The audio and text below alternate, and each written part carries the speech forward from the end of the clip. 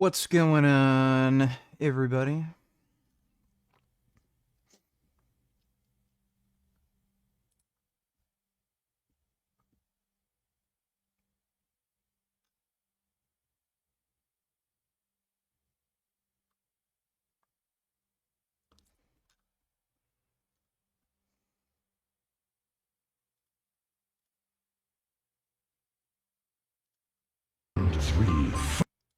Some Mugen. That Goro model they made is kind of cool. The backlash around the world this Friday night over Israel's plan to take over Gaza City. This is wrong. We reiterate our call for an immediate... Gay. Fuck Prime Minister Carney. Fuck you. As a Canadian, let me just tell you, we're all not gay retards. Holy fuck, what a bitch. This guy is a bitch. Immediate ceasefire. Dude! What a fucking cocksucker. So, by the way, Israel had a ceasefire agreement with Hamas. Guess what happened? Hamas refused to honor the ceasefire agreement, and now they're back to fighting again. So why in the fuck should Israel just have their hands tied behind their back and Hamas can do whatever the fuck they want?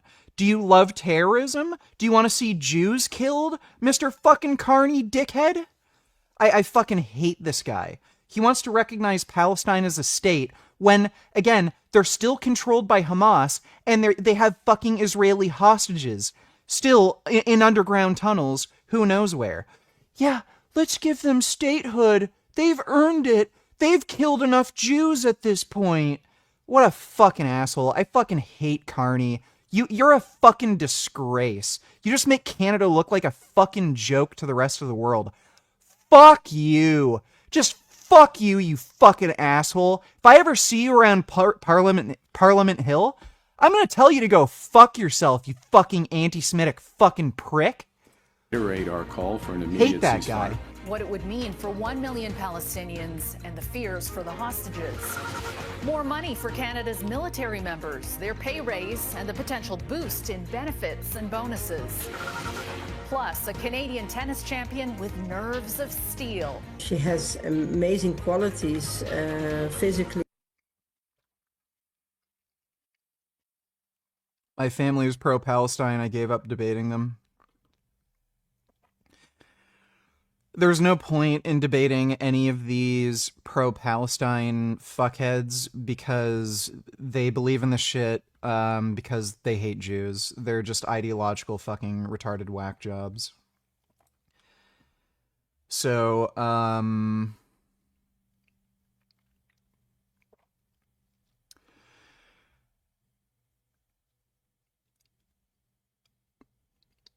this is most people on practically every topic. They just have an emotional feeling about something, and that's what informs their decision. And most people apparently hate Jews, so they end up being pro-Palestine, even though these same people, as soon as Muslims end up, getting into their city, they start complaining about fucking Muslims and shit.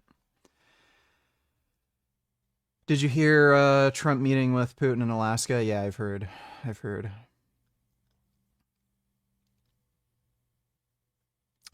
If there's a conflict and one side is Muslim, they're the bad guys. Yeah, really? Seriously? Fucking ridiculous. Screw donated $2. Mark Carney riding is about 15% Muslim. Do you think that's why he's more sympathetic to the Palestinian cause? Yeah. Okay, yeah, no shit.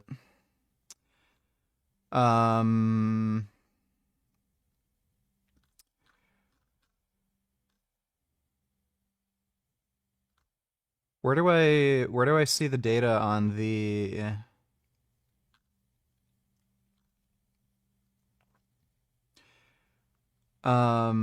Muslim? Oh, there we go.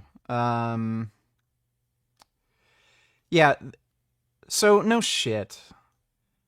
But buddy, like Canadian politicians are shameless with this crap, by the way. There was a big meme on Twitter where an Indian immigrant who happens to be a member of parliament, and I don't even think he was living in Canada for very long. That guy could barely fucking speak English. His riding is like majority Asian or something, or it's like really huge portion of Asians. So it's like 30-40% or some shit. He tried to argue for a special holiday to honor Chinese people.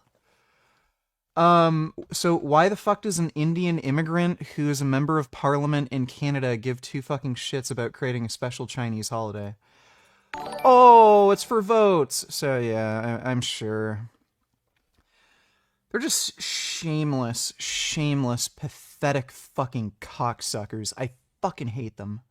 Politicians are just the most sick, weak, pathetic fucking losers. They'll just suck everyone's fucking cock, to get elected. They'll try to appeal to like fucking crazy hardcore racists. They'll try to appeal to fucking communist fucking freaks. They'll try to appeal to like just any fucking disgusting group of fascist fucktards to get elected. And then they'll like pretend, oh, I'm against racism, I support the LGBTQ, just to get their fucking votes. Then they'll like suck the cocks of like anybody who will give them money, like fucking banks, religious institutions, cryptocurrency now. Like, they're the most pathetic fucking lying, weaselly, two-faced dipshits, and I can't fucking stand them. Retard donated $2. Let me see. Anna Kasparian. It's really not our fight, not Israel, not Palestine. Let them fight between themselves. Okay, that's just a stupid fucking... this is probably going to be even more dumb. Our country is occupied and controlled by the Israelis. It's not. Okay, she's literally becoming a Nazi at this point. Like, this is Nick Fuentes, like, far right-wing Nazi conspiracy theory, the Jews control the world. She was just careful to say Israelis and not Jews so that people wouldn't call her out on it. And if anyone does, she has plausible deniability. Oh, I was just talking about the, Israel lobby. Yeah, sure. So you're a fucking Nazi anti-Semite. This is our fight. They're using our money and our bombs to slaughter innocent people and steal land. Sure they are. And then our media tells us the Muslim world hates us for our freedom, and people believe that slop as they lose public services because their resources are being sent abroad. This, like, again, is the most nonsensical, stupid, retarded fucking shit I've ever heard in my life. Increasing the military budget does not, by necessity, reduce any other source of public funding. So, like, you can look at GDP, in the United States over time. If we're making more money, that would mean you could increase the budget for the military without decreasing the budget for something else because there's more money available, dumb fuck. You either love America or the country occupying. Yeah, okay, so she's gone full Nazi, Nick Fuentes type shit.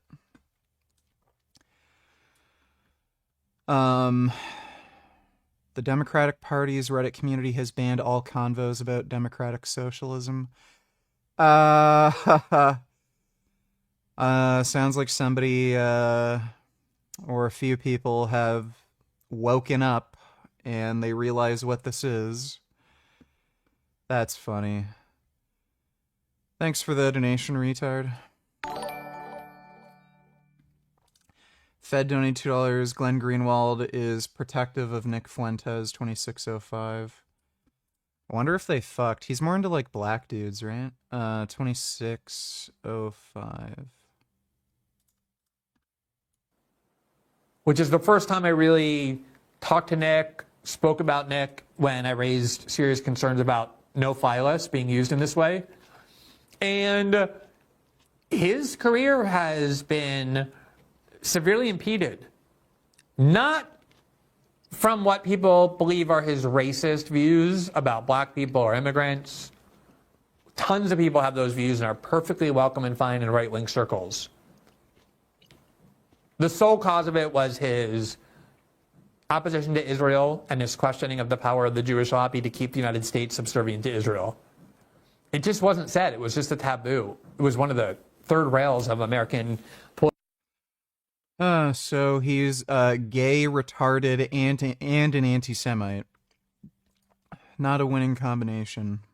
Thanks for the donation, Fed. Just random vids donate And $2. speaking of Nazis. Let me see, Dodo. Charlie. Well, the FBI is now investigating what officials describe as a horrific anti-Semitic attack in Missouri. Police are saying there's an American who served with the IDF targeted in St. Louis after someone set several cars on fire and spray-painted anti-Israel graffiti in the driveway. Mike Tobin's following the story for us live in Chicago. Mike, what's the latest on this? Well, imagine waking up in the middle of the night to find 3 cars burning in front of your house, then learn this was a deliberate, directed attack generated by hate. And that's what happened in Clayton, Missouri, a suburb of St. Louis, 2 nights ago. This arson attack was directed at an... Right, but the Jews are the, like, racist supremacists who are violent. You know, whatever, like...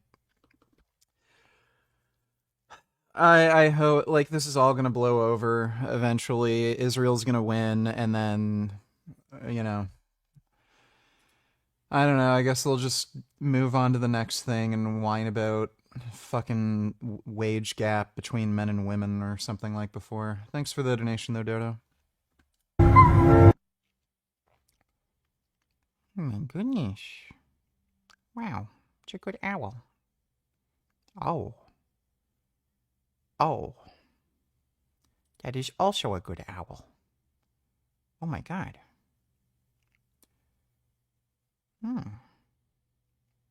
Wow. Those are some beautiful owls.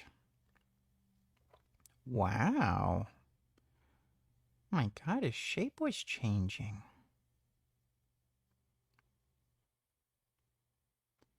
Oh my goodness.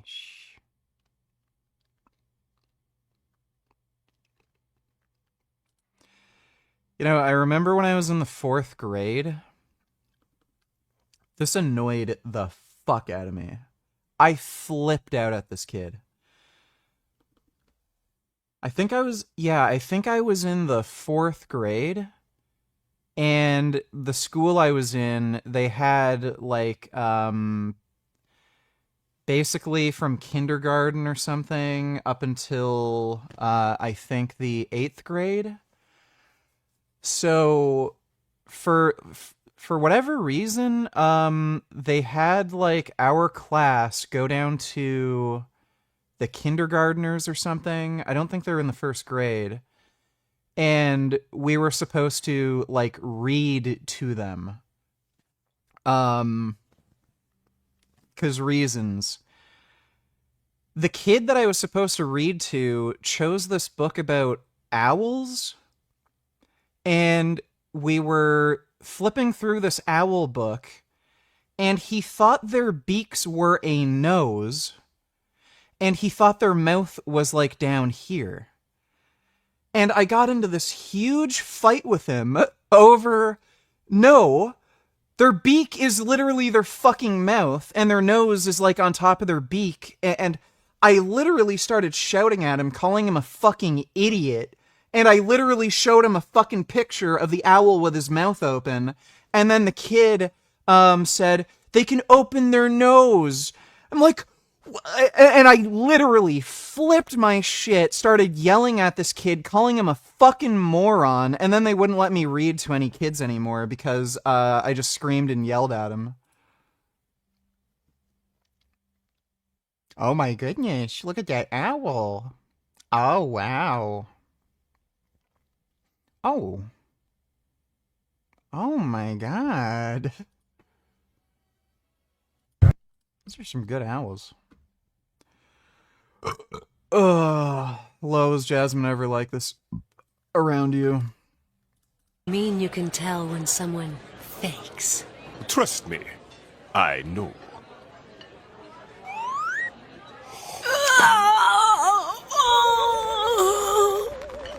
Are you okay? Getting dark.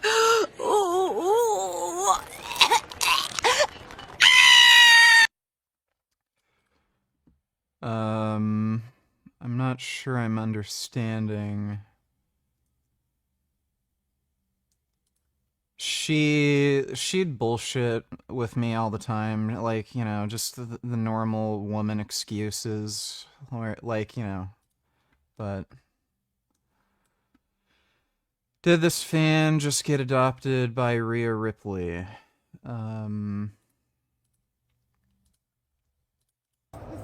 It's a first? Really? Okay. Hi. I have been waiting for this since last WrestleMania. It took Rhea Ripley is pretty fucking hot. I like her. me months to get this. She has Can you really sign this nice to be my kicks. new mommy?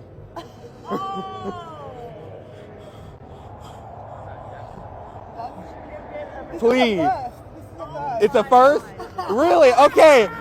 Oh, that is beautiful. Oh my gosh. Yes! Yeah, I like Rhea Ripley. She's hot. Really nice rear end. Well, thanks for the donation, just random vids. It's literally so easy to be a rational politician.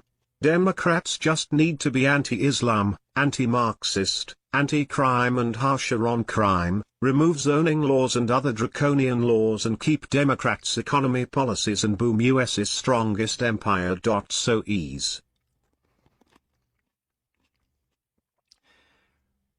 Yeah, but, you know, you'd have to convince people to do smart things. So, easier said than done. Thanks for the donation, Blake. Unfortunately, VGR species is stupid. We're wide. Also this morning, anger is... Have you seen Bring Her Back? It's good. I have not.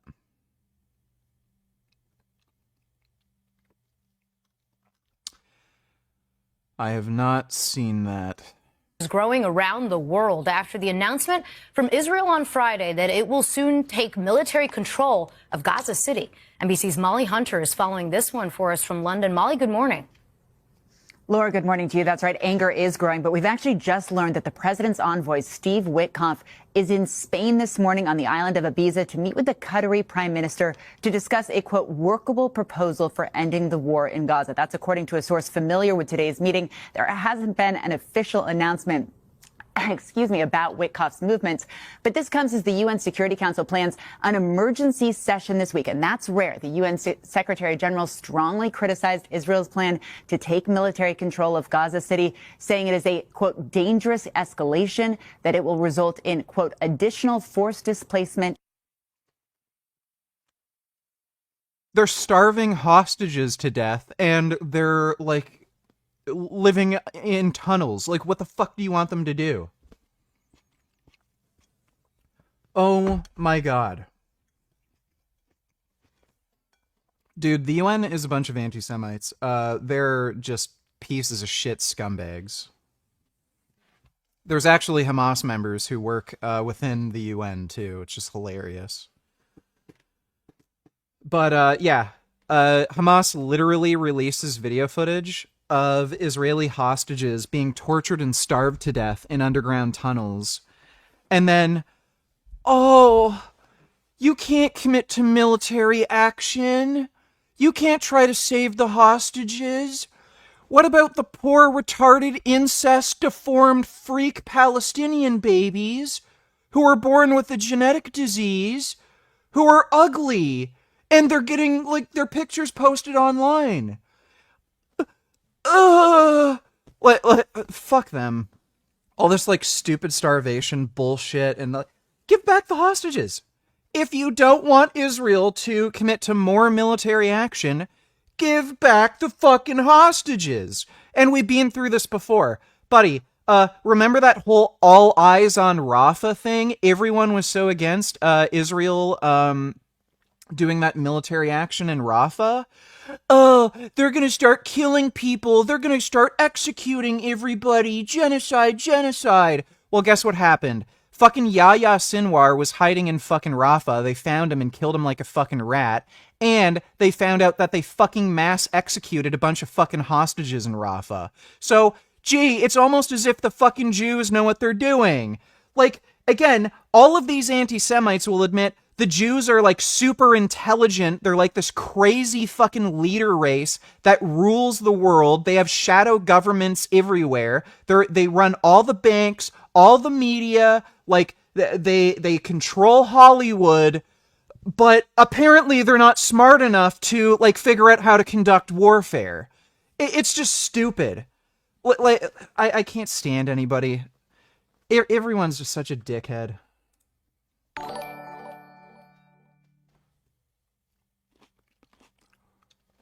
Retard donated $2. Pure commie brain rot. No. Economists are... I don't fucking care. Not gonna waste my time watching a single second of that guy's content. That guy is a fucking fascist, crazy person. He cheered on the October 7th attack and was happy that 1,200 Israelis were fucking executed by Hamas. He's a sick, disgusting fucking piece of shit who should get ripped apart like by fucking pit bulls. He shouldn't be allowed on YouTube, that's for fucking sure. For what he said about like the October 7th attack. The guy's a fucking communist. They're all crazy. I don't fucking care. They're just a waste of time. Thanks for the donation though, retard. Hey, I don't care if the rest of the world disagrees with me, the rest of the earth is retarded anyway.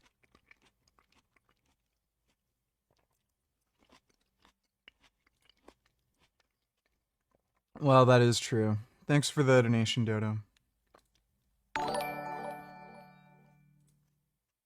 You wanna know how you can find out these pro-Pali fucktards don't care about human rights?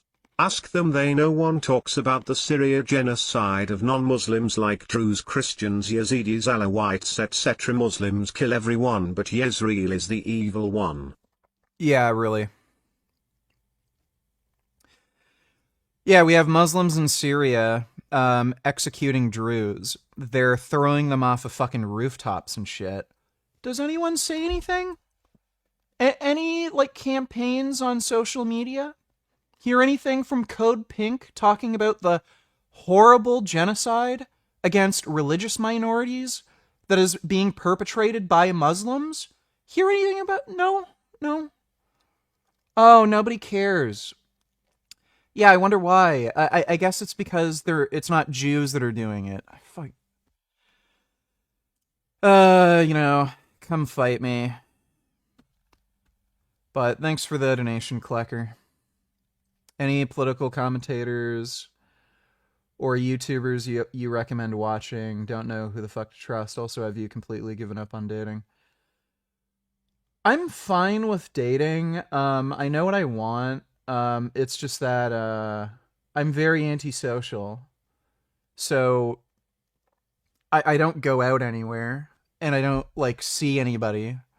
Like most days, I literally do not interact with a single human being. I'm just at home working out, and like, you know, I'll just do cardio outside where like I'll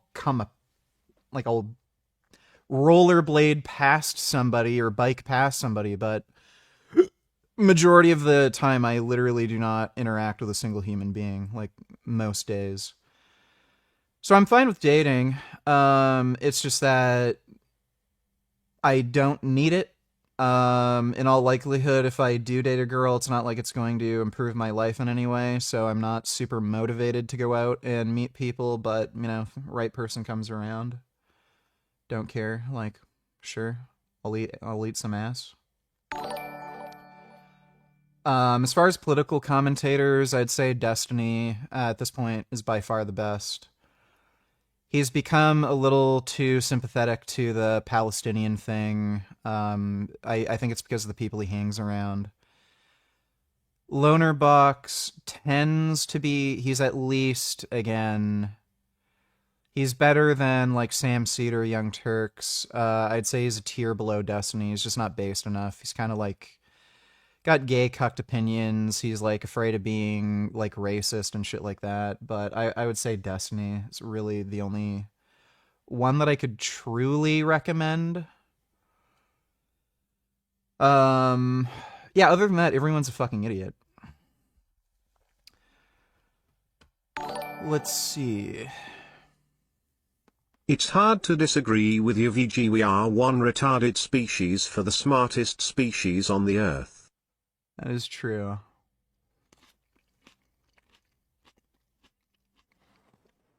It's weird how we can figure out how to make iPhones. But, you know, we fuck up just about everything else. Thanks for the donation, Dodo. Soul Child donated $2. Why are you blaming Palestinians when there are just as starving as the hostages? Oh, really? Palestinians are just as starving as the hostages.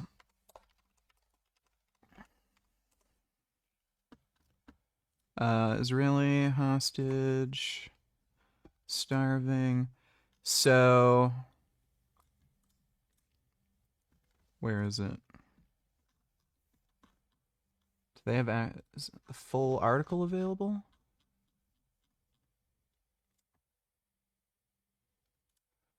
There we go. So I challenge you, show me just one single photo or video out of Gaza where you can find a single fucking Gazan that looks like this. So you're telling me Gazans are starving just as bad as the Israeli hostages? Show me just one single photo or video, doesn't have to be 10, one single photo or video where a single Gazan is starving like this Israeli hostage. And by the way, I'm not an idiot. Don't send me photos or videos of those fucking incest, retard, deformed freak babies. Gazans have a high rate of fucking incest, so there's a bunch of children with genetic diseases that aren't starving. They're just genetically fucked because their parents are cousins. So I'm not going to fall for that shit. Show me a fucking adult, or like you're not going to be able to do this. Show me a fucking video of a child who you think is starving, but also show me photos of their fucking parents or other family members. And if they're not starving and they look like they're normal weight, well, I think we know what's going on here, don't we? So again, put your money where your mouth is, fucking dipshit. Every fucking day. Like, are you a troll or are you genuinely a fucktard? I still cannot tell. It's Israel's fault the hostages are still in Gaza. Yeah, they haven't killed enough Palestinians. I agree. They should bring in more tanks. They should bomb, like, just everything. The hostages should be fine underground.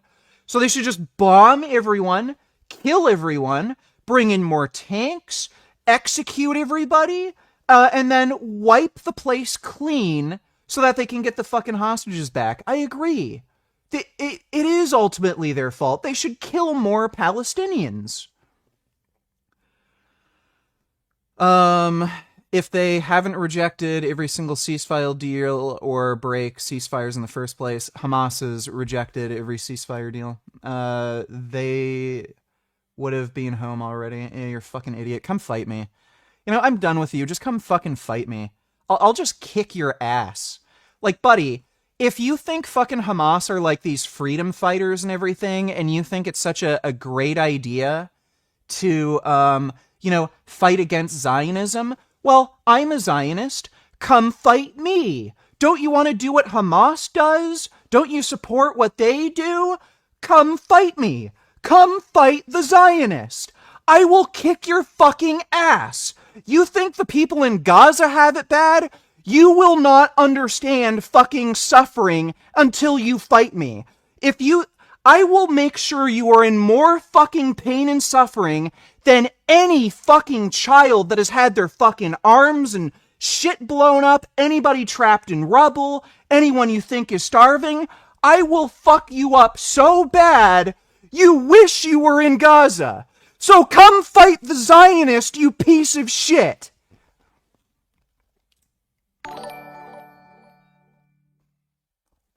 Not every asshole should be able to spread fake news and false information to promote fascisms, Marxism, Islamism, etc. Muslims constantly rape, kill everyone, but everyone just flames Jews. As an ex-Muslim, I can't stand these asshole. Fuck them. Ban TikTok now. TikTok should absolutely be banned. It's beyond fucked. The only reason it's not banned is because of like corruption in the Trump administration. Like we know it's owned by the Chinese Communist Party. We know they're deliberately trying to spread misinformation, and they're also, because they're a foreign entity, they're not beholden to like the US Supreme Court or anything. So basically they get to just manipulate the United States, steal US data, spy on everybody, create these like big psyop campaigns, create political instability, and then like they don't have to answer to the Supreme Court. So yeah, they absolutely should be banned, but because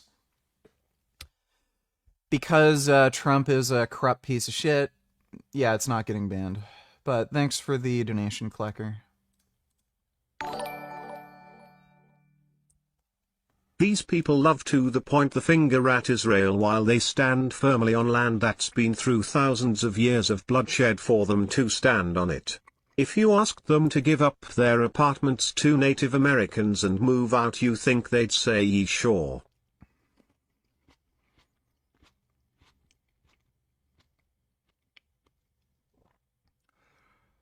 Well,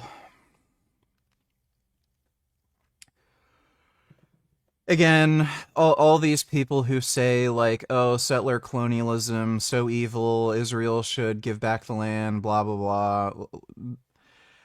They're not going to give up their fucking apartment to some like homeless fucking Indian dude who, like, it's just stupid. Again, it's all about Jew hate. None of these people believe in what they're fucking saying. They're just saying that because they think it's a convenient argument to use to support anti-Semitism. Thanks for the donation, though. Muhammad Gaines.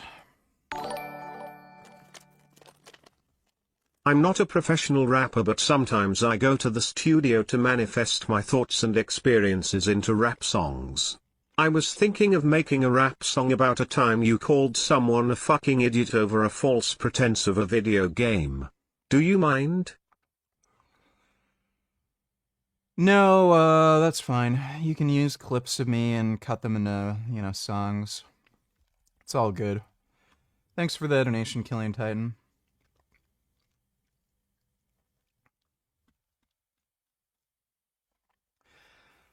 How are you doing today? Will you make any workout vlogs soon? Since you're on Juice now, would be cool to see. I know that the effects are barely starting, but workout vlogs are cool anyway. I am going to make more workout vlogs soon. I had a hard time sleeping last night, so my sleep was fucked up. I just couldn't sleep. Then I ended up waking up really late, like at 4 in the afternoon. So, other than that, I'm doing good. What's weird is like the steroids I'm on, even when I'm really tired, it still feels like I have a lot of energy. It's a different feeling. I can like miss meals and not eat, and it just feels like you have this infinite fucking power to tap into. It's really strange.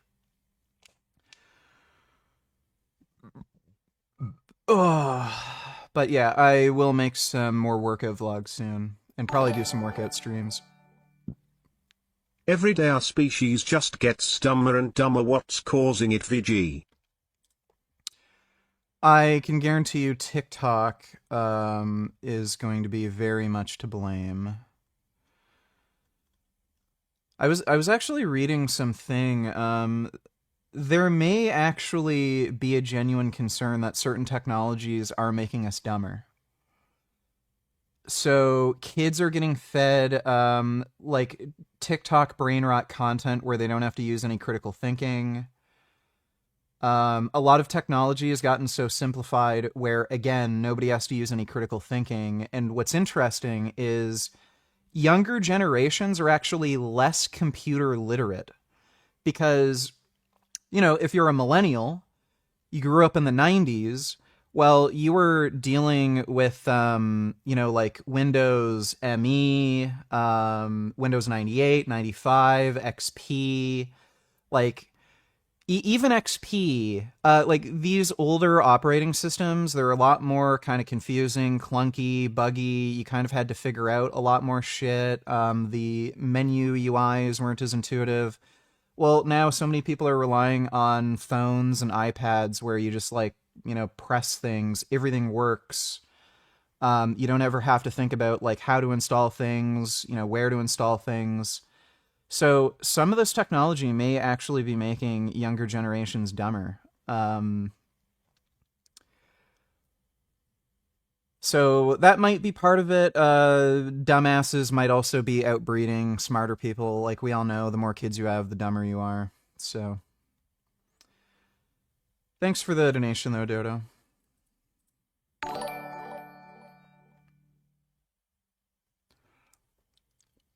Just random vids donate $2 for Soul Child. Uh-oh, retard alert! Retard alert, class! I loved that South Park episode. It was good. Thanks for the donation, Just Random Vids. Look at this open-air prison before October 7th. What's going on, shababs? By the way, here's a little, what do you call it?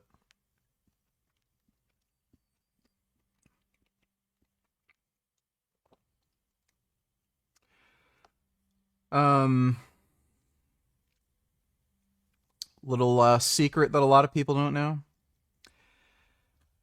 Notice the Nazi swastika here? Yeah. Big tourist location in Gaza, you know. It's supposed to be a nicer area. And there you go. There's a swastika drawn on the fucking Z on the Gaza sign. So a lot of people in Gaza really admire the Nazis and Hitler. We're here about my favorite ornament in the whole city. I love Gaza. Obviously, if you've seen Gaza in the headlines, it's all about wars, a year-long massacre, and a siege. But it's not all doom and gloom here in Gaza. We're spending the day to show you the best 5 things in harmony that presides around. Like, by the way, when people talk about how Gaza is an open-air prison and shit, like, does this look like an open-air prison? They're right next to Egypt. There are, like, even around Cairo, there are, like, the worst areas in Egypt are far, far worse than the worst areas in Gaza. So, like, there's obviously income inequality, but, like, the worst areas in Gaza are comparable to, like, okay-ish areas in India. And some of the best areas in Gaza, again, are comparable to, like, you know, some of the nicer, better places in, like, India, Egypt. They don't have it that bad. So when everybody says it's an open-air prison, apartheid, all this shit, like, they're not living in fucking mud huts eating, like, you know, fucking clay cookies, like, you know, in Haiti. So it's just stupid. This whole thing is a fucking joke. Thanks for the donation, though, King Frog. Hey guys, for all you wondering, I think VG is having his first roid rage on stream. Isn't that awesome? Rage VG. Rage against the Palestinian false media machine, you big green dildo head mother effer you. Spaghetti rage. I don't think I'm roid raging. I'm pretty sure I just tend to be like this. But I'm making gains. It's all that fucking matters, dude, at the end of the day. Just fucking gains. But thanks for the donation. Less is Gaza. I was talking to a friend about this and he told me I was brainwashed for being sympathetic to the Israelis. I'm super confused because I don't think the killing of any civilians on either side is acceptable, but I don't know what to believe either.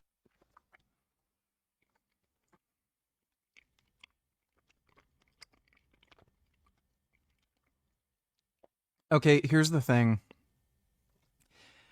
There are civilian deaths in literally every single fucking war. I don't think you'll find anybody who would think that it was unjustifiable for Europe, the UK, and the United States to go to war against Nazi Germany and the Japanese. Guess what? I think about, what was it, 2 million German civilians were killed during World War II? Was America evil? Were they committing a genocide against the Germans? Like, no, it's just what happens in warfare.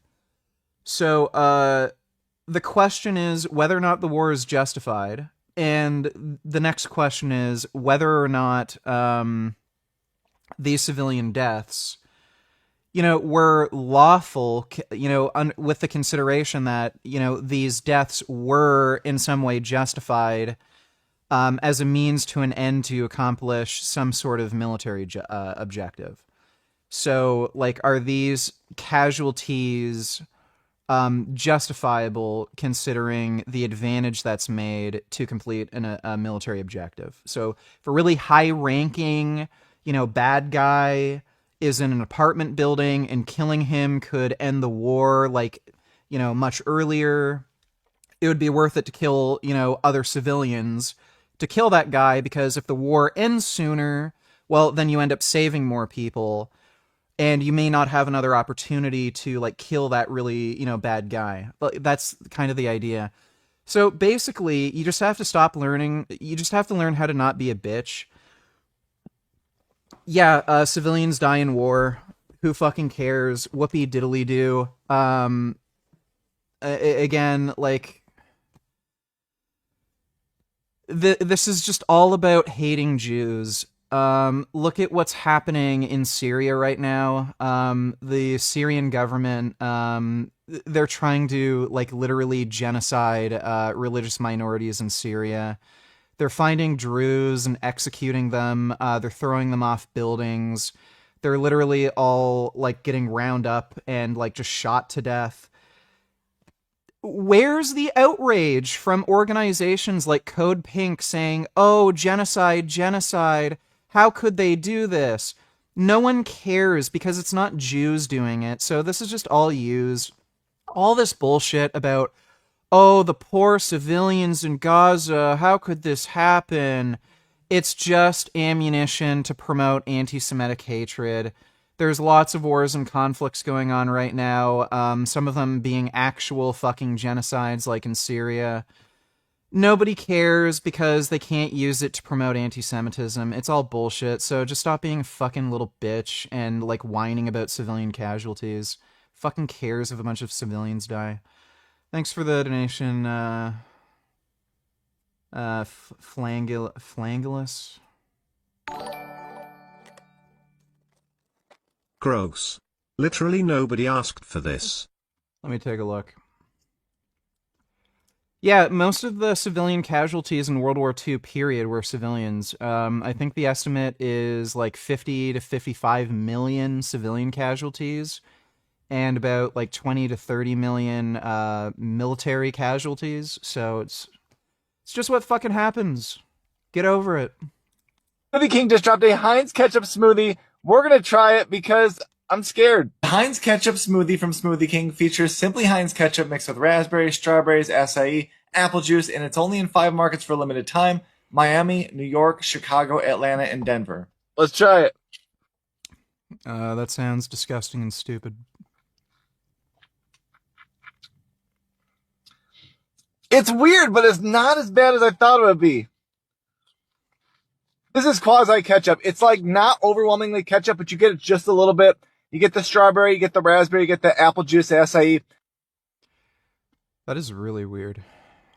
Thanks for the donation, ew. Yeah, I wouldn't eat that. Like how many Muslim countries exist? Like 53 in the world. But oh no, Jews want their own country that was originally theirs. Oh no, Zionist. Muslims have 53 countries and everyone is a shithole and Israel is a powerhouse. Go figure. Pure jealously.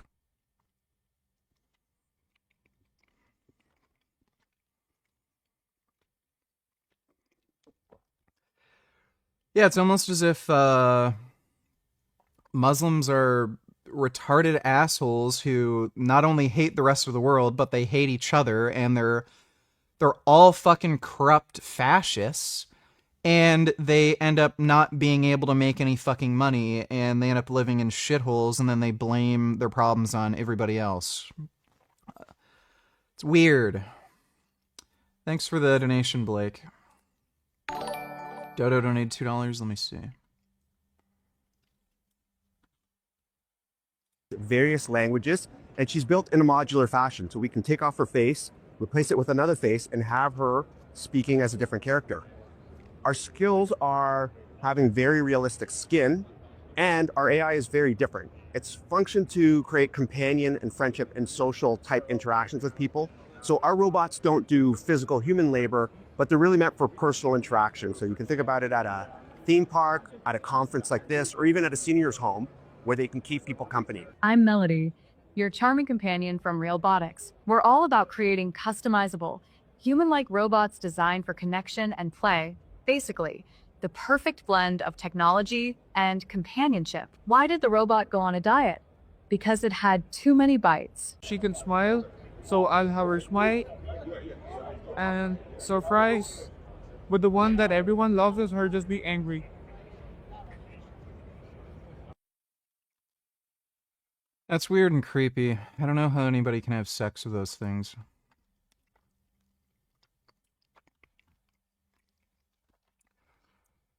Let me take a look. Okay, I don't think I should show that. Yo, you need to get off the fucking train, bro. Fuck off! You need to get off. Fuck off! Fuck off! Fuck off! Fuck off!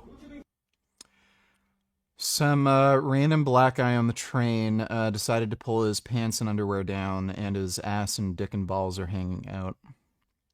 And he's screaming and yelling at people who are trying to tell him to put his pants on. Fuck off! Fuck off! You need to get off the fucking train, mate. There's fucking kids about, man. Right, grandpa, let's go. What the fuck, man? Get off the buses, mate. No! Go! Fucking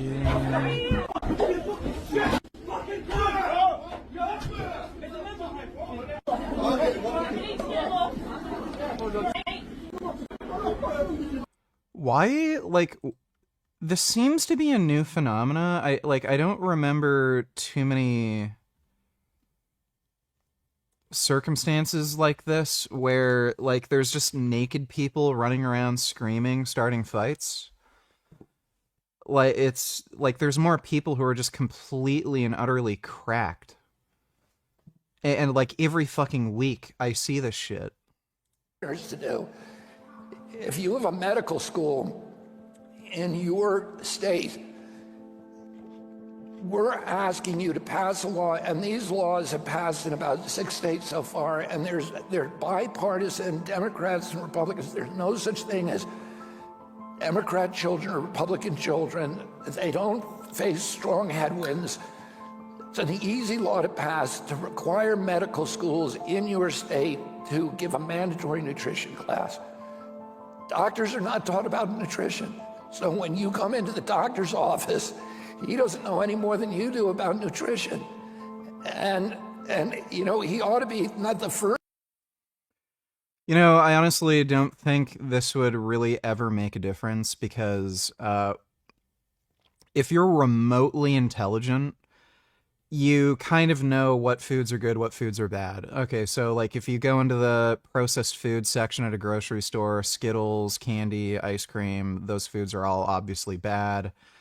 You know, your average everyday fucktard might think, oh, okay, I should cut down on red meat, maybe only eat it once every like week or two. And like have a low amount of meat consumption from like white meats like fish or chicken, you know, basic bitch shit. And just try to fill up the rest of my diet with like fruits and vegetables, whole grains. Basic bitch shit. Anybody who's even remotely intelligent can figure that out.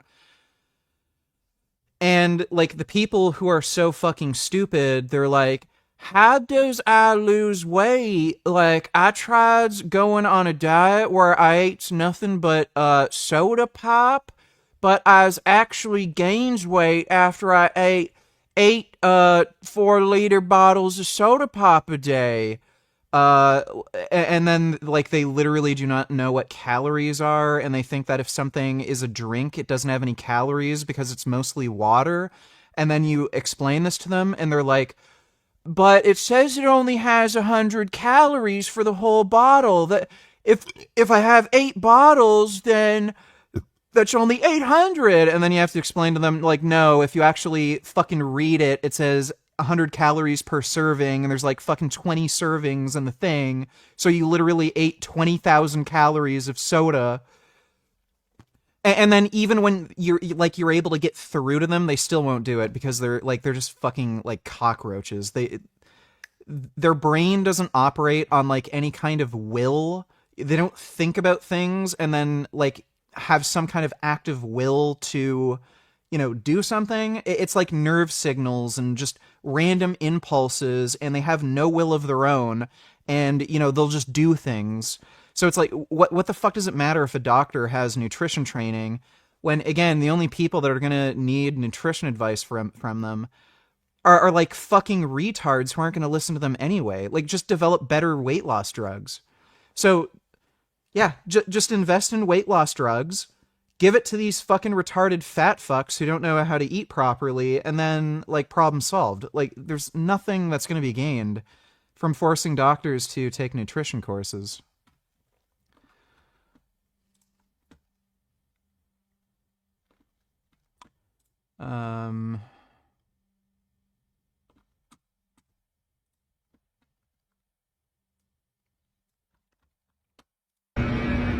Oh. I don't know if they're playing.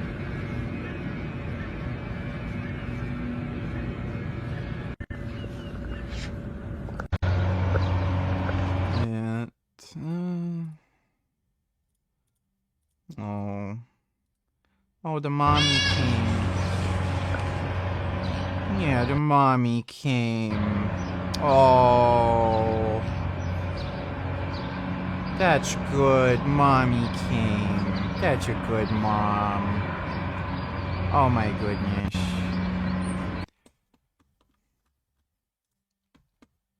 I like deer.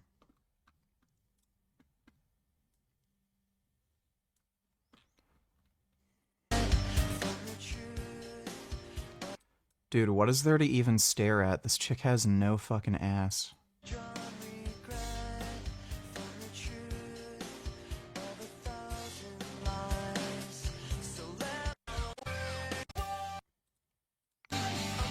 Yeah, whatever.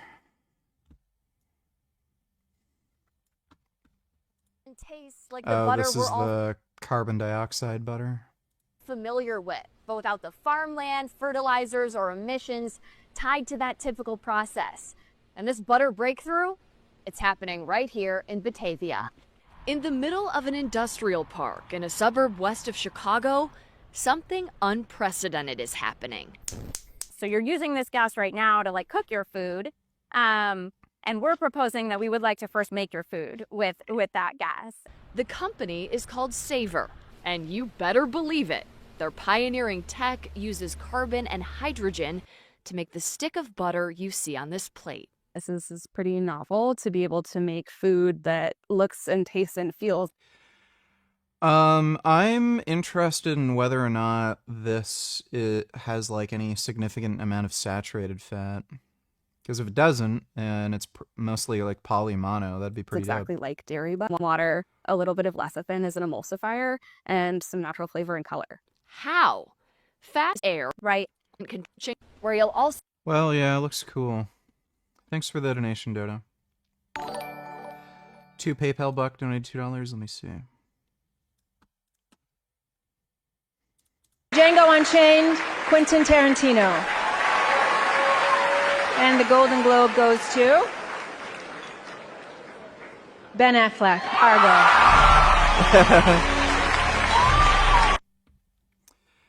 Ben Affleck is a shit director. Argo was not good. It was really boring.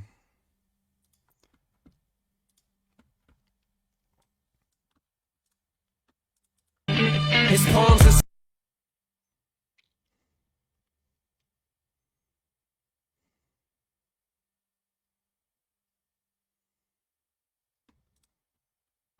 Okay.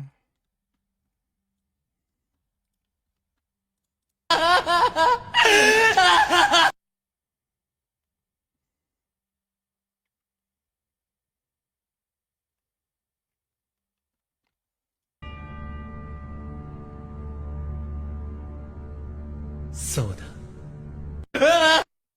What the fuck? That's retarded.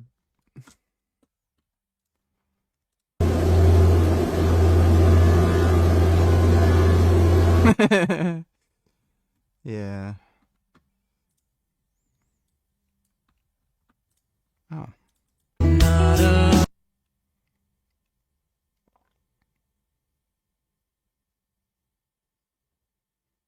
hell's that from?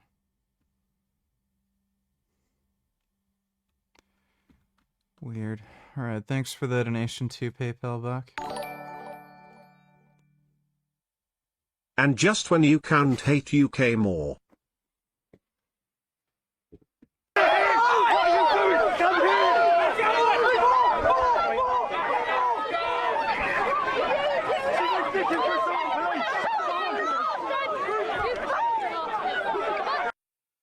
At least 365 people have been arrested after a demonstration of support for banned terrorist group Palestine Action brought chaos to London. Oh my god.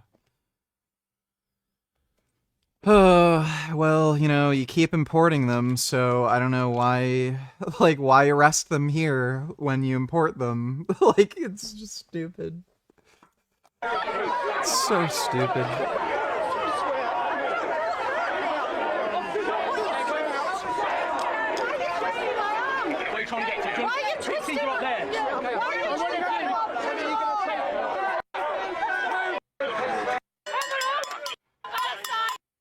Oh my god. And here's the white guilt, stupid fucking dumb bitch college kids all watching TikTok. Oh my god, it's fucking pathetic. Ugh. This is the most cringe shit imaginable, dude. Thanks for the donation, Dodo. Dodo donate $2. Is Destiny or Dr. Avi on Discord? No. You know what you need to talk to them about? There's not really anything to talk to them about. Thanks for the donation, Dodo. Sup VG, hopped on late. That thumbnail is goated and savage. Well, thank you, Red Panda. Yeah, we're just, haven't really gotten into reacting to stuff yet, but we're just chilling. Dodo donate $2. This actually looks nice and comfy.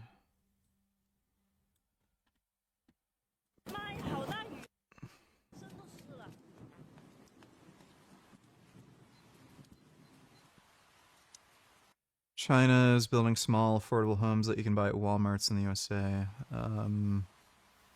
Not so sure about that.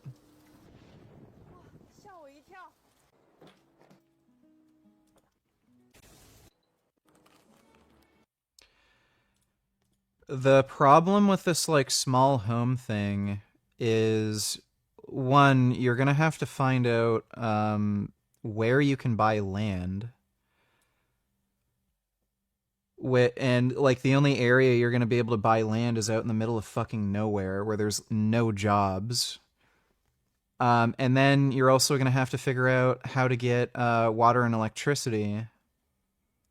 So either you're going to have to connect to a sewage line, or you're going to have some sort of septic system set up. You could either run off solar, or again, you're going to have to pay to get connected to the grid. But if you have a solar panel set up, that's going to like end up costing you more money, especially depending on what you want to do. You might need to spend a lot of money in batteries. And I don't know how confident I am with these, like, weird, dumb homes. Like, if you're living in an area where it's snowing and shit, and, like, there's some more extreme weather, I don't know how these would really hold up. So, it's not as cheap as a lot of people think, and you really have to have a certain type of lifestyle just because of, like, the kind of places where you can even fucking buy this and put it somewhere. You can't really call me a crazy cat lady. I'm obsessive. I would rather have 800 cats than another man. I don't need a man in my life. That lady's based. Been there, done that, bought the t-shirt. New. Those are some nice cats. Floyd, come on, cricket. This is called the Cat House on the Kings. It's a 12-acre, no cage, no kill, sanctuary rescue adoption center, and we also do a lot of... Oh my god, there are so many kitties there? Stays and neuters. Oh, wow. We have close to... Oh my fucking god, those are just so many nice cats. 800 adults and 300 kittens on the property as we speak. Oh my god. Ow. It wasn't like I planned, hey, I think I'll have 1,000 cats. What a novel idea. It wasn't like that. I thought, well, there's always room for more. They're good. I really fucking love cats. Cats are great. That lady's pretty based. You see this total confusion in the laws we pass. So, for instance, dogfighting, which is a real evil, it's horrific, but we're talking about thousands of animals, and Congress has passed multiple laws, every state's made it a felony, it is being regulated correctly out of existence. Meanwhile, the factory farming of pigs occurs on this far greater scale. I mean, we've even done the same thing with cockfighting, which is literally chickens. And it's literally, again, thousands of chickens, and we have rightly banned it, we've rightly made it felony animal cruelty. And yet, when factory farmers do far worse to far larger number of chickens, we call that commerce. So in the upcoming Farm Bill, there is language that would ban states from passing laws on the sales standard, on animal welfare sales standards on goods. And right now, the default path is that will pass as part of the Farm Bill in the next few months. Yeah, well, society's fucking retarded. Is this real? One question, Mr. President. We just got information that Donald Trump won by 1 vote. Mr. President, can you tell us who you voted for? No, that's not real. Thanks for the donation, Dodo. What guns can't resolve? LOL. Hey,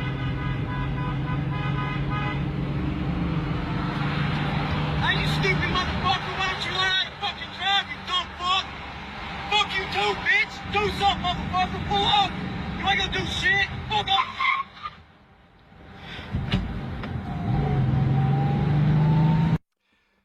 I don't know if that's real.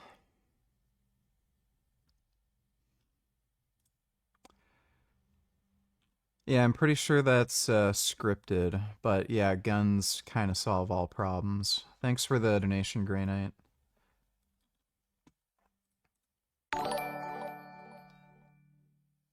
Also, the reason no one cares when Muslims do horrible things is because Muslims are people of color and Jews are white, which, let's face it, are the kind of people who SJWs hate. I'm sure that is also an aspect of it. Thanks for the donation, Dodo.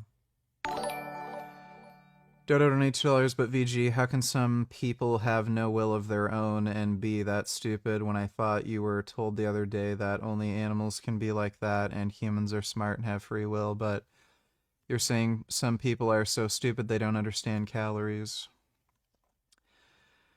Yes, that person was misinformed, and there are in fact very dumbass humans. Thanks for the donation, Dodo.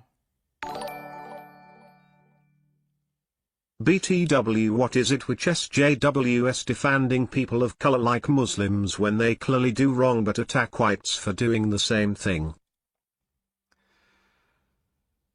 Well, I think we've been over this many, many times, Dodo. They're just retarded. Don't try to rationalize what they do. Just, take it for what it is. They're just stupid. Thanks for the donation, Dodo. I'm sorry, but you're a fucking faggot if you don't think this is impressive. Also, the only thing more cringe than college students is listening to you pretend like you know fuck all about foreign policy. 3rd and 6 for Philadelphia. Hurts has time. Now locates Barkley out of the backfield. Barkley slips 2 tackles and picks up the first down, jumping up in the air to the 30. A gain of 14 for Barkley. Out of moves right here, makes the first guy miss. The spin move at the last second. Bro. And then, what, Tiki, you're right. Bro. What is that? Bro. Yeah, I guess that's impressive. Thanks for the donation, Tish. Ben Boyd donated $2. Let me see. A capybara was seen trying to take a doll. However, his actions were noticed by the shop owner. He then reprimanded him by patting him. Immediately, Oh, that wasn't a pat. He smacked him. the capybara ran away because he was afraid and finally hid behind a woman who was sitting. It was really funny to see the response of this capybara. Let the capybara do whatever the hell he wants. Fucking bitch.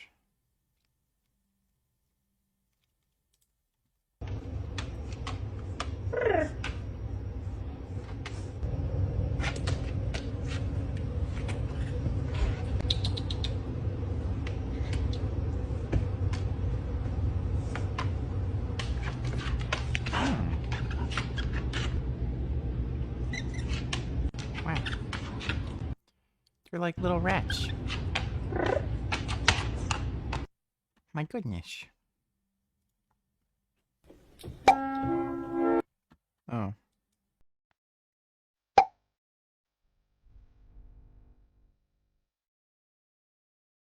Wow.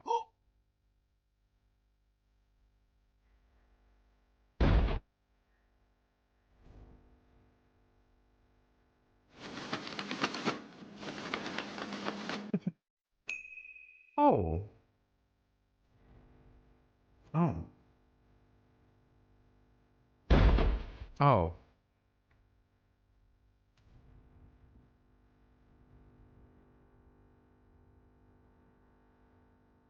My goodness.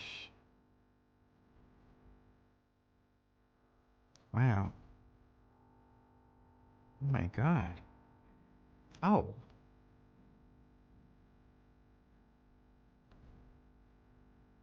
Oh.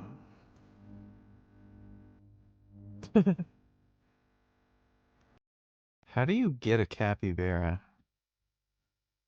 They're pretty cool.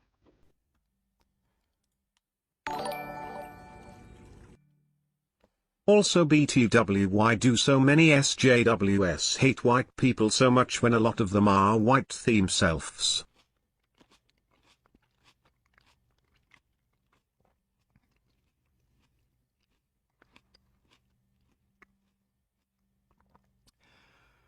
I think it has something to do with them being retarded. That's usually the answer for everything, because they're retarded. Thanks for the donation, Dodo. How are the steroids going? Any mood changes yet, or is it too early? I'm in a much better mood generally. I've noticed that I'm just more positive, upbeat, energetic. Just everything seems nice and pretty and enjoyable. It's really weird.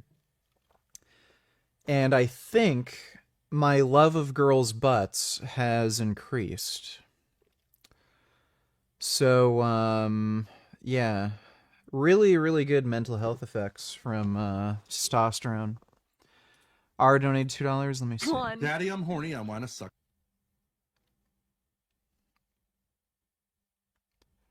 Oh, Jesus.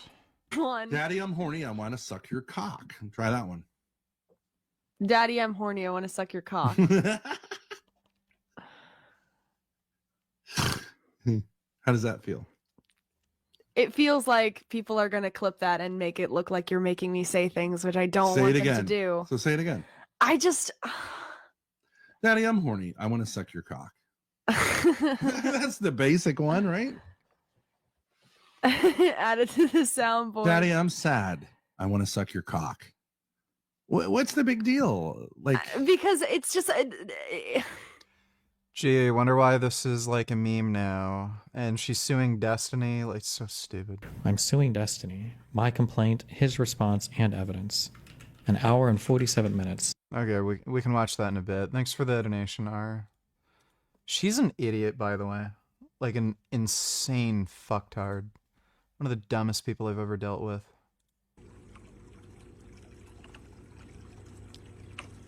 Oh? Oh my god. Oh my god, capybaras love blueberries.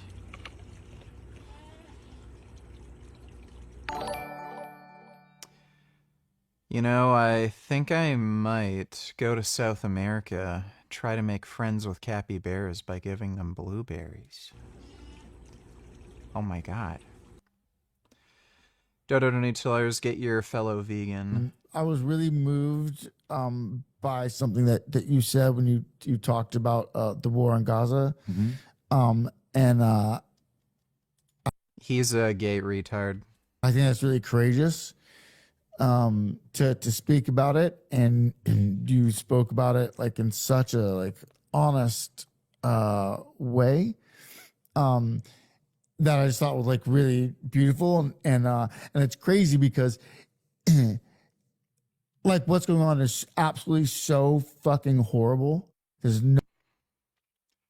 Why does Joaquin Phoenix sound sauced? He talks like an alcoholic. No justification for fucking children starving to death in a conflict. Like it's that simple, right? You don't have to understand geopolitics or anything like that just to get that. I know there are conflicts all over the world constantly, but that's something that is it's shocking, like how maybe we're afraid to talk about it. Oh, there we go. Yeah, I know where this is going. The Jews are controlling the media. Yeah. Oftentimes you're made to feel like you're stupid because you don't understand geopolitics. You kind of go like, well, I don't have to understand. Well, yeah, you are fucking stupid. So, yeah, you kind of... I don't know what he means by you have to understand geopolitics. You kind of have to understand, like, you know, the politics in the region and, like, the reason for the war and why this is happening, like, to actually have a, you know, rational opinion on it. Like, if you're just saying, think of the children, like, then you could have said, oh, well, the Americans should have never invaded Germany in World War II, because, oh, think of the children. And geopolitics, like, you have to understand, like, human rights, like yeah, basic feeling human it rights. feels like to me, you know. I'm straight up. I'm really here today because I was so moved by what you said, and just like courage to do that. Yeah, I was wondering why you came, to be honest. To be very honest, in some ways, or not in some ways, but thank you, man. I can't even believe that you saw that, and yeah, Joaquin Phoenix is just a gay retard. I haven't decided yet what I want to say. I'm trying to figure out. I think I might just fucking I might just let it get pro se this. Fuck it. If she wants to do her own paperwork, then I can do my own paperwork. The only reason I'm not sure how much attention I'm going to give this is because I don't want to make there be like a profitable industry of like random retards just filing random fucking lawsuits against me. The plaintiff plainly object and deny statements of on the. But I imagine this is just her form of like trying to farm content more or whatever.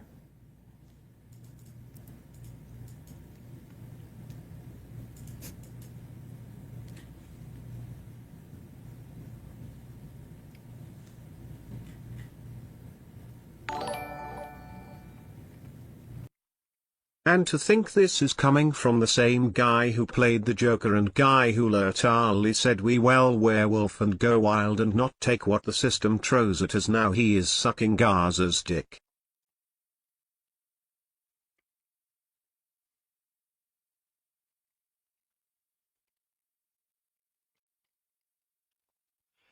I've known Joaquin Phoenix was a, like, lefty feminist kind of fucktard for a while, but yeah, he finally came out and admitted he's a dickhead. Thanks for the donation though, Dodo.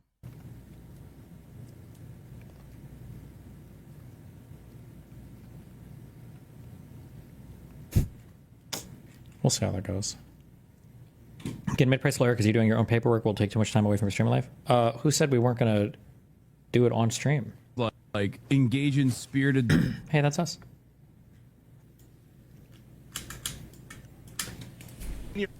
Here's what it is. The old bag gets old. I get the 15-year-old, hot, whatever you want to say, 7, 8, for me, 10, chick, to suck my dick happily, get rid of the old bag. She gets mad, takes the kids on her side. It opened twice. Right? Shut up. As like trolls herself into taking care of my kids. So me and my hot daughter can fuck with impunity because it's the state of Rhode Island. Go on YouTube. I can do whatever I want, and I'm the Mac Daddy. Oh, thank you for this, by the way. Thanks.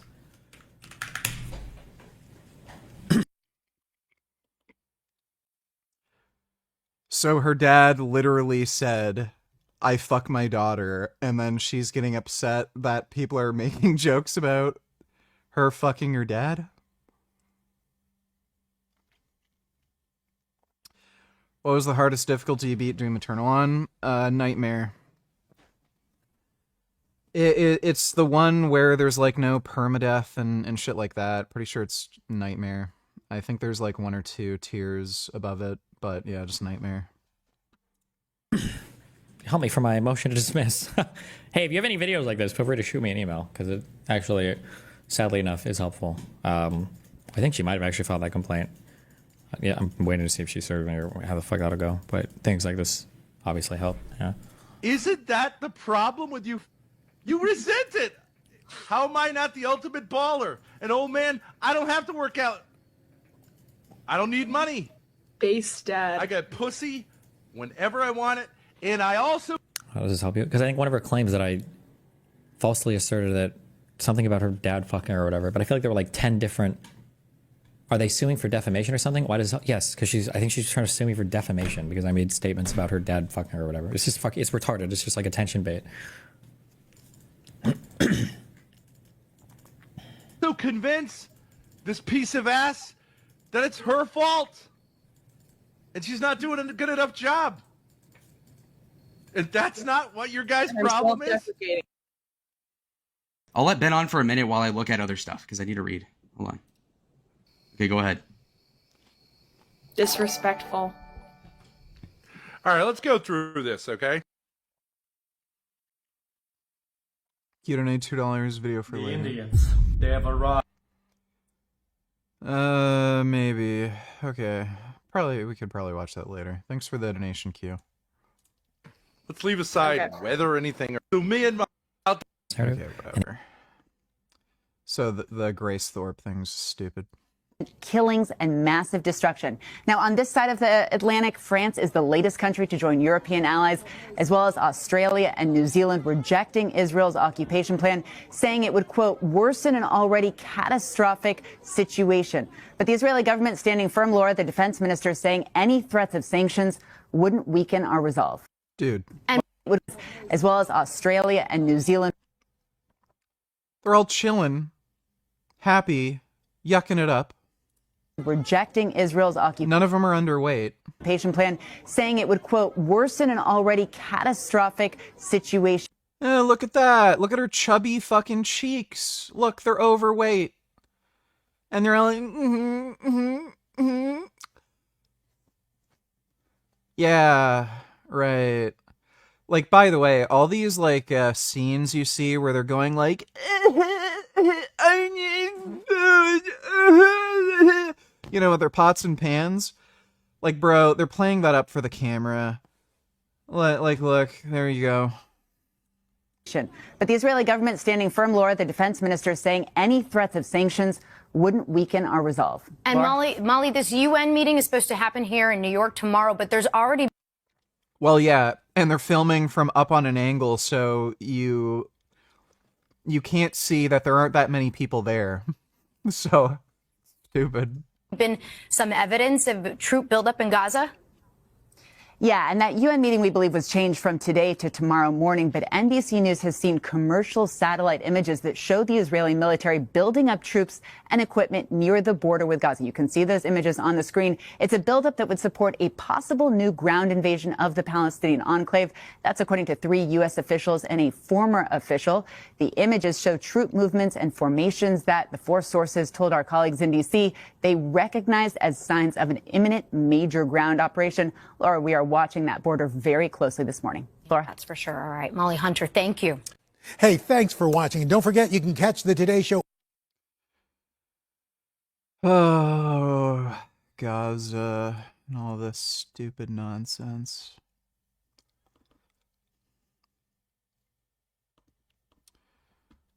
Israel just signaled it's going to take control of the entire Gaza Strip. Not a raid. And just when we can't hate Australia or New Zealand more, they stand by Palestine.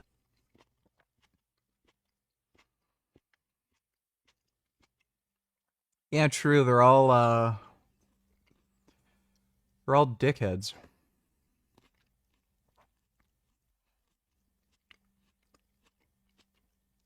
I'm pretty sure this just has to do with voting demographics. That's all it is. Thanks for the donation, though, Dodo. Raid, not a security sweep, control. And they're doing this a day before I leave for Israel, which is fine. I guess I better download that Red Alert missile app, right? Look, this is going to be an occupation in all practical terms. The Israeli Defense Forces are already in charge of the ground, the air, the sea, and essentially the gates, while somebody not named Hamas will handle day-to-day services, perhaps sometimes later.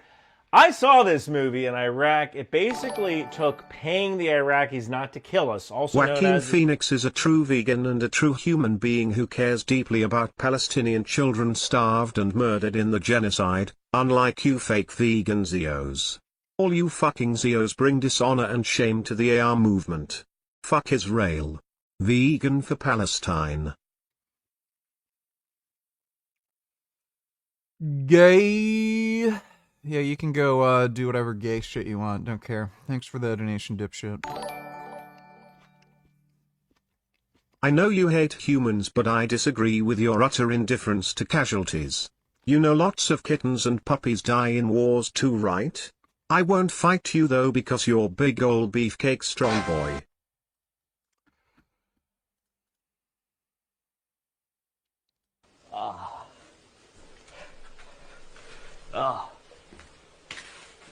The light. The light.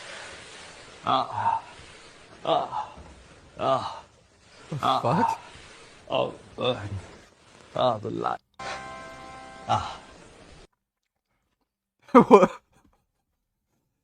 What the fuck was that? Alright, thanks for the donation, dude.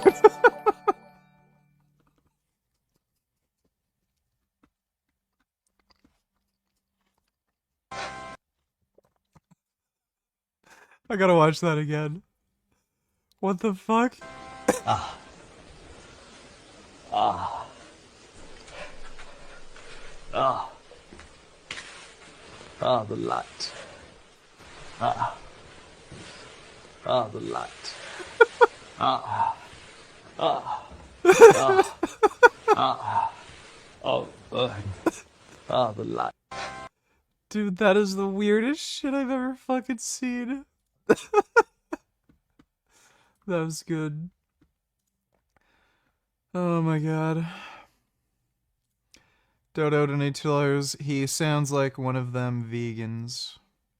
The meat lobby spends on the order of $45 million at any given election cycle. And they seem to be able to have influence on the topics they care about, which would be astounding and make jealous all of us in tech. I mean, this is an industry that accounts for less than 1% of Americans. It's trying to defend wildly unpopular practices and doesn't even get that much money. And yet somehow they have this total lock on the legislative process where they can stop any animal welfare legislation from passing. I think there are a couple things going on. So I think the first thing is, it's not just them. They are fighting alongside of the entire agriculture industry.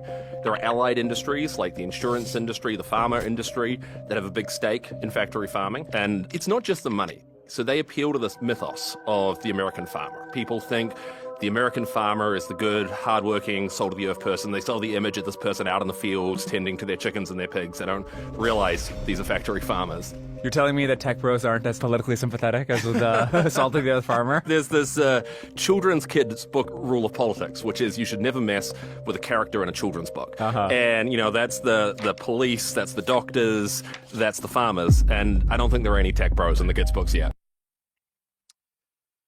Yeah, I wonder if that guy might be vegan or vegetarian or something.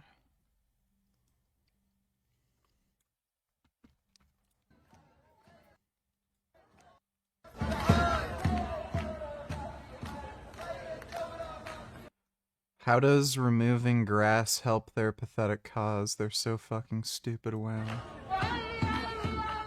Yeah, what are they doing?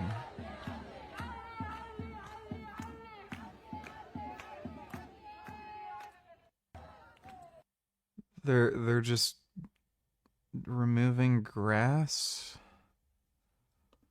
Okay.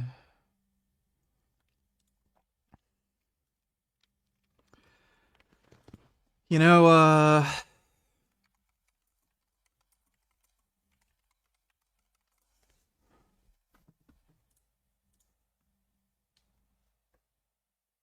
let me see.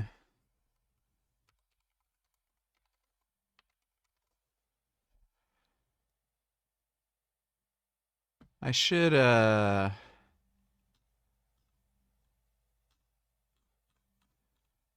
like, get a big suit of armor. Yeah, something like this.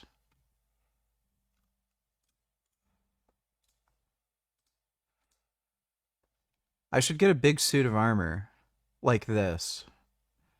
And then, like, go to these Palestine protests, like, wave Israel flags, say the Prophet Muhammad's a child rapist, like, just fuck with them hardcore. And then I got this armor on, and then, you know, it's their fucking move, you know? The only problem is I don't think I could carry, like, a warhammer with me. Like, I can't crack anybody's skulls, but, you know, at least they wouldn't be able to stab me or anything. That'd be really fucking based, though, if I got a full suit of armor and did that shit. That'd be fucking hilarious. That'd probably make the news.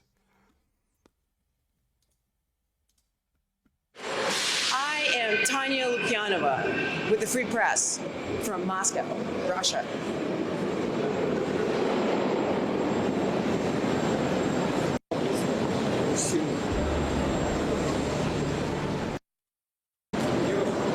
Сталин был убийца. самых сильных. А сейчас мы растут, вообще все слабые стали. Сильные. Every time I return to my native Moscow from my adopted home of New York, I'm promptly reminded of why I left. Among other things, to avoid this creeping, pervasive fear that a wrong phrase or an unpopular opinion expressed publicly enough can land you in a world of trouble. Yet it feels important to come back too. Perhaps because I'm also reminded of who I am and where I come from and what freedom means. And also because, save for an occasional Tucker Carlson visit, hardly any Western reporters make the trip here anymore. Last time I was here, I felt a glimmer of cautious optimism from the people on the streets about the impending Trump presidency. Скорее закончил, чтобы все вернулись, украинцы домой, наши ребята домой. But 6 months later, the war that he promised to end in a single day is not only still raging, but both Russia strikes into the Mendham is not smarter than me, and I did not lose the debate. I have no idea. Somebody told me he wants to debate me again. I don't know about what. But he ended up just equivocating. His, argument for ephilism made no fucking sense. the Ukrainian territory and, crucially, Ukrainian drone attacks that strike deep into Russia have only intensified. Surface, things felt even calmer than they were when I was here back in January. Стало комфортнее. Комфортнее? Да. Комфортнее во всем. Комфортнее отдыхать, комфортнее передвигаться, комфортнее, не знаю, бытовые какие-то проблемы решать. Во всех отношениях стало комфортнее. В магазинах можно купить все. Ничего не пропало с полок. Санкции. Пропало именно западные бренды какие-то. Как хочешь. У меня там и гимнастика, и психолог мой, и так далее, и так далее. Ничего себе. Нет. Это Сразу понятно, что вы человек, следящий за здоровым образом жизни. Само собой. Хотя нам вот в районе 65+.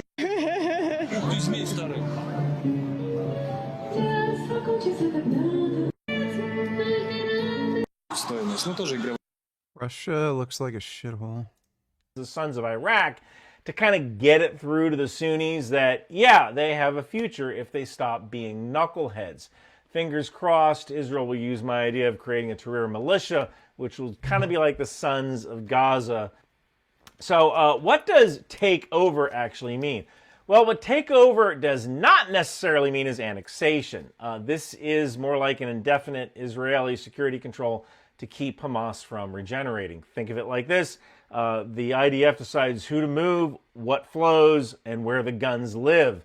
And maybe foreign but trusted NGOs or some kind of non-Hamas civil authority is supposed to do trash pickup, water, schools under some sort of protection. That's the only way you get any kind of stability while Gaza rebuilds its basics like power, water, medical care, food distribution, and then afterwards housing, education. I'm not ever getting married again. That's just stupid. Economic infrastructure come back online.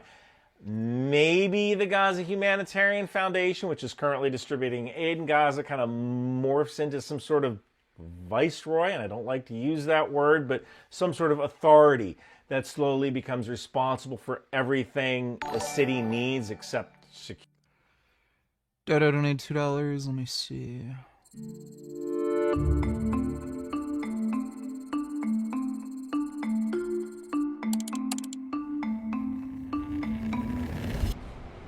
Arizona resident Christina Chapman takes what may be one of the longest walks of her life, trailed by a documentary crew.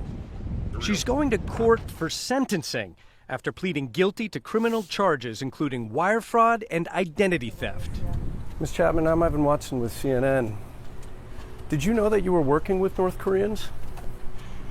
U.S. law enforcement says Chapman ran laptop farms for North Korea. She was involved with an extremely dangerous and serious and sophisticated criminal scheme in which individuals were directed by the government of North Korea to apply for information technology jobs to make it appear that they were either U.S.-based workers or workers in third-party countries that were not sanctioned.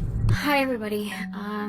TikTok fam. Chapman documented her life extensively on TikTok, from Okay, well, it makes sense now.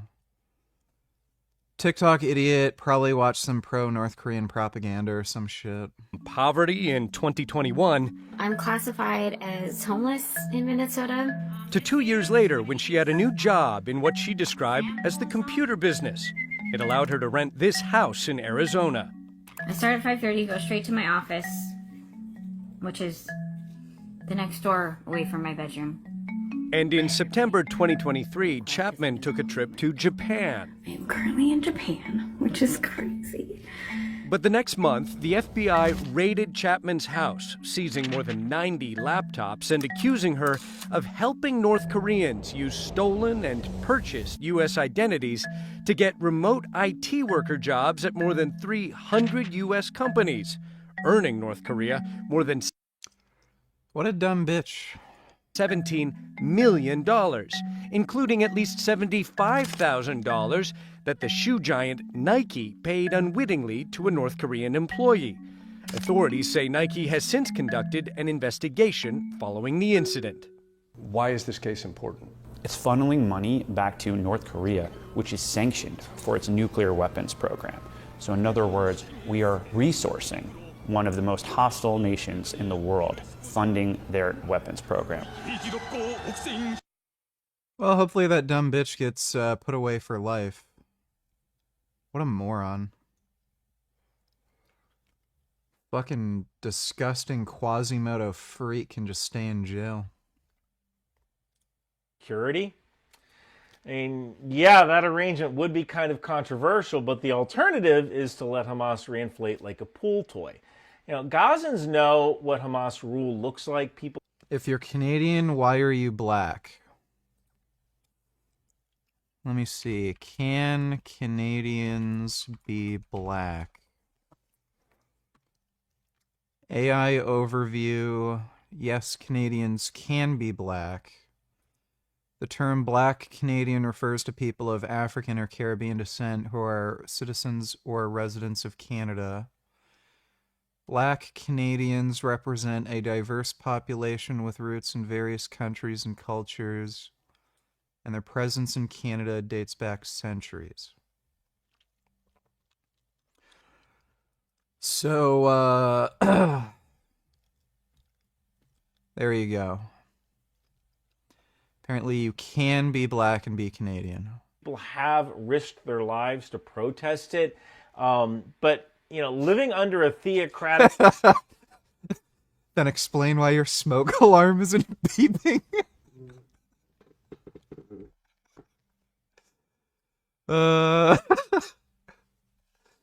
I don't know how they live like that. How the fuck do they, like, just live with their smoke alarm constantly beeping? Militia means you're... Be careful, VGSJWS might attack you for calling that woman ugly. Well...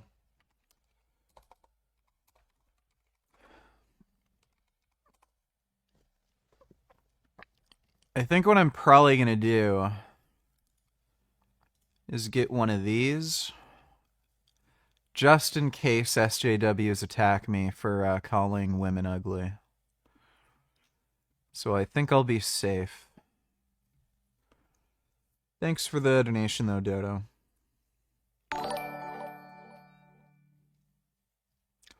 $21st, only $2. Watch this off stream. Since you're a scared bitch, what should he do to his hair? Look at his hair. Shave it. Thanks for the donation, 21st. Kid Boo donate $2. Tommy Sotomayor would agree. Made for this shit. Black men are emotionally reactive and violent because they're raised by women.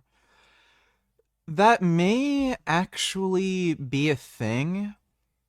Especially like in the 90s during the crack epidemic, where they had that fucking crime bill.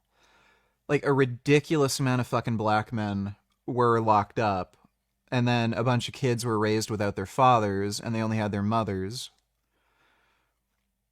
And there's research proving this. children who are raised by their mothers, whether they're male or female, they are more emotionally unstable. They throw tantrums more often. They don't know how to handle stress as well. So that could be a cultural thing it's possible in some of these communities.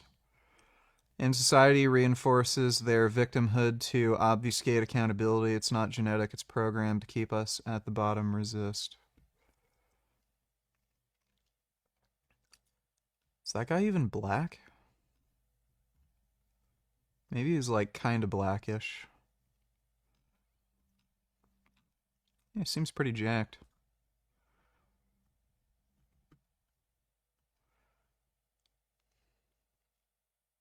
Nice. Not sure if he's natty. I think he might be enhanced. Yeah, actually, I'm pretty sure he's enhanced.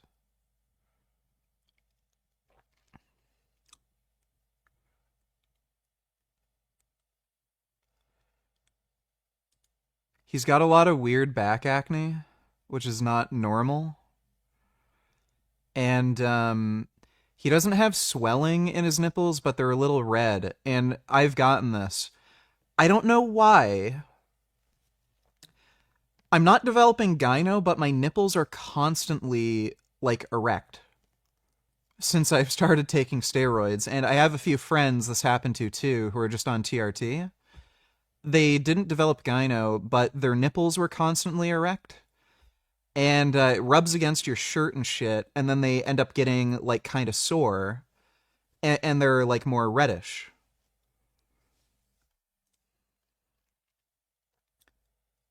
So, yeah, little sus. I don't think... Yeah, I'm a little questioning if this guy's natty. Oh, 315 on the incline. Yeah, if he's doing 315 on the incline, that's pretty sus. Like for reps. That's pretty sus. Along with the back acne. Like, you can also... There is a difference when you're on gear, too. Like, your muscles look more voluminous and veiny.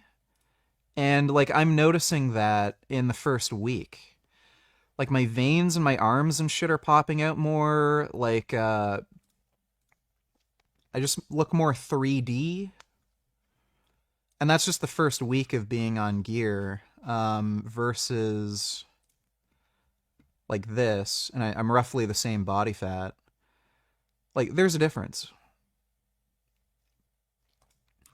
So that's natty versus, like, on gear. So yeah, a little fishy. I think that guy might not be natty. Thanks for the donation though, Kid Boo. You should watch Dexter. The actor Michael C. Hall has been vegan since 2010. That's pretty cool. I know a lot of people like Dexter. I've never gotten into it. Maybe I'll commit to watching it. Thanks for the donation, Alan. Sengoku donated $2, 11 to 14. Show it. Fuck. You're a jackass. Kids' hospital is also somebody else's ammo dump, and I would imagine by now there are some people in Gaza who don't want that anymore. Urban control happens in 3 phases as defined by American General David Petraeus when he was head of multinational forces Iraq and later head of CENTCOM. And that is clear, hold, and build. Now, what's interesting is that Israel got the clear and hold parts right. They now hold about 75% of the Gaza Strip. They just forgot about that build thing, which is a crucial part to fighting any insurgency. And this is where people, especially Israelis, are yelling at their screen going, Ryan Havel Shali, you don't understand. This is not an insurgency where people can be convinced that we're the good guys.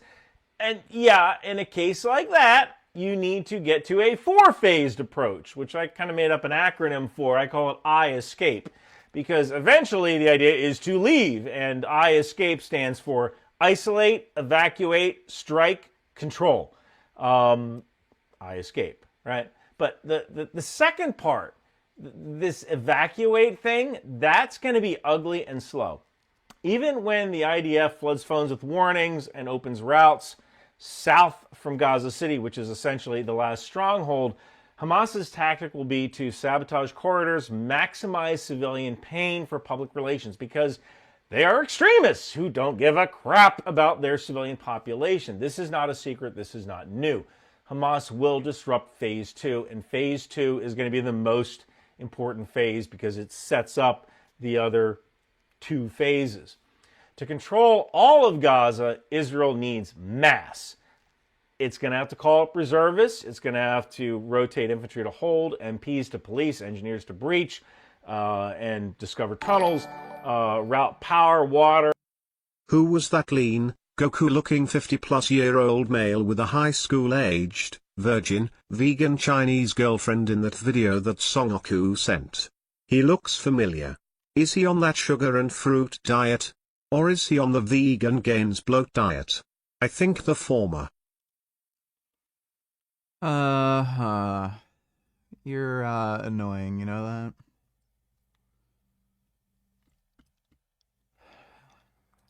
that? And armor for quick reaction forces. They also are going to need persistent ISR, intelligence, surveillance, reconnaissance. We're talking drones, balloons, ground sensors, essentially watching every alley during this last push. You're probably going to see a heck of a lot more reservists called up who really don't want to be there. This means outposts, T-walls, a lot of very boring Overwatch that saves lives precisely because it is boring. The enemy counters with the classic insurgent play. Improvised explosive devices, snipers, mortars, blending in among civilians. Eventually, Israel will outlast Hamas. Hamas's days are numbered, if they can get this to work. And I say that because that Hamas's days are numbered because Hamas is kind of fresh out of friends. I mean, when you have the Arab League telling Hamas to lay down their weapons. Well, Weapons is only in theaters right now. I don't think I'm going to bother to go out to the theater to watch it. Because one, I would have to go to a theater. And theaters are kind of gross. Last movie theater I went to was just gross. There's like sticky shit on the floor, crumbs. It's kind of nasty. I don't want to deal with it anymore. But once it's out on streaming, I'll watch it. Not a lot you can do with that for support, right? Especially when Iran is too busy trying to put their country's surface-to-air missile network back in order, and a lot of Iran's proxies are on the ropes, like Hezbollah and even the Houthis. Eventually, they will run out of missiles. Now, I want to talk about humanitarian aid for a moment. Two things can be true at the same time. A state has a right to prevent future massacres and rescue hostages, and clearing dense cities full of displaced civilians is a humanitarian nightmare, even when you follow the book to the letter. Israel has repeatedly pushed civilian evacuation notifications, designated routes and prior operations that reduces risk but doesn't erase it. I can't even get my 86-year-old father to get off the couch and go to Ponzio's.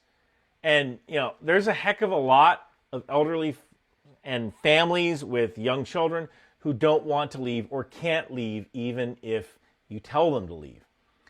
That being said, aid must keep flowing. Power, water, medical, food. After that, housing in schools and an economy that doesn't depend on smuggling tunnels can kind of bloom. You can't shoot a functioning municipality into existence. You have to build it, you have to guard it, you have to pay for it. Expect fights over who controls aid distribution. Cutting Hamas out of that loop is the entire point, but choke the pipeline too hard and you starve the wrong people. That's where the UN, the World Food Program, will clash with newer NGOs like Gaza Humanitarian Foundation. Look, there are a lot of butthurt people at the UN right now who built their careers on working directly with Hamas because, for all intents and purposes, they were the dominant government faction in Gaza. Expect the UN to sabotage this process of humanitarian aid at every... Ryan Macbeth is so fucking based. The UN has been lying about food insecurity because of this. They're butthurt that they're losing business, and like they've also been they literally had Hamas operatives in their organization and shit, and they're just butthurt about this, and they do not give two fucking shits about fucking people in Gaza, and they're lying, and they're trying to actually sabotage all these aid networks just so that they can get the business again. Step of the way. Not necessarily because some of these bureaucrats support Hamas, but because nothing is more frustrating than irrelevance. So what does victory look like? Well, I can tell you what it doesn't look like. It doesn't look like the Palestinian Authority from the West Bank, also known as Fatah, is inserted as the governing body in Gaza. That's already been made clear that the Palestinian Authority will have nothing to do with any sort of new government. So Goku Donatillers, you hear they're doing a Fire of the North Star remake? I think you meant Fist of the North Star remake. Also, do you enjoy 20s or 30s more? And the last dono wasn't me, that was just troll. Yeah, I know. What do you mean 20s or 30s more? Like age? I've definitely been happier in my 30s. And I think I've had an easier time building muscle, and I'm at my physical peak in my 30s. Fist of the North Star remake.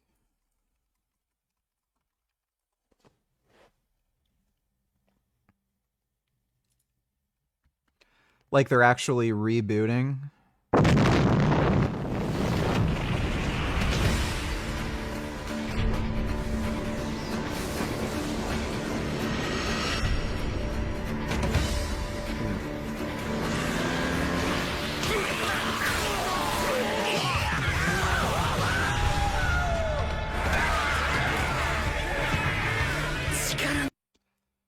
Dude, none of these animation studios have any money anymore.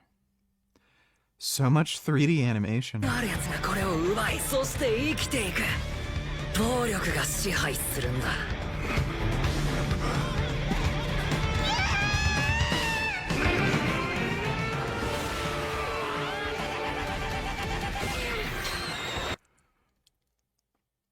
This looks bad. Really bad. This may, in some ways, be worse than the 2016 Berserk.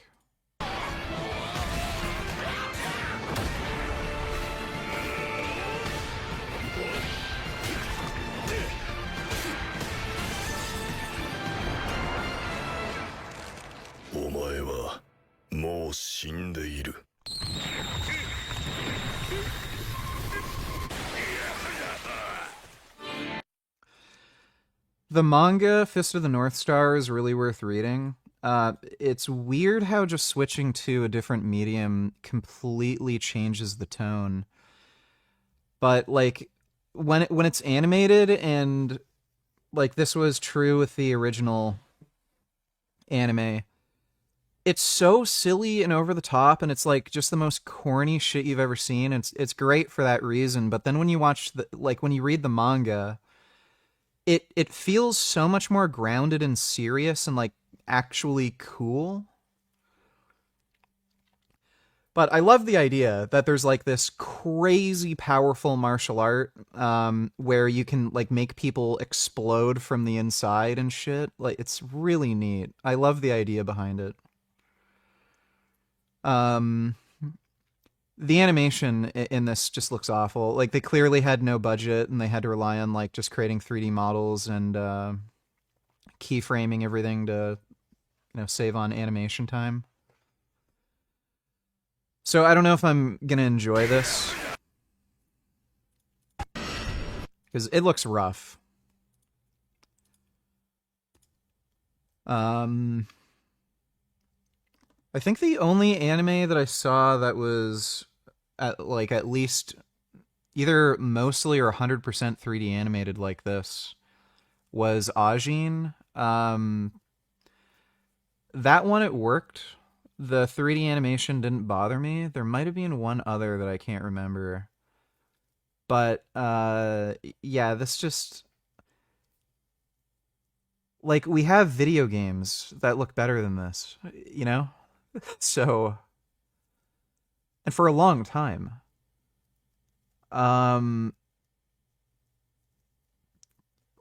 Like, there's literally video games on the PS2 that look better than this. Like, Metal Gear Solid 3, like, looks better than this. So it's just hard to kind of deal with this when the 3D models are just such low quality. Like, I mean, even Reboot from way back in the day, in some ways looked better than this. So I don't know, like maybe the actual show's entertaining enough where I can just kind of ignore it, but yeah, that is some of the worst 3D models I've ever seen in any anime. Like Ajin,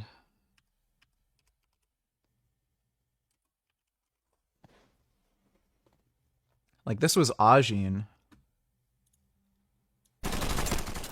This was 100% 3D animated. How do you feel about being friends with people who don't believe in the same politics as you?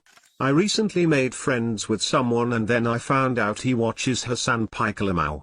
Now I just refuse to be friends with them and blocked him, lol. Well, I'm fine with somebody having differing political views, but there's a limit. Like, if they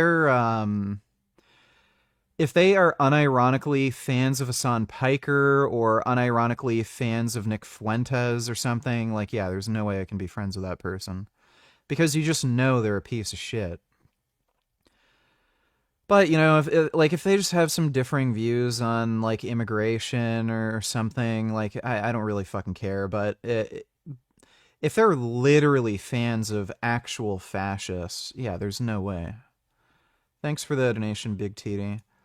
So, like, this was Ajin. This was 100% 3D animated. This came out a while ago. And the 3D animation in this didn't bother me. It was kind of close enough to 2D hand-drawn. And the animation is just better, and the way they made the 3D models and the cell shading is just better. Like, it's weird how there's this modern anime. Some of this is clearly 2D, but like 90% of it 3D models, and it's just terrible. Like, that is some of the worst shit I've ever fucking seen. There are PS2 games that look better. It's kind of crazy that this is the best they could do. Like, I'm pretty sure Berserk 2016 might have even looked better.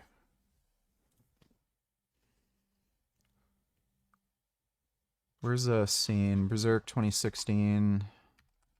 Zod fight. Yeah, I'm not tripping. Like, Berserk 2016 looked better. Like, some of this might be personal preference, but...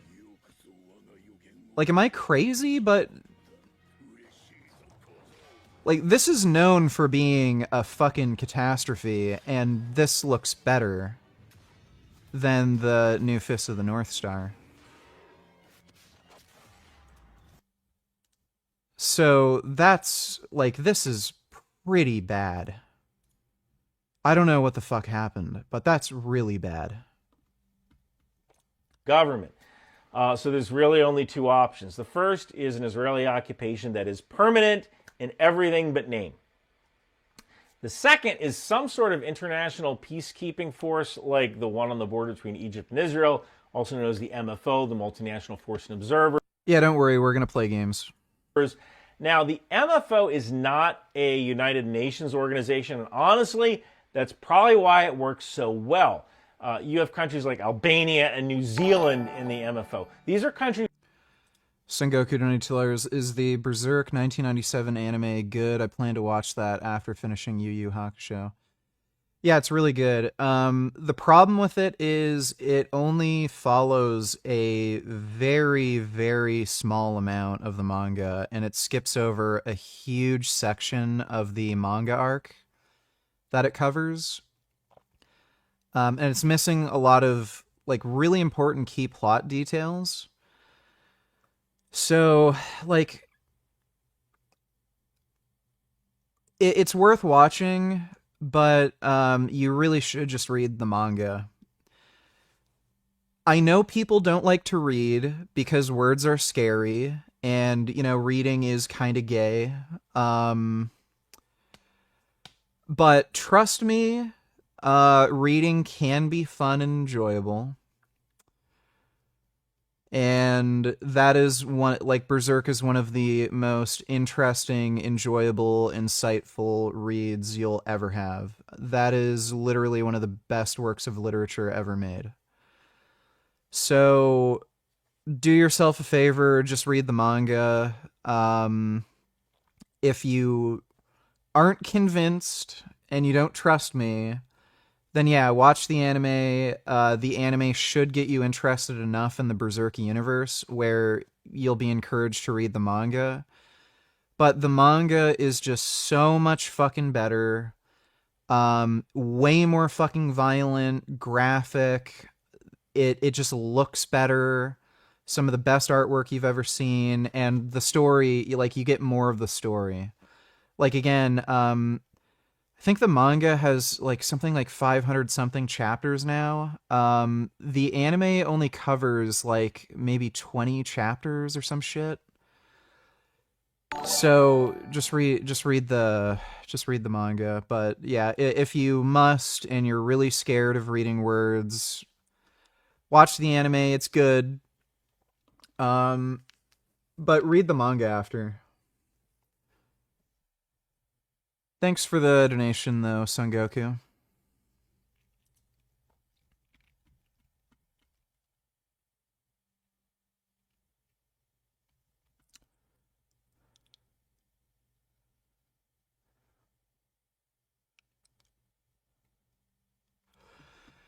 Will Mage donated. Yeah, okay.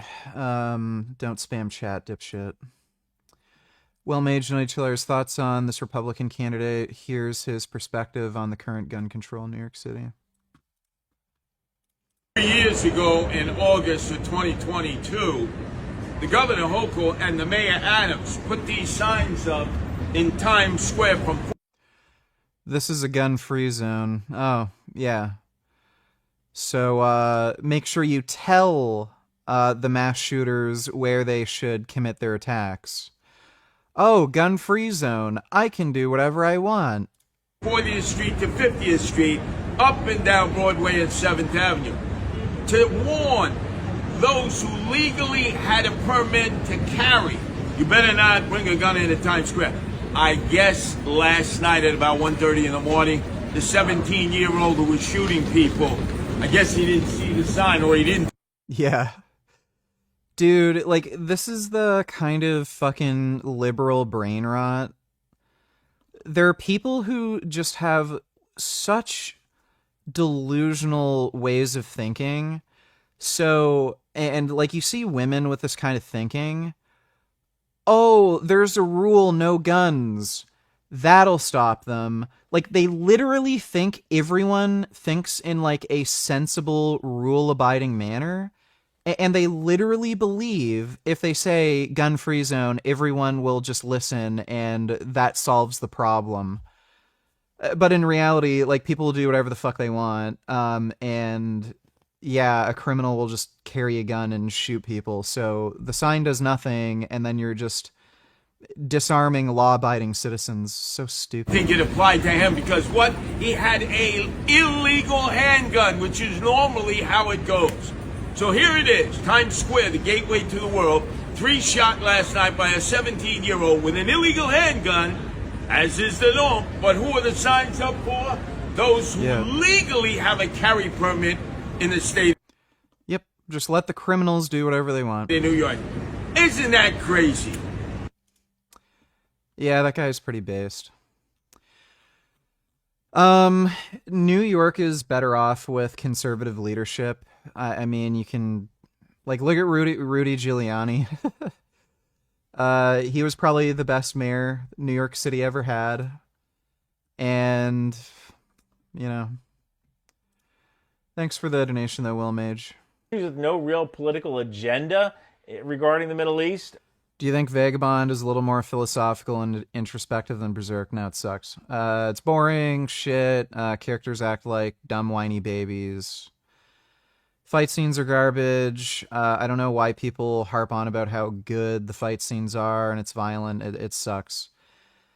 Read Berserk or watch Berserk, and then read Vagabond or watch Vagabond, and then compare the two. Like, there's no comparison.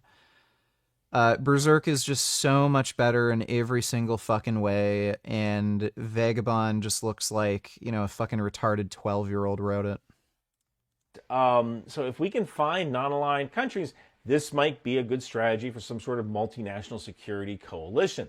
This is why American policy matters. Retreating into isolationism doesn't create peace. It creates a vacuum for countries like Iran and China to fill.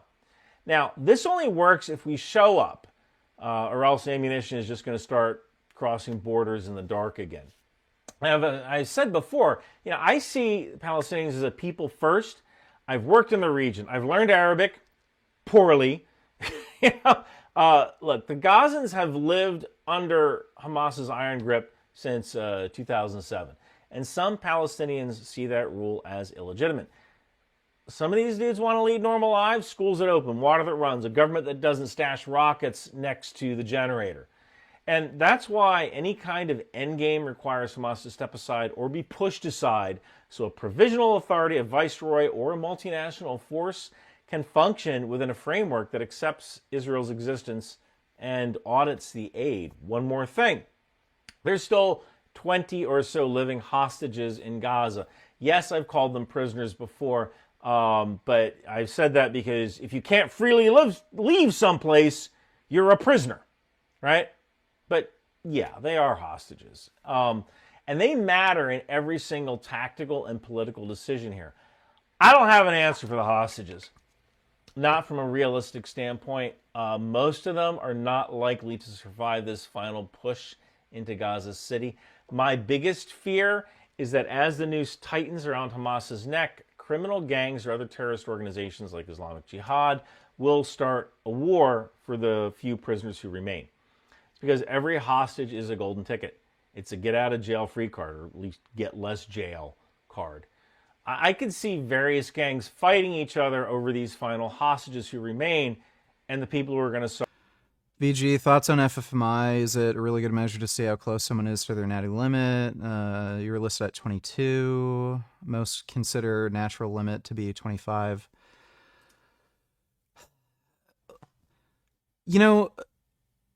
I don't know if there's something weird with that calculation, because there are people who are at like a 24 who look like they're less muscular than me, but then I'm at a 22.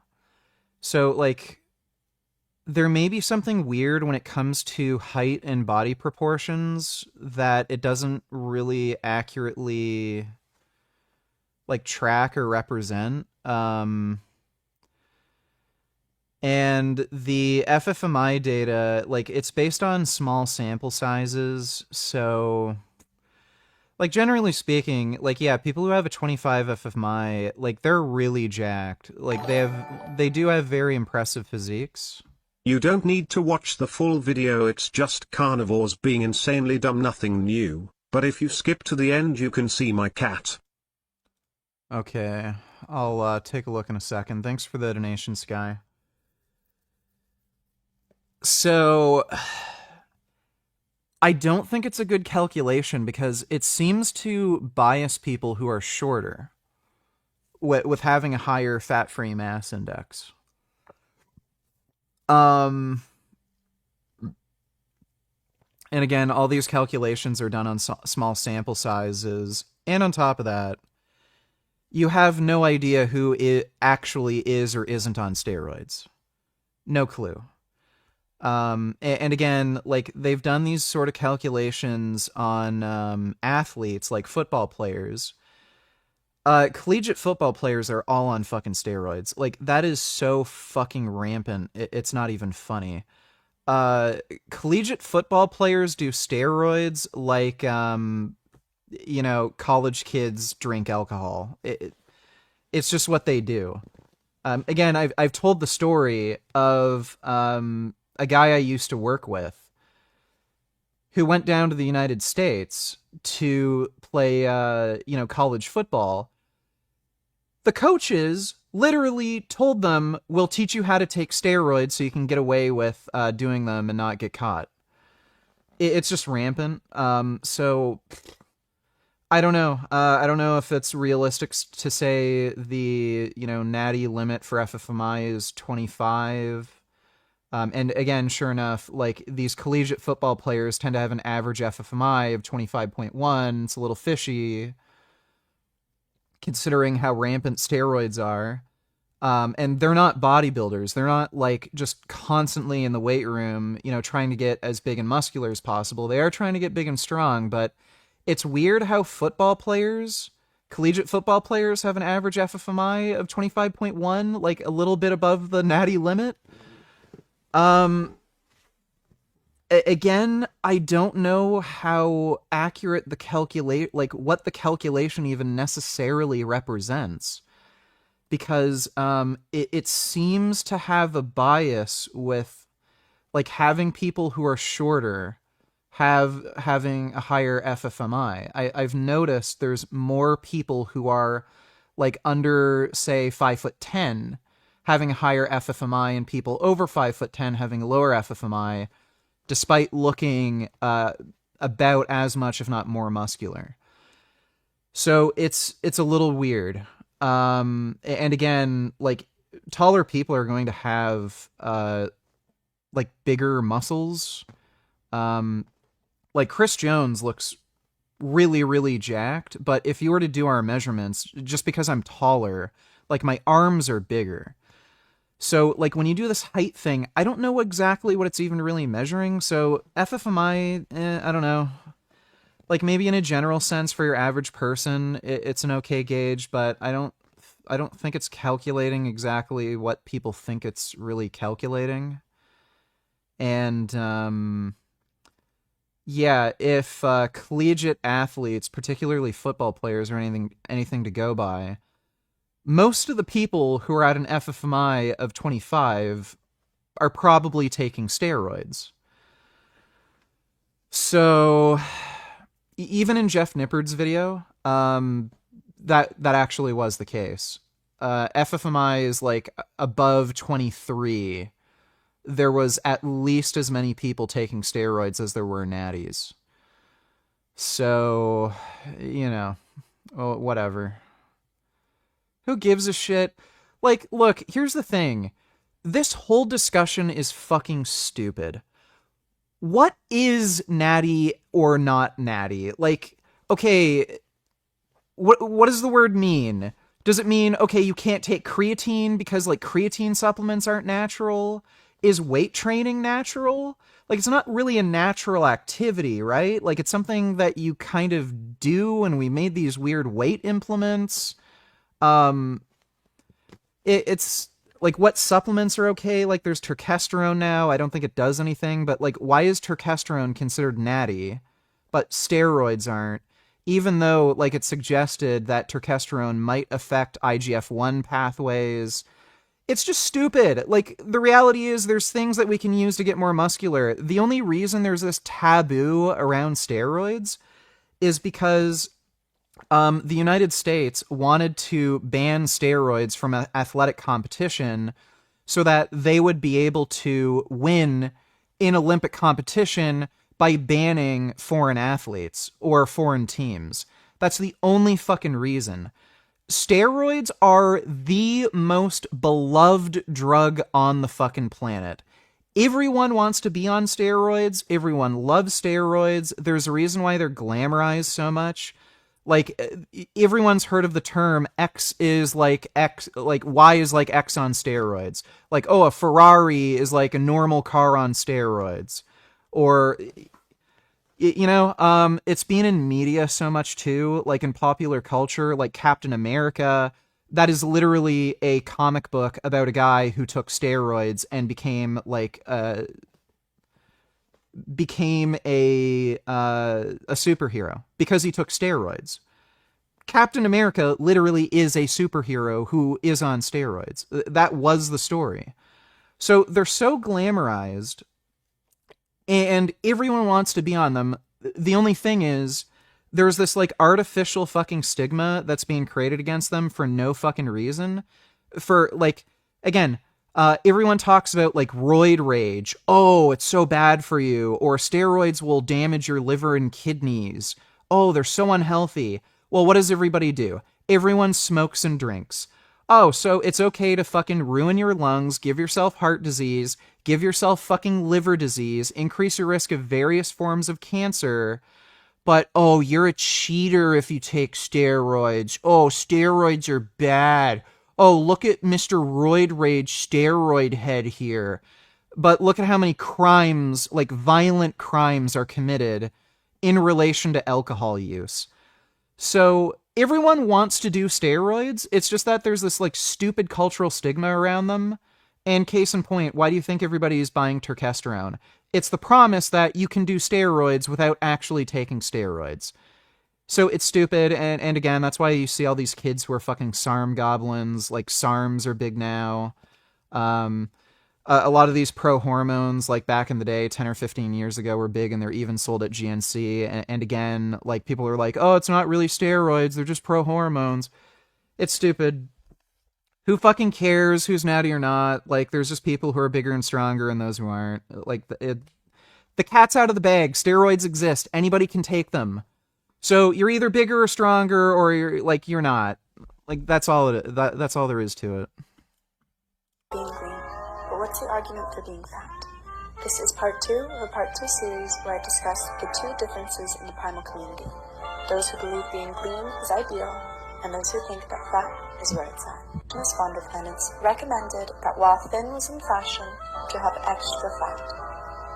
He said that having an extra 15 to 20 pounds of fat will help you deal with the toxins in today's world. The carnivores have truly lost the fucking plot. They're now trying to argue that being overweight is healthy because it stores toxins? What? Yeah, isn't the idea to not store toxins in your body? What are we talking? Yeah, dude, like, again, I would recommend getting a mic that has 32-bit float. They're not that expensive. Like, I don't know, like, if you're, like, legitimately broke, but they're not that expensive. You can get a mic with 32-bit float, that are probably under $100. And you can get I know you can get a Bluetooth mic. What is it? DJI sells them. That I'm pretty sure are under $100 that have 32-bit float. Just get a fucking mic with 32-bit float so you don't get audio clipping. What? This is exactly why it's important to look at more than just fucking mechanisms and stop just drawing random conclusions off of shit. Yes. I got one off Amazon, and it wasn't actually 32-bit float. I was lied to. Well, make sure you get a fucking brand that you know has 32-bit float. Like, yeah, no shit. Buddy, you can find shit on Amazon where they'll sell what they claim to be SSDs with, like, a terabyte of capacity, and then it just turns out to be a little memory card inside, like, some USB bus.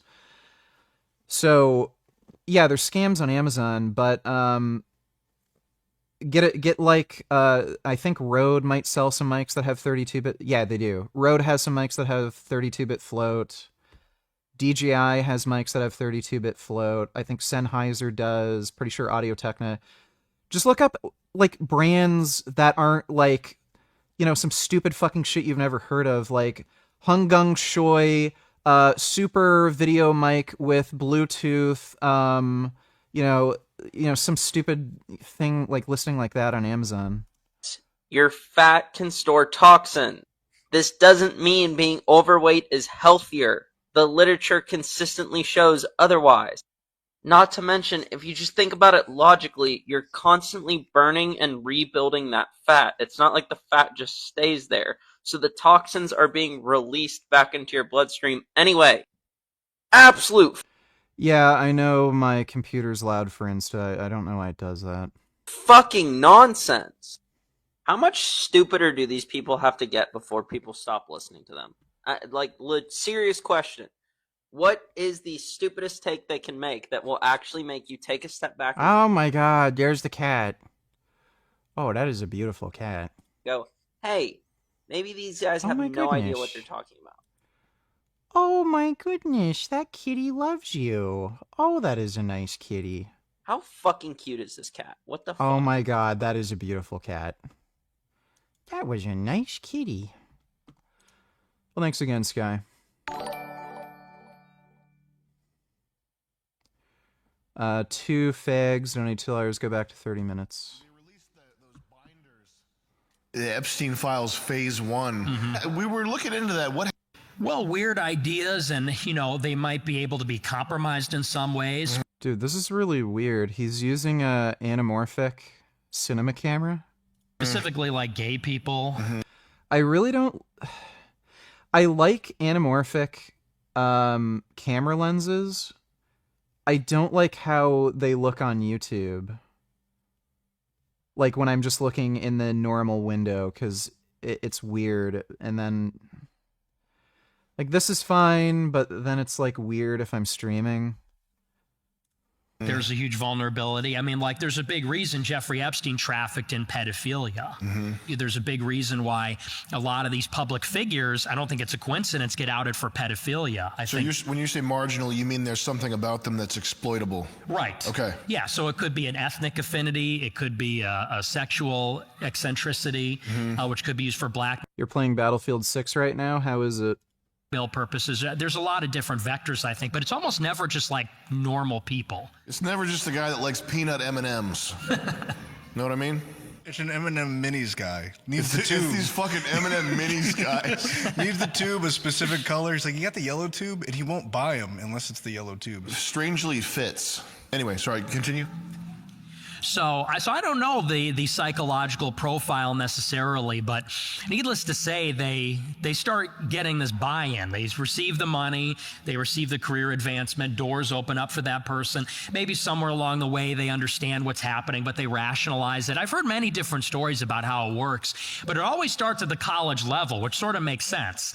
Because if you think about Harvard, Stanford, Yale, they are selecting for the highest IQ people, and the government wants the highest IQ people because intelligence, it's sort of in the name also. These intelligence networks, they need to be the most technically sophisticated, operationally sophisticated. So they go, where are the smart people? They're at the elite universities. And so, you might think it's sort of like, when you look at Turning Point USA or, college Republicans, you might think that's kind of nothing. It's peanuts. It's dorky. It's silly. But these 18-year-old people, these 18-year-old, 19-year-old young guys who are ideologically conservative, these are the future leaders. These are the 130, 150 IQ guys that are going to be fighting the Chinese and fighting the Iranians and fighting Russian intelligence. So that's where they go for them. And it's also when they're impressionable. It's also when they're malleable. So I never understood the significance of education until I thought of these institutions as elite-making institutions. Harvard graduates the elites of the world. Yale graduates the elites of the world. So the intelligence networks want... I don't fucking care, dude. Like... They're crazy, like, yeah, elite pedophile network controlled by Jews. I get it. I've heard the story already.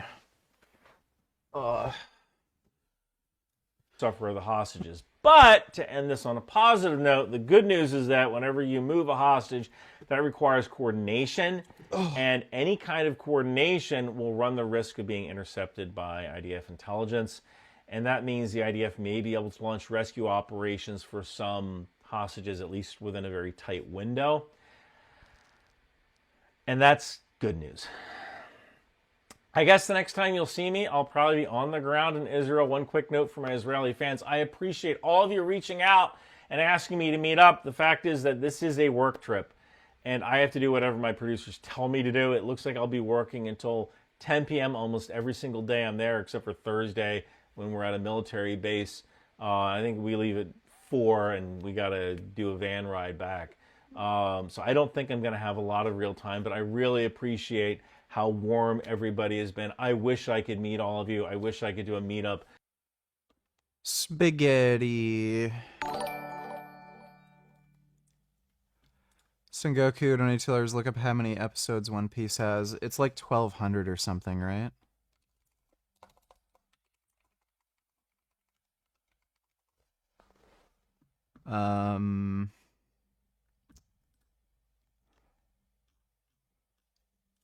Yeah, 1,138. There's no way I could ever get through that. Thanks for the donation, Sengoku. The Indians, they have arrived to the Balkans.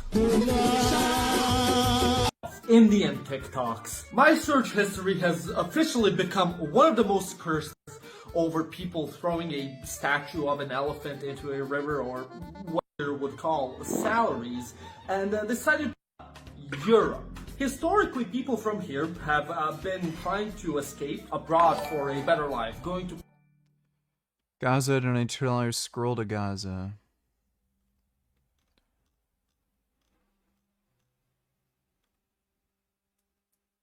What in the fuck is this?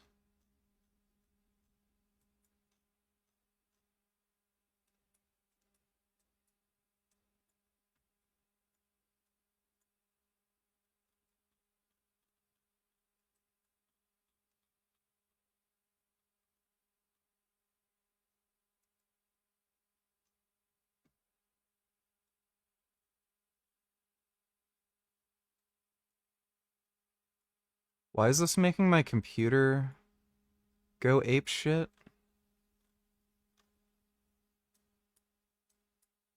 Okay. Superman?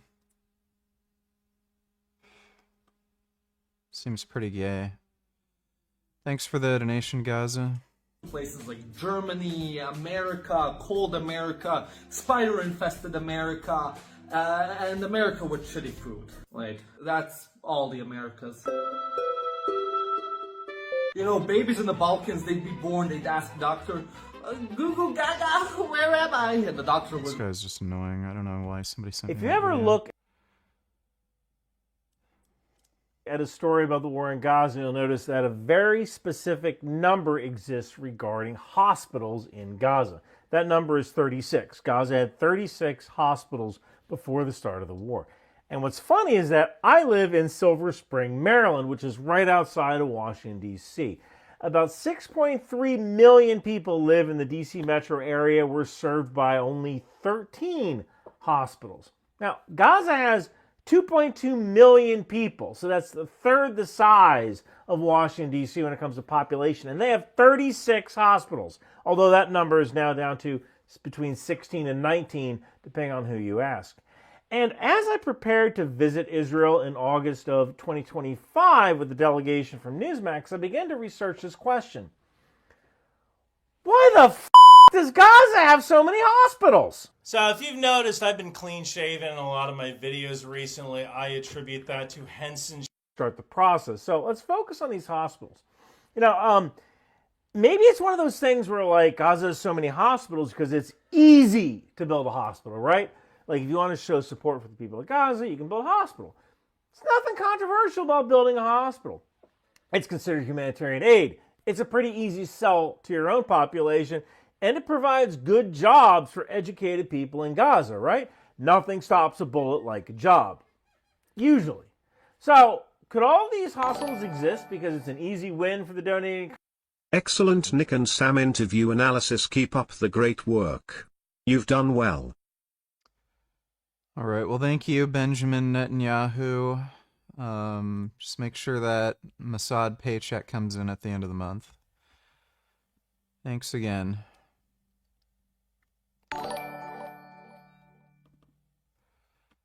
Big D's donate $2 and saying that these people believe Muslims wouldn't attack them. Alrighty guys, we're having people at World Pride pick between my fiance and Osama bin Laden. Who do they want in their country? Let's go. Who would you rather have in your country? This lady right here in a Make America Great Again hat, or this man right here? If you had to pick one. And I don't know either of them, but I'll say two because I don't like that. Whoa, that explains a lot. Yeah, that explains a lot. Dude, Americans are just so fucking stupid.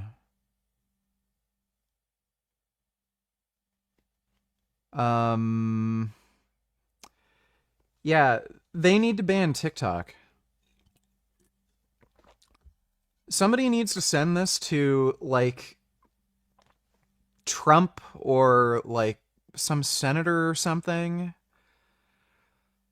This is, like, weird TikTok brain rot algorithm shit. And, like, people literally don't know who Osama bin Laden is, and they live in the United States? Like, how long? Like, that was the biggest story. Like, constantly for, like, a decade. Over and over again. Like, every fucking day. There was, like, more shit about Osama bin Laden. Where the fuck is he? Is he in Afghanistan? Is he in Pakistan? Like, that's crazy. You don't like that?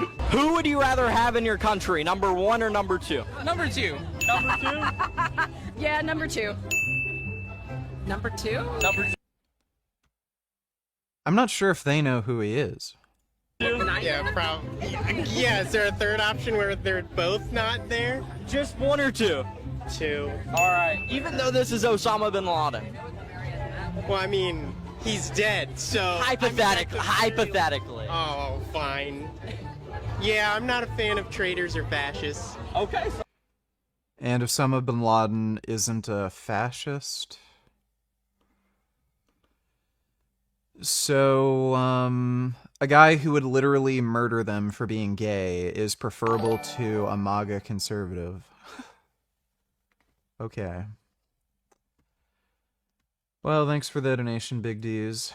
Gerald donated $2 Logic versus Emotion. Well, someone had to say it. I think you've been disrespectful. What have I actually said to you that's actually disrespectful except challenge your views? Constant interruption, then also the tone. Like, there's a tone is absolutely respectful or disrespectful. Your tone has been super condescending. I just don't comment on it. I don't think that's true at all. Yeah, I know you don't think that, but you see these subjective metrics of tone. Give me something I said. Did I call you a whore? You can be disrespectful without blatantly calling someone a whore. I'm telling you that I feel that this conversation has been very disrespectful. I feel that you have been extraordinarily disrespectful. Your tone, from now on, when you talk to me, I need you to use a sing-song voice, because otherwise I feel disrespected. Now, I can't give you any particular words that you've said, any particular phrases, any particular insults, because none of that matters. Inside of my brain, I perceive your non-sing-song voice as being fucking disrespectful. No, it's midnight. I'm heading out.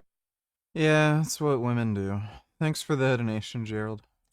Country, and you get to feel good about yourself. Like, is it possible that all these Gazan hospitals, at least at the start of the war, were staffed by people who just kind of sat around because way too few patients here? You know, just another day sitting around waiting for patients.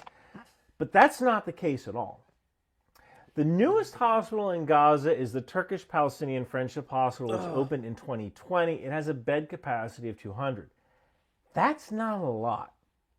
George Washington Hospital in Washington, D.C. has a bed capacity of 395. So the hospitals in Gaza tend to be smaller. But what if we're using the wrong metric? What if we go by number of beds? Gaza has 1.3 beds for every 1,000 population, pre-war as of 2019. The United States has 2.9 beds for every 1,000 population as of 2017 records. And just to kind of give you a range here, Greenland has the most beds at 14 per 1,000, and Mali has the fewest. So, yeah, visually it looks like Gaza has a whole bunch of hospitals because Gaza is so small, only 140 square miles. But in reality, Gaza's hospitals were severely under-resourced even before the bombs started falling. And as I dug deeper into this, I realized it wasn't the real story. The real story is underground, literally. So first up, there's this common perception. So they're using hospitals as a cover to make terror tunnels and that. How are you doing tonight, my good man? Anything new with you? Not really. Just, doing steroids, working out, enjoying life. Floating around that Israel is targeting hospitals disproportionately, that hospitals are a symbol of military overreach.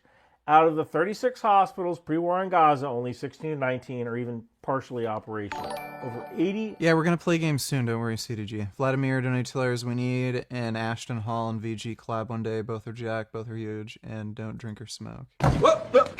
Here I come. I kind of hate the guy, so I don't really want to do a collab with him. Because I think he's a scumbag.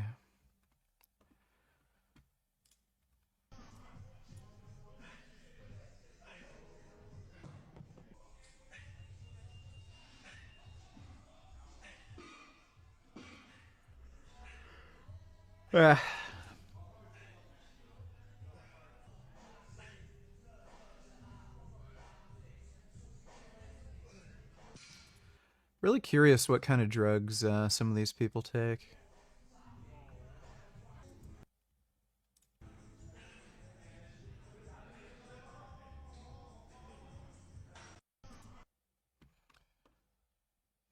W workouts VG.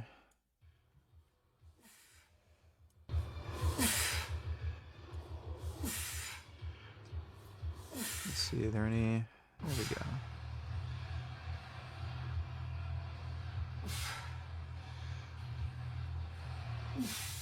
Like, natty version of me already had some pretty goddamn jacked arms, you know what I'm saying? Like, that ain't bad at all.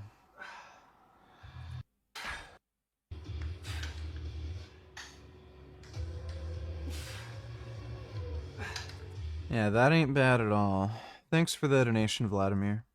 4% of Gaza's health facilities have been damaged or destroyed during this war. This is a human catastrophe, no doubt about that. But here's what you're not being told. The issue isn't just about hospitals being hit. It's why they're a part of the strategic picture at all. Let me introduce you to the most sophisticated tunnel system ever built by a non-state actor. I'm talking 350 to 450 miles of underground tunnels, built over the course of 15 years, costing an estimated $1 billion. Some of these tunnels go directly under hospitals, schools, and homes. This isn't about hiding weapons, although they can. It's about weaponizing international law. This is lawfare, and this is intentional. Hamas built these tunnels under hospitals, not just to hide people, but in the hopes they would be attacked and destroyed. So let me show you the legal warfare triangle here. Civilian site, military use, targeting dilemma. Here's how it works. I've often said that in war you need to create dilemmas, not problems for your adversary. A problem is one or more solutions.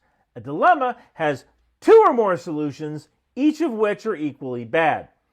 Hamas integrates its tunnel system in with the protected civilian infrastructure, like hospitals. That means if Israel strikes a site, it's a war crime. But if they don't, the tunnels stay intact and Hamas gets to operate from them.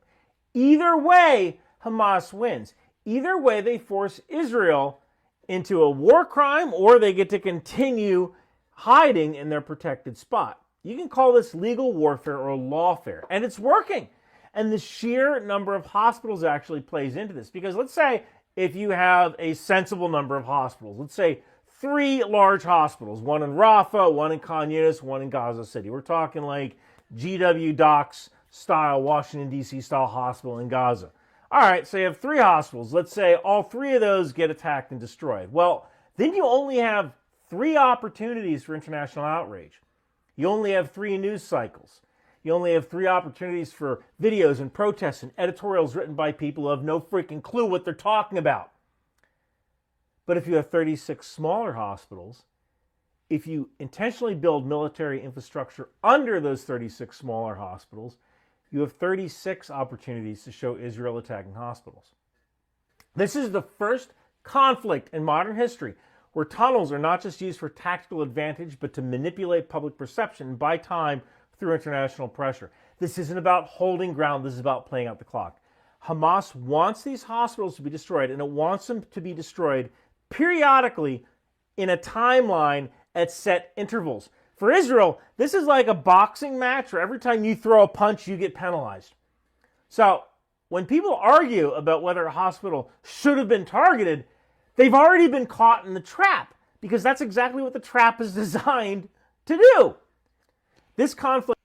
You know, it shows you just how stupid your average person is, where, like, a bunch of dumb, inbred fucks, you know, who believe in radical Islam are like, I have an idea, let's put hospital under, above terror tunnel, so when Israel tries to kill terrorists, dumb white college kid calls Israel bad, and then they actually fall for it. Like, these idiots actually get tricked by inbred, retarded Islamic fucking terrorists who fuck their cousins and think there's like 72 virgins waiting for them in heaven if they like self-detonate. Yeah, that's humanity for you. Conflict has shifted the rules of modern warfare, and it's not going back. Here's why you should care. What we're seeing in Gaza isn't just a war. It is a doctrinal test case. I'm very skeptical on steroids. Could you fill me in on what's considered safe use on TRT and roid use? Asking for a friend, not like I need steroids. I'm strong as is despite overweight. Well, testosterone is a steroid. It's steroid hormone. If you just want to take replacement doses, that's going to vary between 10 to 20 milligrams of testosterone per day. Like, that's generally what's considered, you know, normal replacement doses. Future conflicts might borrow from this model. From a strategic, lawfare standpoint, if we look at a conflict between China and Taiwan, amorally, it actually wouldn't be a bad idea for Taiwan to create hundreds of 50-bed hospitals and place them over military sites or weapons depots. That way, when China hits those sites, Taiwan can say China is bombing hospitals, which weaponizes humanitarian law. I'm not saying they should do that, but what we just saw in Gaza kind of sets the precedent. You know, I'm not saying doing this is right. It's a tactic that countries can use, and it's something we're going to need to think about. And the longer it takes your adversary to respond, the more time you have to regroup, to survive, and to shift. Again, none of this would be a problem if people were, like, smart and based. Shift global opinion. So Gaza doesn't have too many hospitals. They actually people are just so enough. Stupid. And what we're really seeing here is a war being fought for the headlines. Unless we understand that, we're going to keep getting... Yeah, Ryan Macbeth is absolutely based. Truly autonomous driving is one of the hardest technological problems to solve on planet Earth today, for so many reasons. There's millions and millions of variables, no two roads are exactly alike, and the number of possible scenarios to navigate is almost infinite, and if you mess up, it could be seriously dangerous or cost someone their life. So the stakes are high, the difficulty is high, and yet there are some companies that are trying to solve it. Now, up until this point, I've never ridden in a Waymo or a Tesla robotaxi, just read about them. They're not available on the East Coast here, so I've mostly just seen a bunch of videos on social media and a bunch of headlines. Waymo has been operating since 2015, and they're doing driverless autonomous taxi rides in a few cities now. Austin, San Francisco, Silicon Valley, Phoenix, and LA. And then Tesla, despite recently announcing this whole cybercab, they've actually started doing a super limited service of their own driverless taxis in regular Tesla Model Ys, starting in Austin, Texas. The thing is, there's been a lot of chatter about both of these, kind of like as if they're sports teams. Like you have to pick one of them to root for, and then you have to root against all of the other ones. I definitely saw a small number of Tesla-themed creators, which were the first ones to get access to the Tesla robotaxis, and they have been, how do I say this? They've been very forgiving of any shortcomings of the service. I've watched a handful of these videos. There's plenty of good stuff, but also plenty of weird stuff and odd maneuvers and phantom braking. There's even a video of somebody getting dropped off in an intersection and saying, It looks like we got dropped off right here at the corner. It's really something to see. And the cherry on top is, since so many of them pick sides, they also have to hate Waymo and post videos of other Waymos doing bad things to sort of even it out. Now, like I said, I've never used either, and I know neither of them is perfect, but I quite like the idea of getting into a nice, quiet, empty car and just having it safely take me to my destination. That sounds kind of nice.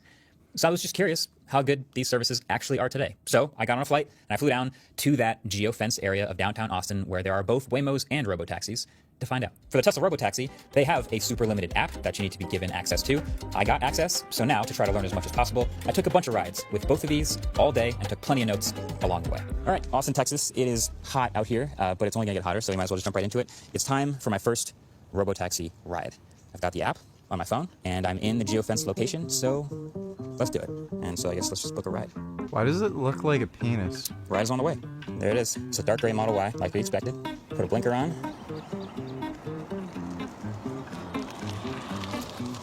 Okay, yeah, this is great. Everything's normal. Robotaxi. Okay. Hello. Hello. Okay. Before we start, if you don't mind, I'll just need to verify that you have the Robotaxi app, please. Oh, okay. Start ride. So we arrive in 9 minutes. This is our route. So it's kind of nice that we get this little screen at the bottom. We do have a pull over button. I don't think we'll need that. It's actually interesting because the car map has us going straight up to that intersection, but also it has its blinker on right now as if it's going to turn left. So it's decided to go left.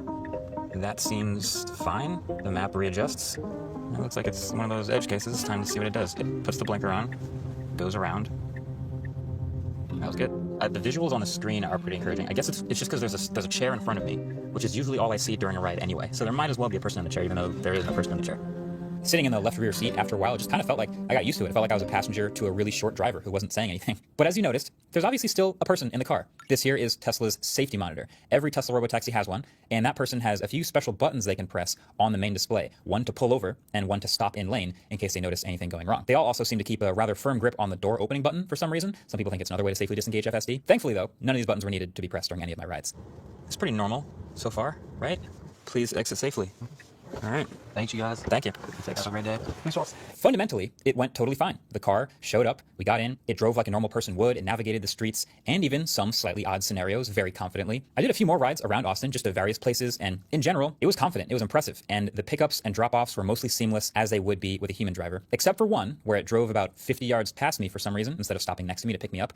A human probably wouldn't have done that. It does kind of take away a little bit of the magic of it if there's still someone in the car. Like, we know it's not going to be that way forever, but there is just a person in the front seat. It felt like a normal passenger ride, which I think is the bar. That's the success. But now it's time to try Waymo. All right, I've never ridden in a Waymo before. In Austin, it's built into the Uber app. You know, I wonder how much those safety people get paid. Imagine just like sitting in a car all day. Wonder how much money they make. How do you even get that job? So I'm going to try to call a Waymo by calling a Comfort Electric. Let's try it. And you actually don't know if you're going to get a Waymo or not until you get matched with one. There is a button you enable in your account once you land in Austin to allow you to get matched with Waymos, but it turns out it's still kind of by chance. So from my experience, it's about 80% regular drivers, and then once or twice out of 10, you'll get a Waymo. Okay, it's not going to walk up to me. That's fine. Unlock the car. Good to see you, Marcus. Just greeted me. Start the ride. Heading to Austin Public Library. Please make sure your seatbelt is fastened. Happy Friday. Okay, so same idea, but nobody in the car. So this front screen is just showing our arrival time, which makes sense, but then this bottom screen is closer to you and you can look at the actual visuals. And I can also play music or pull over. Or if I swipe over here, it looks like I can look at the route, change the temperature, all that other fun stuff. Oh, we're cooking. This was confidently navigating the same way. We just had a stop sign. We got a bit of a narrow road here. There's a car parked and just confidently drove around it, used its blinkers and everything. Looks like the Waymo's faster. We took it easy and pulled to the side so that the truck could go first. That was pretty good. You're here. So, similar overall driving style and confidence in the Waymo. The Waymo felt maybe 25% less aggressive or assertive and more cautious in general, but the Tesla was very similar capability-wise. And my rides weren't entirely perfect either. On one ride, when it got to my destination, which was right on the other side of the street, it blew right past it to try to do this huge 8-minute route to turn around. Another thing I don't think a human driver would have done, but I did end up using the pullover button to end the ride early to avoid wasting those extra minutes and miles. Fascinating. So, okay, doing those experiences back to back was, I think, it was fascinating. It was eye-opening, very interesting. And, you know, say what you want about self-driving cars as a whole, because some people love them, some people hate them. But as a tech product, it is fascinating seeing these two different approaches to solving the same problem. So let's start with Waymo. Basically every Waymo so far has been a Jaguar I-Pace, an electric SUV that hardly anyone actually buys, but they're decent, you know, solid room in the second row, all-wheel drive, 246 miles of range on a full charge. But of course you can see they're all heavily modified with these sensors all over it, on top of the vehicle, on the front, on the back, many of them LiDAR to help the onboard computers sort of build a picture of the world around them while it's driving in real time. I've seen a couple estimates for how much it might cost to build a Waymo. As far as I can tell, there's no official number that they're giving anyone, but clearly it's significantly more expensive than just your standard Jaguar I-Pace. And it also almost completely covers the sunroof. So you might not even know an I-Pace has a sunroof if you've been riding in Waymos this whole time because of all that hardware above you. Now, as a passenger, am I fine with a bunch of extra hardware and maybe more of an eyesore to potentially be more safe? Yeah, of course. But you'll see where I'm going with this when I talk about the Tesla Robotaxi in a bit. One thing that struck me though is it does feel as a customer like the Waymo actually is a bit further along in like the overall experience of a ride. And what I mean by that is it just feels like it's a little bit more well thought out in some aspects because they've clearly had more stuff happen. So from the placement of the unlock button and the open trunk button in the app, so the car stays locked for anyone else and nobody can get in the car if they didn't call it. The stickers on the steering wheel, because confused people have probably tried to touch the wheel all the time. And when I got in the car, there's this voice that greets me by name and explains what's going on and how it's an autonomous ride and I'm not being recorded, the cameras around the car just for driving, etc., etc. And the UI on the screens is nicely laid out, little stuff. And then obviously there's no one in the car, which is huge, especially if the whole point of someone opting into a service like this is to not have to deal with people. The Tesla Robotaxi, on the other hand, well, it's just a Tesla Model Y with some decals on it. And this is really interesting. This is actually my first time riding in this new refreshed version of the Model Y. And yeah, they're great. It's pretty obvious why they've been one of the most popular vehicles on Earth. The suspension in this generation is better than last time. It's quiet inside. You can actually see out the sunroof. And they've got over 300 miles of range on a charge for pretty cheap, which to me feels... What games are we going to play? Definitely going to play Battletoads. Got to practice that. Just more modern and obviously less of an eyesore and clearly cheaper, which is potentially more scalable without all the extra sensors on it. And Tesla software in the car is really good too. I could go in and play YouTube or Spotify on that back screen or any number of the other media services if I wanted to. But also, Tesla was way more reliant on this safety monitor employee sitting in the passenger seat. Like when I got in the car, it's not a voice from the computer. The person actually asks to see the app to verify that I was actually the one that called the car. And clearly that would be the person to tell me not to touch the steering wheel if I was to do anything stupid. But then, yeah, as a passenger, you're just kind of sharing a ride with another person, just choosing for the person to not be holding the steering wheel for the sake of helping them beta test this service, which feels a little more silly. Funny enough, Tesla, like the other day, as of when I'm recording this, started testing in like a new San Francisco geofence area, but they're not legally allowed to test without someone in the driver's seat. So they're just running Tesla Model Ys around with someone in the driver's seat ready to take over, but they'll enable FSD. I don't know why that's so funny to me. Either way, as a newly experienced rider in the driverless cabs of each of these services and generally an optimist about... I wonder how exhausting that is. Having that job of just having to monitor the car. Like, I'm assuming they're doing 6-8 hour days where you're not even driving and you just have to make sure the car doesn't fuck up. That sounds exhausting. New technology.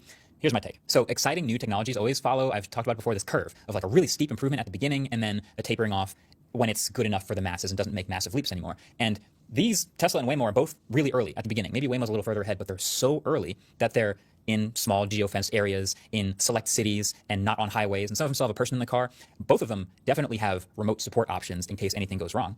But the point is, they're both insanely early on this curve, which is exciting, but they're also both very cautious. I think the dream of driverless cars successfully sharing the road with human drivers is fascinating, even if it's only a step on the way towards every car being autonomous. Driving-wise, both the robotaxis and the Waymos that I took performed admirably. They dealt with pedestrians and lights and other cars and construction vehicles, and that's just in my one day of testing. But just because nothing bad happened to me doesn't mean nothing bad happens. Trust me, there's lots of videos of both Tesla robotaxis and Waymos doing some stupid stuff. So the real challenge for these companies is scaling up that curve without pushing too far. As far as I'm concerned, it's a good thing that both companies are being as safe as possible. Waymo is using tons of expensive LiDAR sensors all over the car to try to be as safe as possible. Good.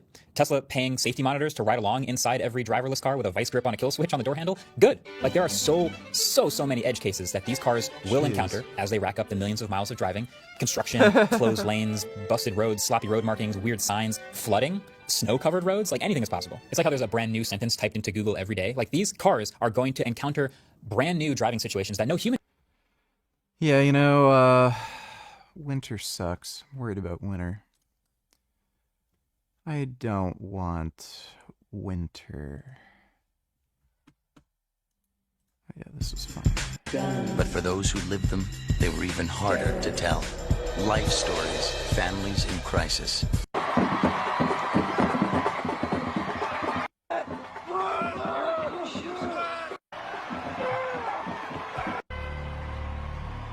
Ben Affleck.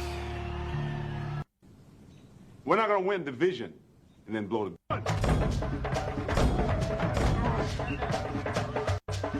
Henry, you got a lot of heart. You're a leader. The other kids look up to you. And that's why I'm going to have to ask you to give me more. Okay, I can do that. I beef it up over the summer, come back, I'll give you nothing but iron up the middle. Look, Aaron, if you play well, you got a chance of getting recruited. I'm counting on you, son. Make me proud. I will, Coach. To your truth, I think you ask too much from yourself. Steroids. Yeah. Gigliardo Donatillers VG, are you a yapper?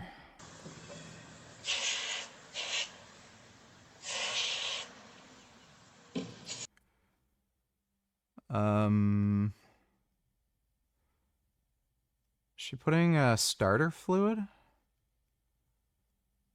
Like in the carb?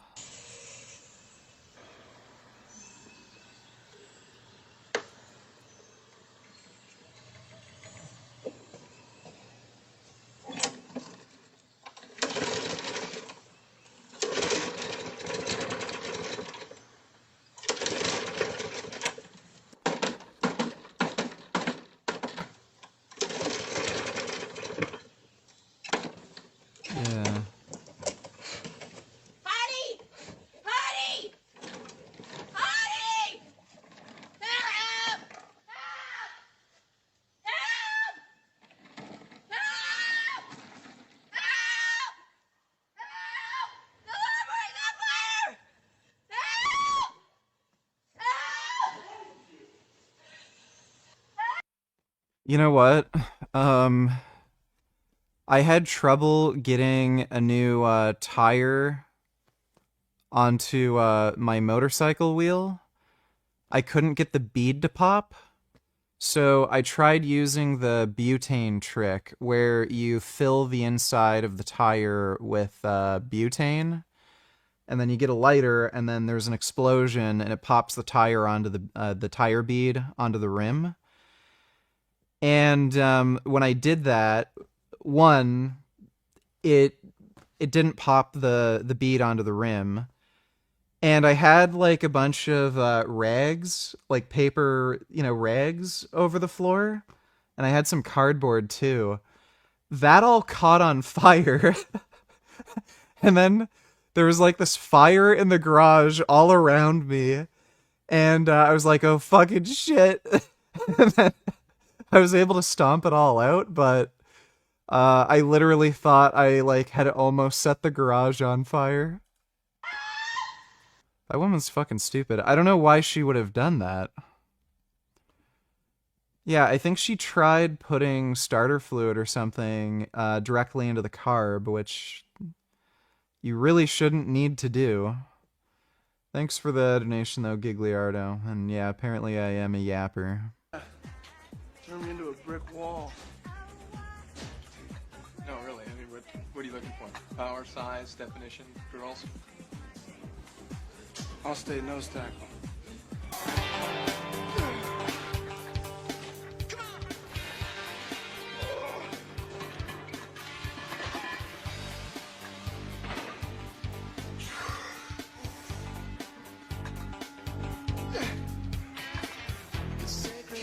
Guy can't even lift properly. Yeah, well, I wish I could lift that. How do you do it? I don't know. I mean, I just work hard, you know. Work a job 9-10 hours a day. I come in here, I bust my hump for another 2 hours, then I'm usually dead. But if I'm lucky, I actually stay awake for dinner, which is nice. Hey. Oh. Bryce. Aaron Henry, good to meet you. You too, Aaron. You want a spot? No. Done. I'm out of here. Catch you later. All right, man, take it easy. Move those feet! Move those feet! Rudnick! Harden! Patsy! Joyce! Get up, Henry, let's go! Take care. Yeah, you too. See you later.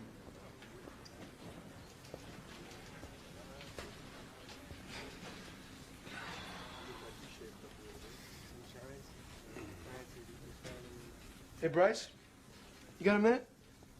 Yeah. Hey, Aaron, what's up? I don't know, I think I got a problem, because, I'm working out, I'm working hard, I'm lifting a lot, and, I just... Ben Affleck played Batman well. He did not play Bruce Wayne well. He kind of just played himself as Bruce Wayne. He kind of plays himself in every fucking movie role he's in. But he did Batman great. She did the Flounder Pounder. By the way, Frank has a new short. Let me take a look.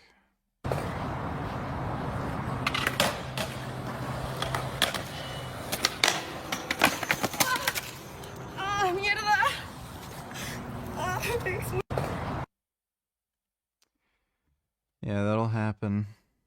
The 5 worst cars that I have ever owned. 5th worst car I ever owned was my 1998 Mercedes-Benz A140, my A-Class. I hated it. One of the things I learned from that experience is that style alone is not enough to justify like purchasing a car and owning it. Like the A-Class was a bad driving experience. It was slow, it was wafty, the transmission felt like shifting butter, like it just wasn't a very good car. Next up, the number 4 worst car I ever had was a 2001 Toyota Prius. It was just dynamically awful. It was slow, it didn't handle well, etc. The number 3 worst car I've ever owned, a 2009 Nissan Cube. I actually did some content Why in the hell would he ever buy that piece of shit?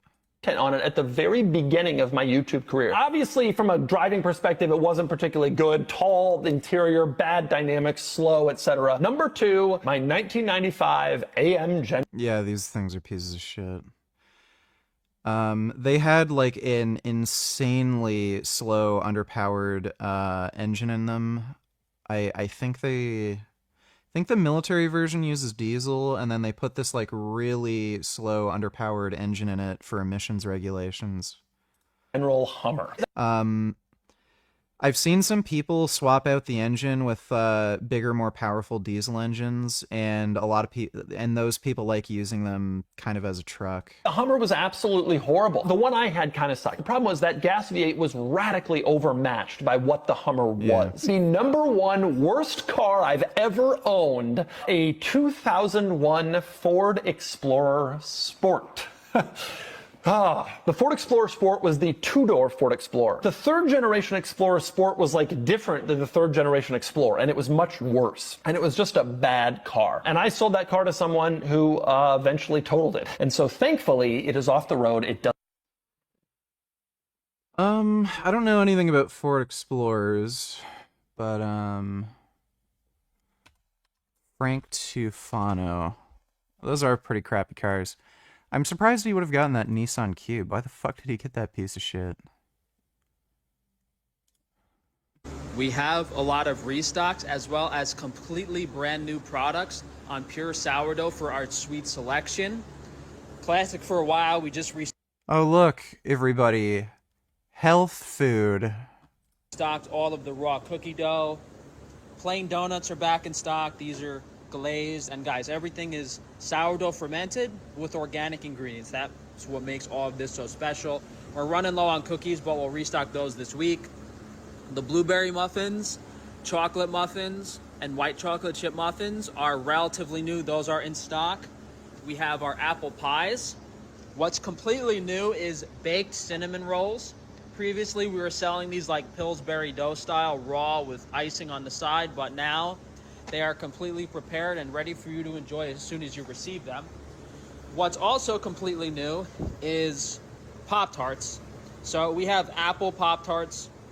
Some of you guys know, very nostalgic from when I was a kid, but these are super duper high quality and really unique. Honestly, pretty similar to an apple pie, just a different texture. And you know, it's just so weird remembering years ago, Frank was like, oh, vegans are addicted to sugar. Sugar is so bad for you. You'll get diabetes. And now he's selling like fucking, like all of this fucking pure garbage, just processed trash, and then passing it off as health food. flavor, slightly different flavor. The plain glazed donuts are back in stock. Some of you guys might have been missing these. And our blueberry... Oh, yeah, that's a good point. Pop-Tarts are trademarked. There you go. Frank's stealing intellectual property again.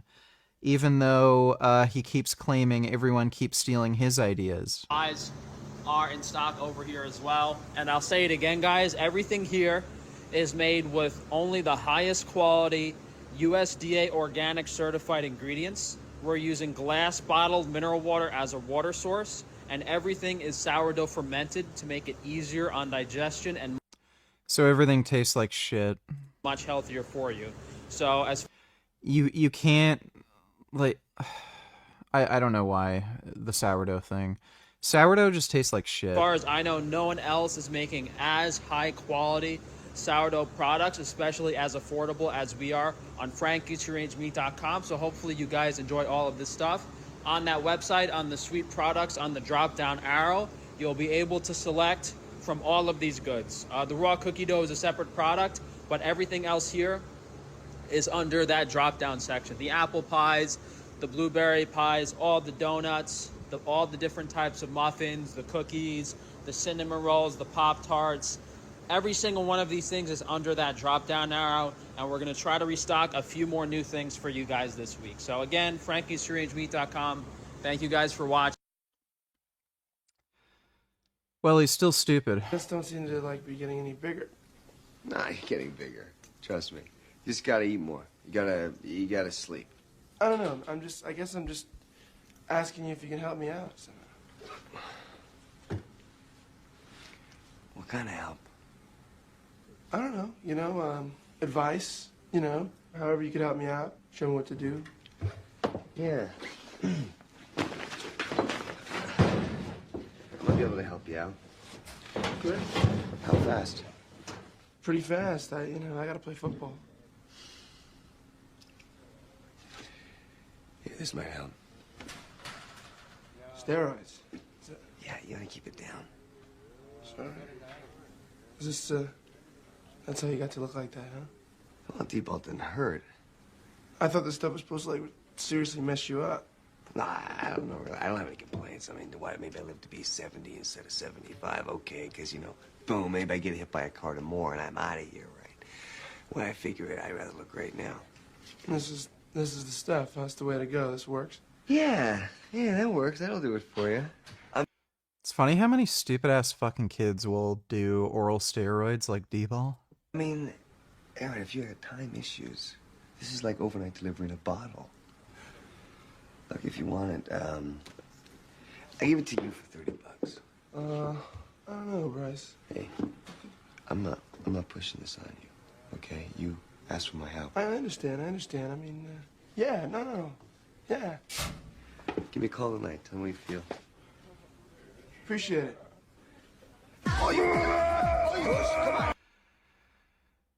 Like, I think higher doses of D-ball will probably make you kind of angry, and that it does cause shutdown, so I think especially once you get, you know, endogenous shutdown, you'd probably have your mood fucked up.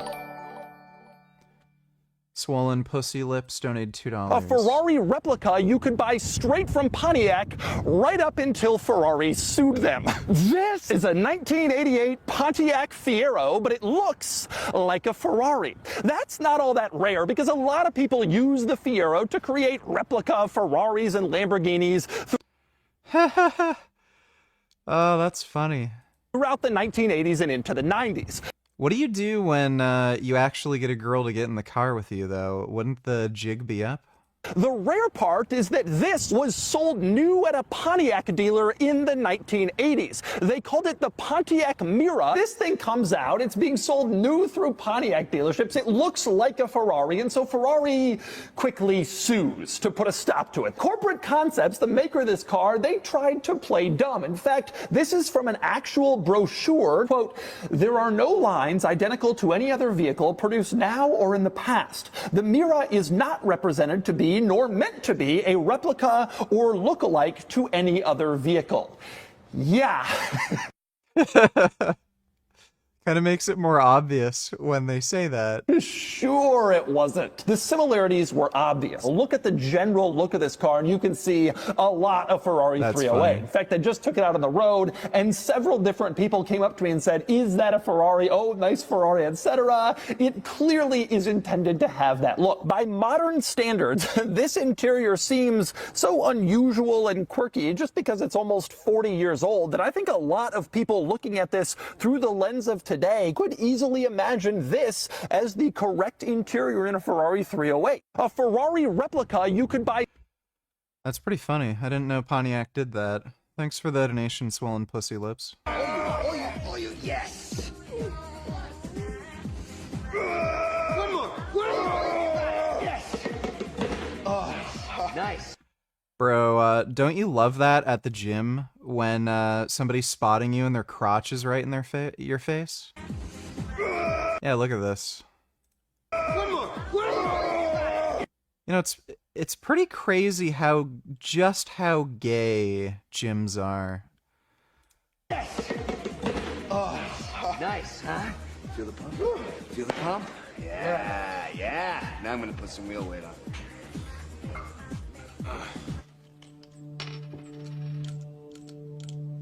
Yep, eat them like Skittles. That's how you take D-ball.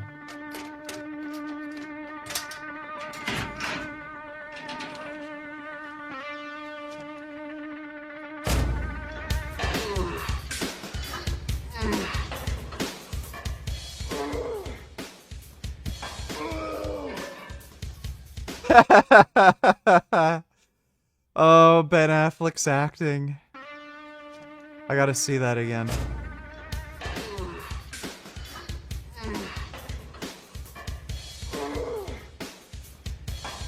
What the fuck? What the fuck is this? It's like turning retarded.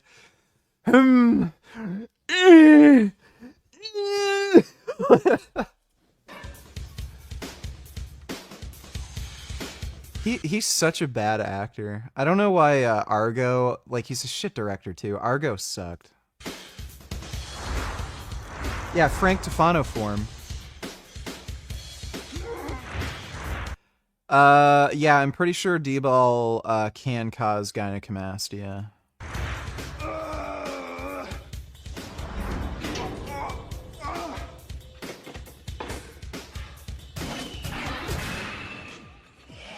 Pretty heavy weight there, buddy. Better let me through chemistry. I want to see some hitting. Show me some hitting. Go out. Attaboy, Henry. That's how you hit him. Griffin. All right. What are you waiting for? Don't let Henry do all the work. Hit him. Come on. Let's see what you're going to do, girl. Triple team. Come on. Get up. One more time.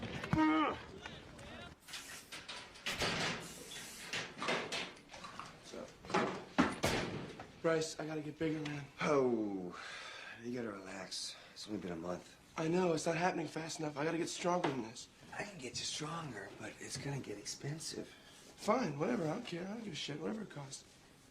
All right, I'll take care of you. I'll turn you into one of the big boys. Ooh. So you gonna give him Nandrolone? Or Winstrol? I think it's gonna be Winstrol. BRO. A John Wick style, martial light tournament, that involves guns. Fake guns, that is. You should find this place and compete. What is this? What the fuck?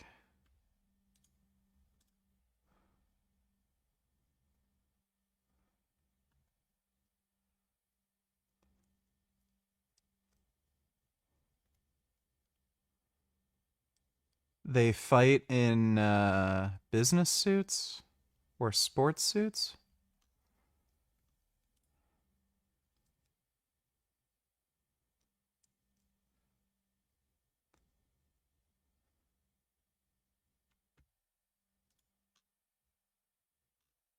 That is very weird. Baba Yaga is coming for you.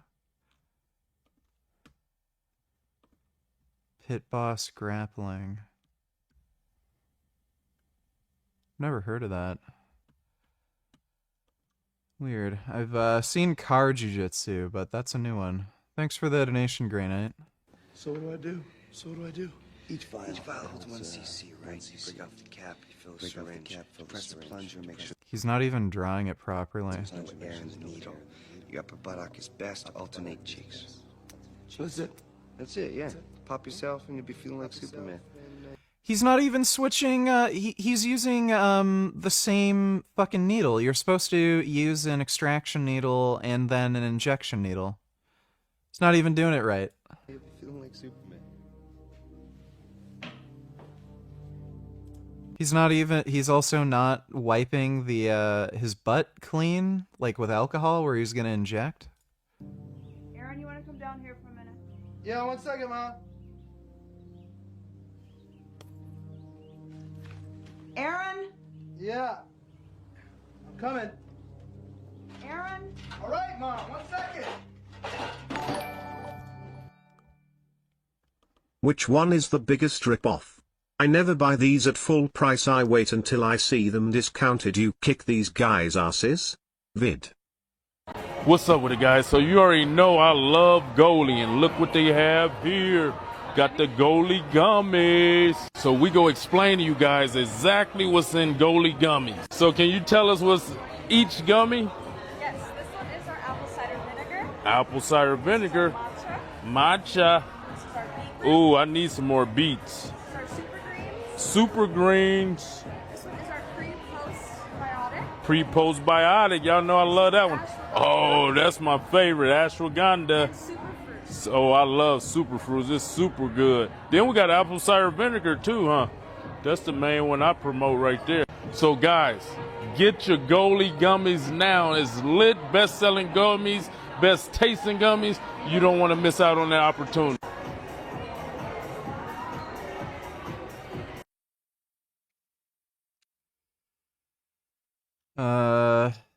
He's pretty irrelevant now, right?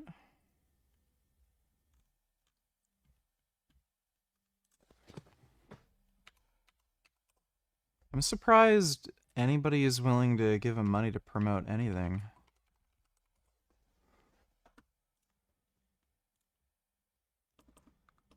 Yeah, he's fairly irrelevant. Did his teeth get knocked out? Teeth look like.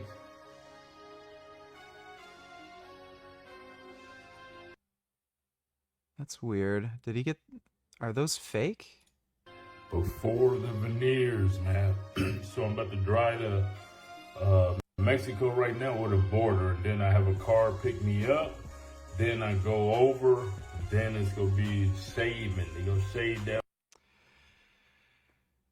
You should go to Thailand for this, not Mexico. Because one, it's Mexico. You could get fucking killed by the cartels or held hostage or something. And two, from what I've heard, Thailand is just better for medical stuff. So the type of healthcare that you're gonna get in Thailand is just better. And again, the price is gonna be fairly similar. It's just the plane flight that you have to pay for. On my teeth, guys. So so I'm on my way to Mexico after I had the test for this station. I'm getting a lot of crowns. So they're not crowns. So what they do is they put the porcelain over the front, then glue it around to the back. I recommend it. They're super dope. He's very watermelon headed.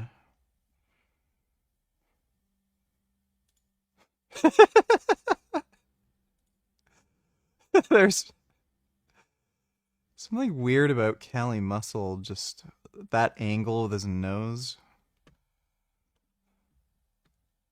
Alright. Australia's quietly introducing unprecedented age checks for search engines like Google. Search engines are in line for the same age search technology behind the teen social media ban.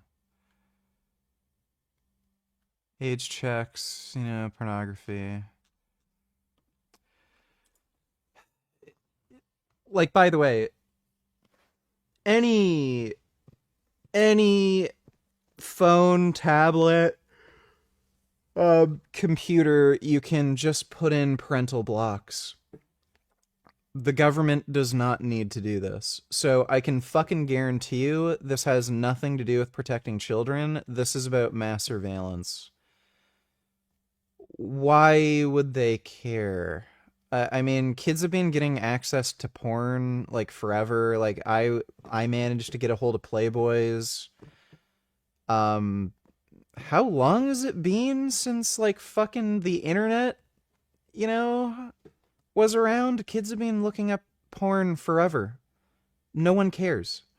So this is about mass surveillance. They just want your like fucking data and spy on you and get rid of VPNs and shit. So yeah, thanks for the donation. Free speech for animals. Oh, thoughts, test run for the rest of the world. Oh, my bad. Oh, wait, I fucked up the donations. Face, age, ID checks using the internet. Australia's about to fundamentally change. Yeah, like, again, this is just mass surveillance. Nobody fucking cares. It's stupid. No one ever gave a shit when kids were watching Playboys. Internet porn has been around for fucking ever. Again, nobody really cared. Like, not to mention violent video games, sexual content, like God of War. No one fucking cared. So it's about mass surveillance. Thanks again, though, dude. So, could you kick these guys' asses? Yeah, Shimonetta literally was a documentary. Yo, what's up? I'm the Jewish Hammer. This is my first time in the scrapyard. Hope I have fun, and I hope I don't gas out. Kaneken 170, this is just a test. What's going on, everybody? Fire Chicken here, back at the Scrap clothing brand, HK USA and Sasquatch Legend. Okay, you both been briefed on the rules of this match. I'd like you to obey my commands at all times. Match, choose to... Hey, this is Scrapyard. Let's scrap. Yeah. Let's go.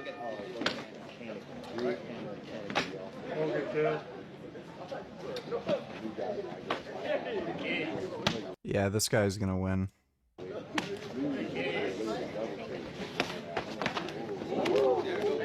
Guard up, Bill. Guard up. That's it. Very weak, uncoordinated, ineffectual attacks. But yeah, I think I could like win against both of them. Neither of them seem particularly good, but the one guy was just stronger. Bonus vid. There aren't many places where you can pair your cup of joe with a capybara. Ow. But here at the Capybara Cafe in St. Augustine, Florida, we're going to be feeding the capybaras. We're going to feed them with a flat hand on the ground. They are the main attraction. You take a piece of kale just like this. Justin Burgess is head supervisor of the animal care team. And you just put it right there in front of their face. They're very, very gentle about it. What is a capybara? Capybara is the world's largest rodent. They are native to South America. Basically, you can think about a guinea pig that got to be 100, 150 pounds. They have become hugely popular on social media, especially with young people who think they're simply cute. But to learn more about how this place came to be a Capybara Cafe, you have to visit the nearby Noah's Ark Animal Sanctuary, where anything from goats to tortoises who need help are rehabilitated. This sanctuary, however, runs on donations, which all but dried up during the COVID pandemic. Eventually, it became an idea that we need to come up with something creative to get funding, or we're going to have to shut our doors and leave some of these animals out in the street. They happened to hear about capybara cafes out in like Tokyo, Japan. They thought, well, we could probably do something similar to that. That's cool. Our capybaras can also actually bark. Capybaras are pretty dope. Thanks for the donation, Sneed. What is it, Mom? I'm late. You haven't been into my grocery money, have you? What are you saying? My wallet's consistently light. A whole lot of 20s when I come from the bank. So what? So I'm the thief? Is that what you're saying? If that's what you're saying, just go ahead and say it. No, I'm not saying that. I'm just asking. Well, I'm replying, okay? No. How's that?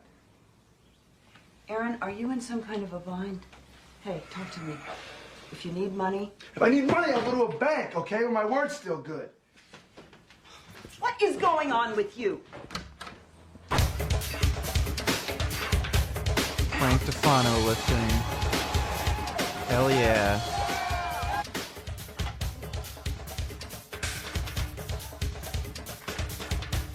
I like how he literally didn't get any bigger. Yeah, that's a body double.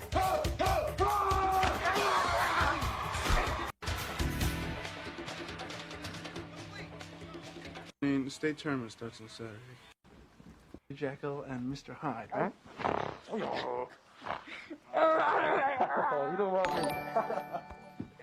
Trunks donated $2. I can't wait to give the government my ID to let me jerk off. Trunks, you blasted fool! Texans have had to do that since June 2023. Yeah, but now the British and soon all of Europe will have the benefits of mass surveillance. And the best part about it is dummies will argue for it because it, quote, protects their children from degeneracy, yet they're still not legislating the degeneracy. Why are you talking about the surveillance states?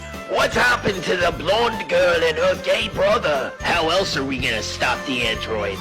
We've gotta monitor the whole planet. Palantir is not helping with the androids. They probably hired Dr. Giraud. Peter Thiel is a self-proclaimed Christian with very interesting views on the Antichrist. His homosexual lover mysteriously jumped off of a balcony in Miami for no good reason.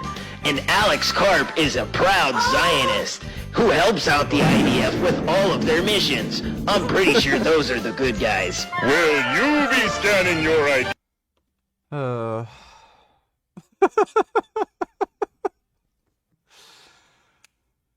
Well, yeah, that's basically what's going on. It's just mass surveillance. Thanks for the donation, Trunks. What? What? His hair's falling out. Aaron, your hair's falling out. Shut up. Aaron, what's wrong with you? What do you mean, what's wrong with me? Nothing's wrong with me. What's wrong with you?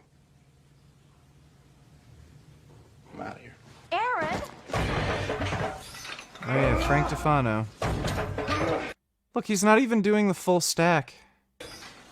It's just a little bit. Look at that. Just a little tiny little baby weight.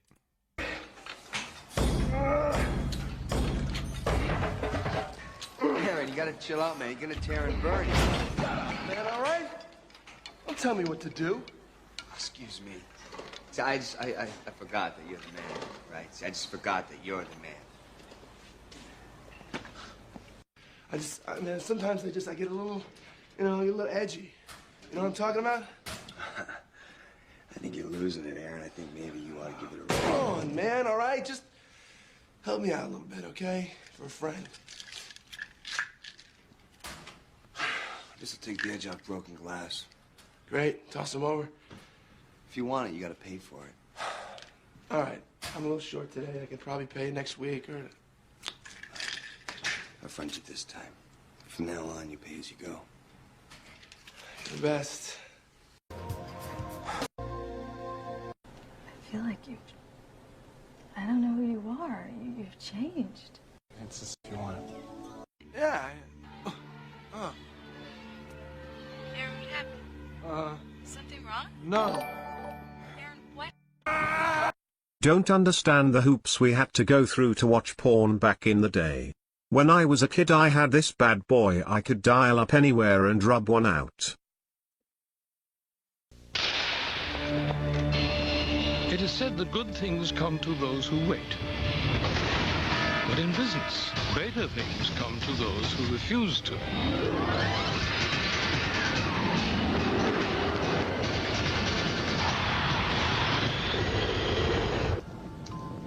And for people like these, an incredible weapon has been created. Velo from Philips Magnavox. Windows, email, internet. The power of a computer in the palm of your hand. That does not seem like a very efficient device to watch porn on. But thanks for the donation, random. I remember back in the day, I used my PSP to watch porn. Yeah. Funny. It's pretty funny. I remember there was like some fucking problem where I downloaded porn onto my PSP and then it wouldn't let me delete it. And my friends used my PSP sometimes, and I didn't want them like knowing I had porn on my PSP. So I had to format the fucking memory card and delete all my saves. It's so hilarious. Thanks for the donation, random. Pop-Tarts, email, and Frank's link. Oh, yeah. He's like not quite worth the effort. If you want, I don't have to do it. You can do it. So I'm sure they'll look at your email if you send them that. Thanks for the donation, though. Less is copyrighted.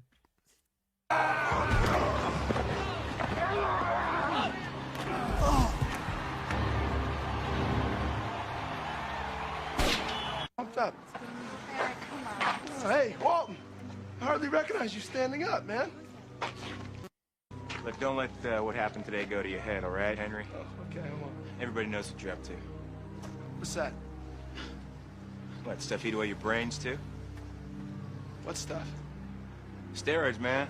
What's he talking What, you think I need steroids to kick your fucking ass? Vegan Flames, $22. Do you think this campaign is effective? Injured by a vegan. Call Seymour, Louder Milk, and Associates. 866 hate vegans. Probably not. I don't think many people are getting injured by vegans.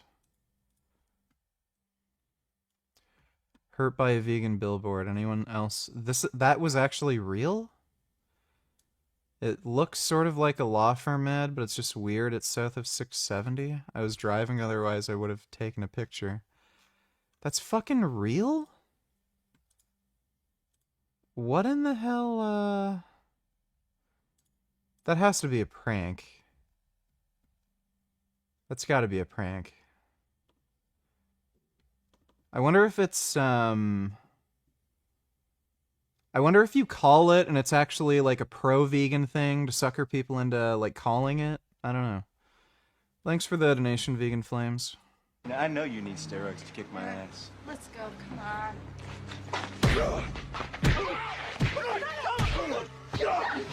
I love those sound effects.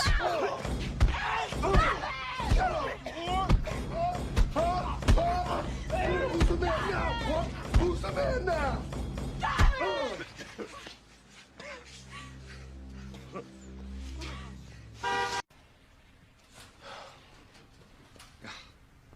You're tearing your ligaments and your tendons, Aaron. It's stupid. Just admit that you've been stacking. Bryce, the only thing I've been stacking is guards and tackles. Okay, I got an undefeated season. Ah, undefeated. That's great.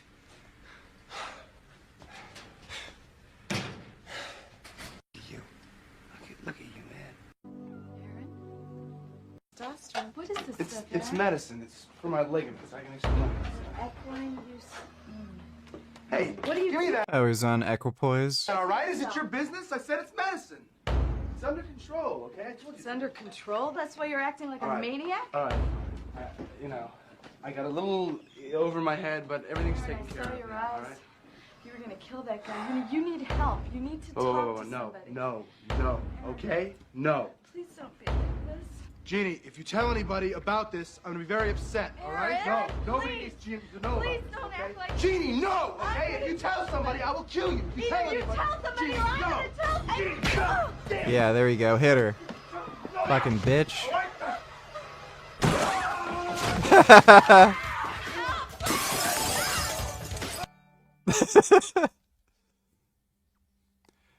Well, I mean, she is a cunt. She's gonna tell people that he's taking steroids. Like, fuck you. Cows are better than dogs. Donate $2. Have you ever watched porn on a 3DS and stereoscopic 3D in general? No, I never had a 3DS. But yeah, I did use my PSP to watch porn. Thanks for the donation. Cows are better than dogs.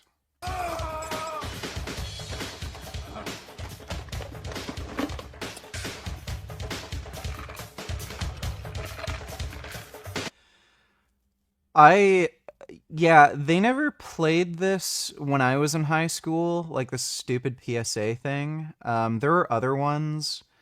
I remember when I was like in the, I think, third grade, there was some cigarette smoking PSA. It was really weird and manipulative. Rather than just talking about like how bad cigarettes are for you, like the health consequences, they made this whole story where like some kid started smoking cigarettes when he was like in the 8th grade or something, and then it set off a whole chain of events where he became like a fucking career criminal and then got locked in prison for like murder or something. It was fucking bizarre. Like, it wasn't just good enough to tell kids like, hey, if you take cigarettes, your teeth are gonna fall out, or you're gonna die of a heart attack, or get cancer. Like, they literally tried to drill it into your head. If you smoke cigarettes, you're a bad fucking person, and you're gonna kill someone and end up in jail. It was so weird.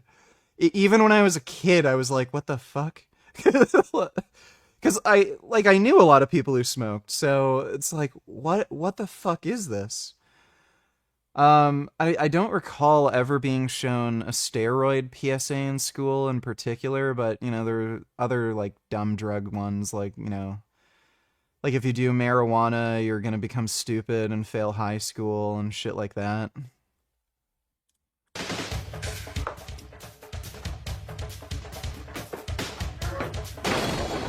Well, yeah, like, Ben Affleck played Batman well, but he didn't play Bruce Wayne well. But I did like, you know, the way he played Batman.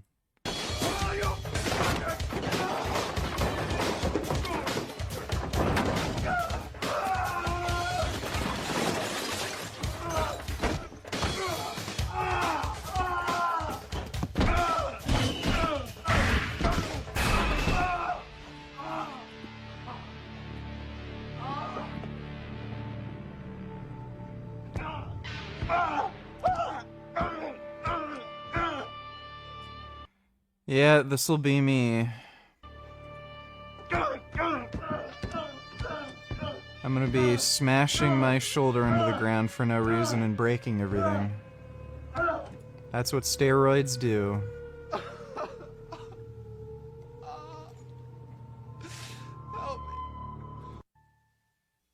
Hi, I'm the real Aaron Henry. The story you saw was based on events that occurred in my life. I'm a perfectionist, and it was a part of my character to want to be the best. I would have gone to any lengths to get steroids. I lied, I stole, I even sold drugs to get them. I was a time bomb waiting to go off. I could have hurt anyone at any moment. I even thought about killing myself due to the depression that steroids put me into. I have had to live with the physical damage I experienced from steroid use, including 2 heart attacks, kidney damage, and ulcers. Even though it was I would never ever hit Gum Gum. I fucking love that cat, dude. many years ago, I have lost a part of my life that I'll never regain. If you're thinking of doing steroids, don't. When I was in the 6th grade, I got me and my friends to lie on a school-wide anonymous drug survey. We agreed to put yes to everything. There was this huge school-wide intervention. Administration thought we were smoking crack and LSD, lol.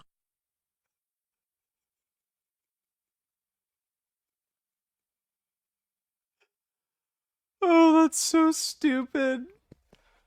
Oh my god, that's so stupid.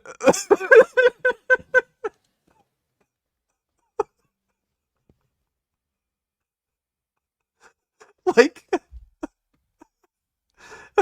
Obviously, kids are gonna lie and be like, yeah, I'm doing crack, I'm doing meth.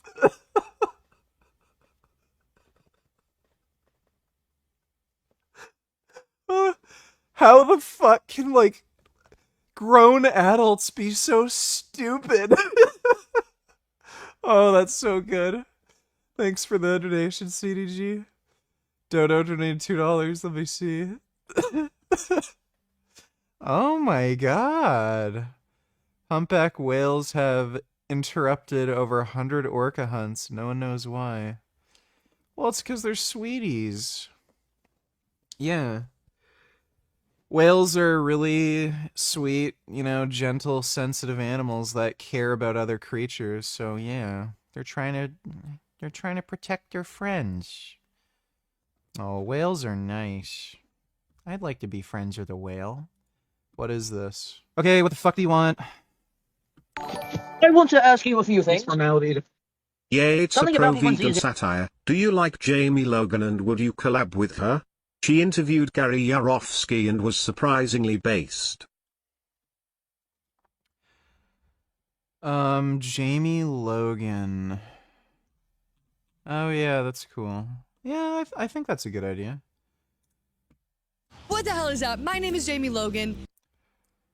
I don't know who she is. I literally do not recognize her face at all. When it Yeah, maybe we can check out, you know, another Yarovsky interview. Probably not tonight. We're gonna play games like nowish. And I'm being sued by Seymour and Louder Milk. If you've had your feelings hurt by a vegan, you could be entitled to compensation. Were you injured? Because it says injured by a vegan, you could actually get compensation. They're suing me for going upstairs. Can I help notice? There's barbershop. Well, I'm sorry, that sucks. Thank you. Well, best of luck, man. I mean, crap. I think... Oof, Lord. I'll take a look at her Gary Yarovsky interview probably next stream, but I literally do not recognize her at all. Thanks for the donation, Vegan Flames. Zero, do you consider yourself to be a good person? Yes. Well, I think it's funny how one of my friends told me how you clearly saw her messages, but she told me it's ironic how you're denying the truth. You're clearly a bad person, and you tried to threaten Penguin. Fuck. Hate my stutters. Penguin Z0, you threatened to kill him. You said, if you guys come near me, I'll kill you with whatever those type of items were that you had in your hand. And Penguin Z0 clearly dominated you in that debate you had. That's why you didn't speak to him. We never debated. I challenged him to a debate, and he came up with the stupid fucking excuses to dodge debate with me, and all he did was make a series of personal attacks. So exactly how... Well, so the debate never happened. He only made a response video. Exactly how did he dominate me in his response video? Well, I think it's just ironic how he said many things in his argument. Just give me a second. Something really fucked up happened to a friend of mine. I'm just gonna be a minute. I'm gonna see if I can call him.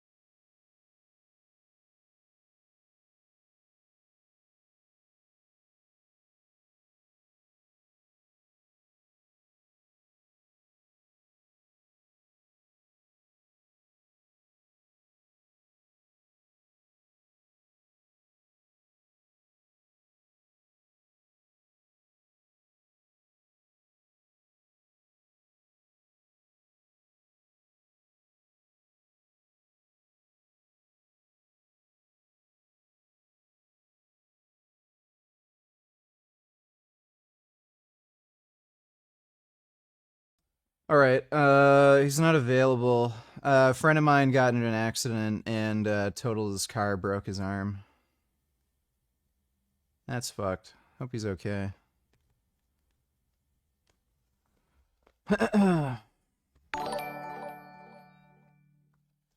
CDG at others. I may be dyslexic, but I am not retarded. Okay. Well, that could explain some things. Thanks for the donation, Dodo. Argument to you, and after that you had nothing else to say back to him. Yeah, you I couldn't did. think I made a response back, and I refuted each and every single one of his fucking claims. So do you want to go point by point what he said and my refutation to it? You also do realize Yeah, so that can you even give me one argument he made that I wasn't able to refute? Hold on, I think I can find it right on here for you. Vegan Gains debates a literally mentally disabled person because no one else will debate him. Yeah, pretty much. Because I clearly know he has some arguments against you.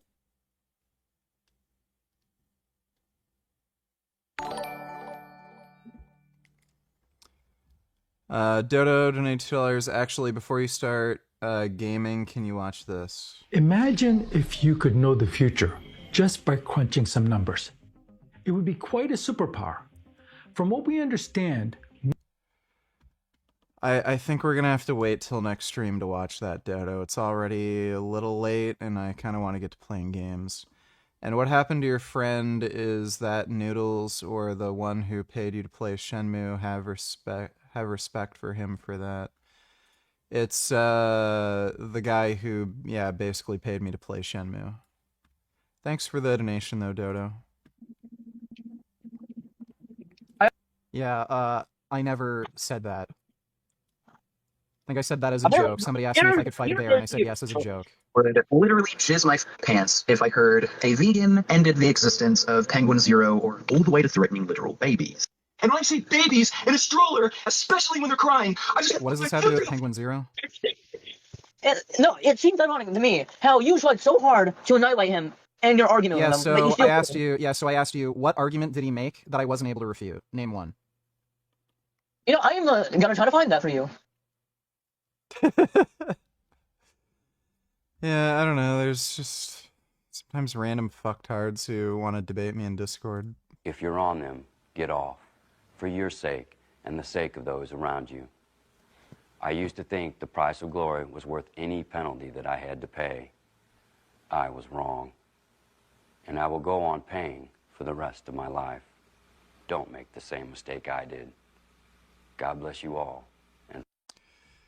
Yes, that's right. Don't ever do steroids or you will permanently and irreparably ruin your life. Oh.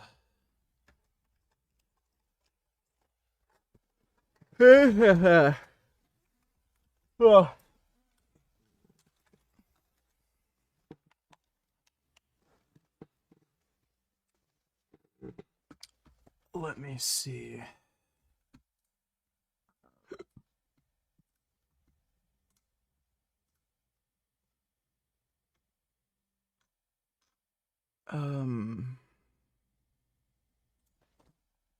Oh, did he call me? Fuck, give me a second.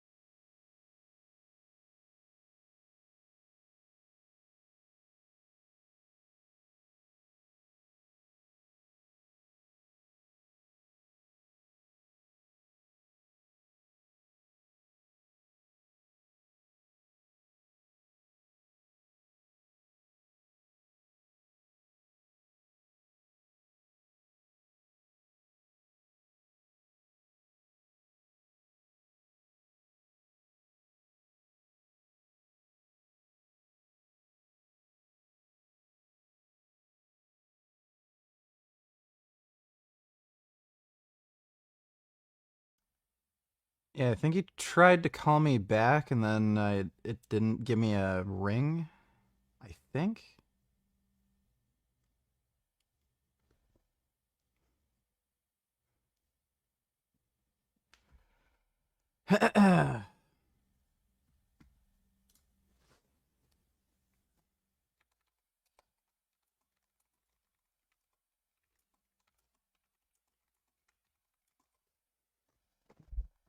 A friend of mine. He got into a car accident.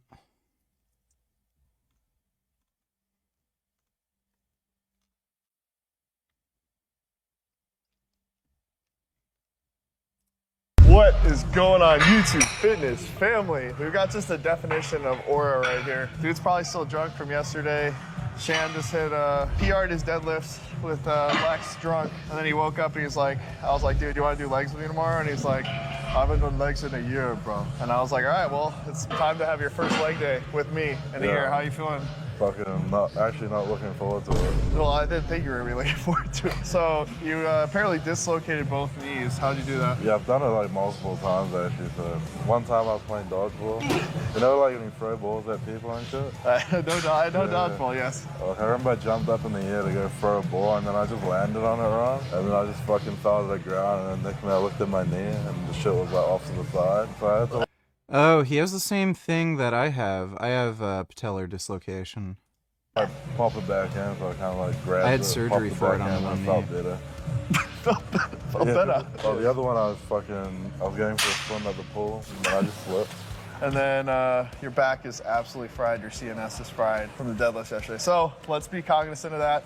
We're gonna start by mobilizing with some leg press, see how the knees hold up, and then we'll go from there. Okay. So honestly for you, most people would think, okay, I need to like limit my range of motion because it's gonna help my knees.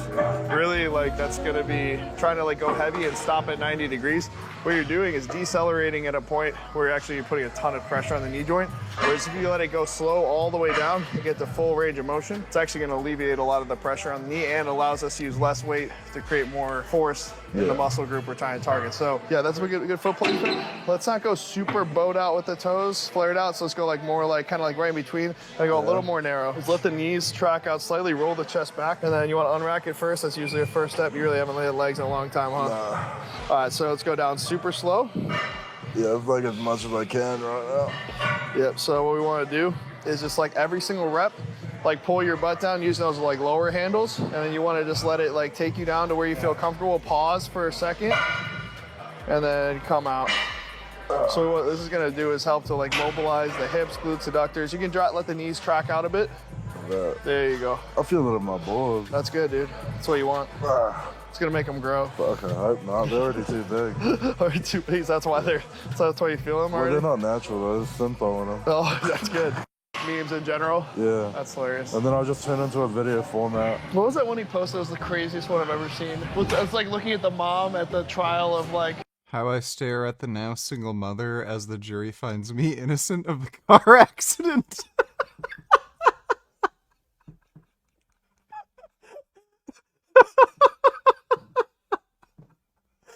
Oh, that's a good one.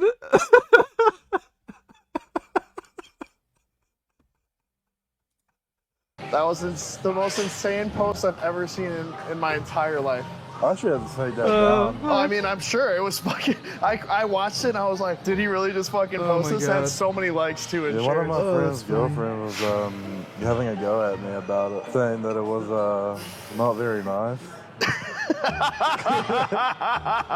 Well, he literally posted like, dude, like looking at the mom of the fucking like kid I like hit while drunk driving, in the courtroom, basically insinuating you're like hitting on her. It's like a fucking insane post, dude. Yeah, I wish I could have kept it up.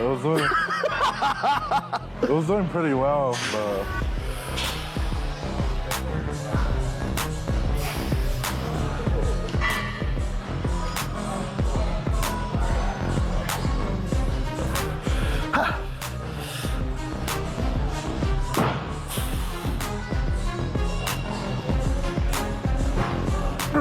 I wish I could do that. My fucking left knee has reduced range of motion from all the like surgeries and shit that I had done to it. I can't bend my left knee that much. I just got BBC'd, bro.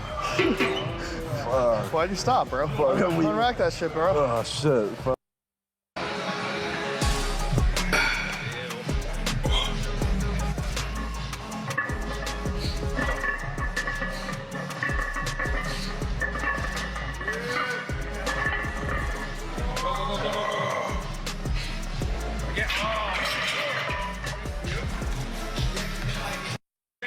They sit on the sink, so the sink presses up against the butt, it makes it look bigger. Don't act like you don't know what we're talking about. Shut up, dude. These remind me of like thank yous. Thank yous? What are thank yous? You know what thank yous are? Well, they have to fucking explain it. It's like when you just like squatted on something and you're like, thank you. Thank you, thank you. Thank you, thank you, thank you, thank you, thank you, thank you, thank you. Dude, I'm trying to learn how to use it. So you have to say thank you at the bottom, right? Yeah, you do, but... Well, I'm gonna do it too. So you yeah, have to... I'll wait till it's yours to... No, it's your turn. Thank you. Thank you. Push forward. More. Oh, fuck, I'm already shaking. Yep. And now back and out. He's self-proclaimed. 3, 4. Shansbro's pretty hilarious. He stopped taking training seriously and is kind of like becoming a drug addict. Apparently the Chinese are starving too. Oh yeah. Yep.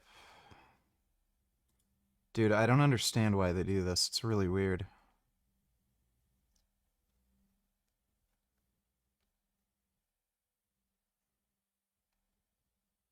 Yeah, they just show off their big fat stomachs. It's really strange. Thanks for the donation, Twat Destroyer. They're clearly starving. Let's see. NES emulator. Here we go.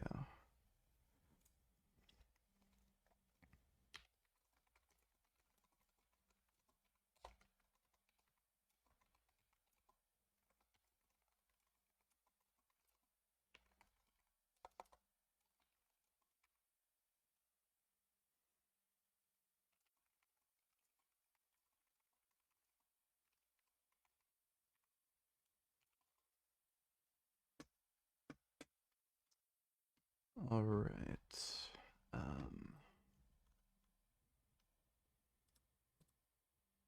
Actually, it doesn't matter.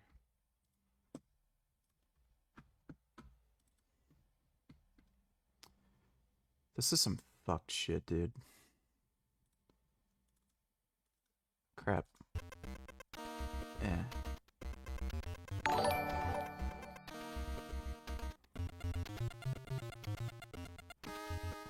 Dodo donated $2. Fucking Bella Ramsey.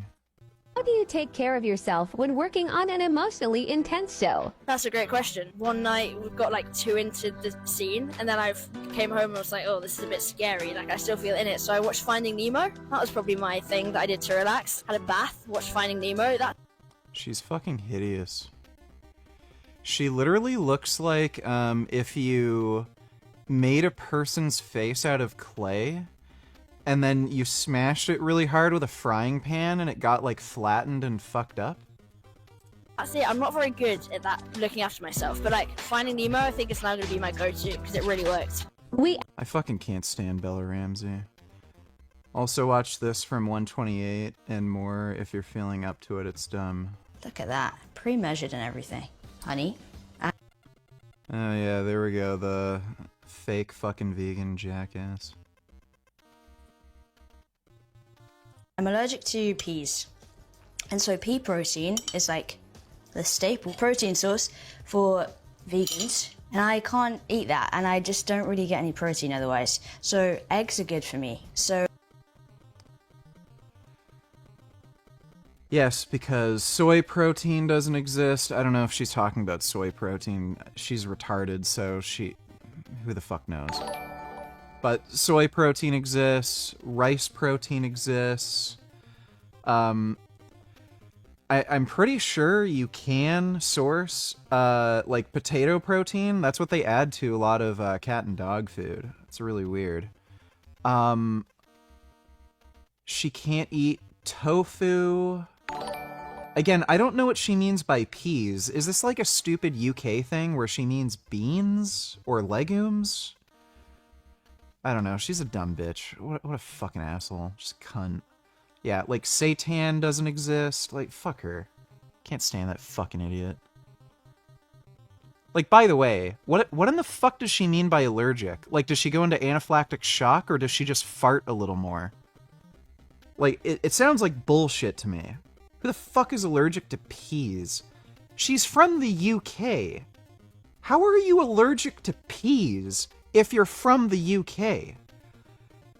It's like being allergic to fucking falafel if you're from fucking, like, Palestine or something. Like, yeah, right, dude. This is everything I ate at the best fine dining restaurant in Mumbai. Avtara's menu is curated according to Ayurveda. We first got a few drinks. I tried the vegan spice buttermilk, which was light, creamy, and salty. It was made with almond milk. The starters contain the 6 tastes: sweet, astringent, salty, bitter, sour, and pungent. The dishes are all inspired across the states of India, so you get a beautiful and wholesome experience. My favorites were the beetroot rose in Madura, which literally popped in my mouth. The next course was the grilled watermelon with stone fruit pickle and tomato water. It was tangy and very, very interesting. Then we tried the artichoke dumpling, also known as kurikate, balanced with a spicy okra techa. I was surprised by the next course. The savory ragi crust was stuffed with horsegrass mousse and potatoes. It came with this unique tea made with leftover lentil water and sesame oil. Then we tried the raw banana chaat with avocado chutney in the shape of a taco. What really got me was the frozen passion fruit and spiced guava water. My mouth was way too small to have it all in one bite, so it was quite the struggle. Then it was on to the savory mains. We had the cannoli with a green pea filling and carrot chutney. Okay, whatever. Thanks for the donation, Dodo. Good, donate $2. Should we clip Charlie saying Beyond Meat tastes better than cow flesh to send to all his fans constantly? Worth noting, I fucking love meat alternatives. He mentions that there's... Well, they already know about this. Like, he's just a fucking asshole. I can guarantee you the only reason he said that is because he thinks it makes him sound, like, better optically somehow.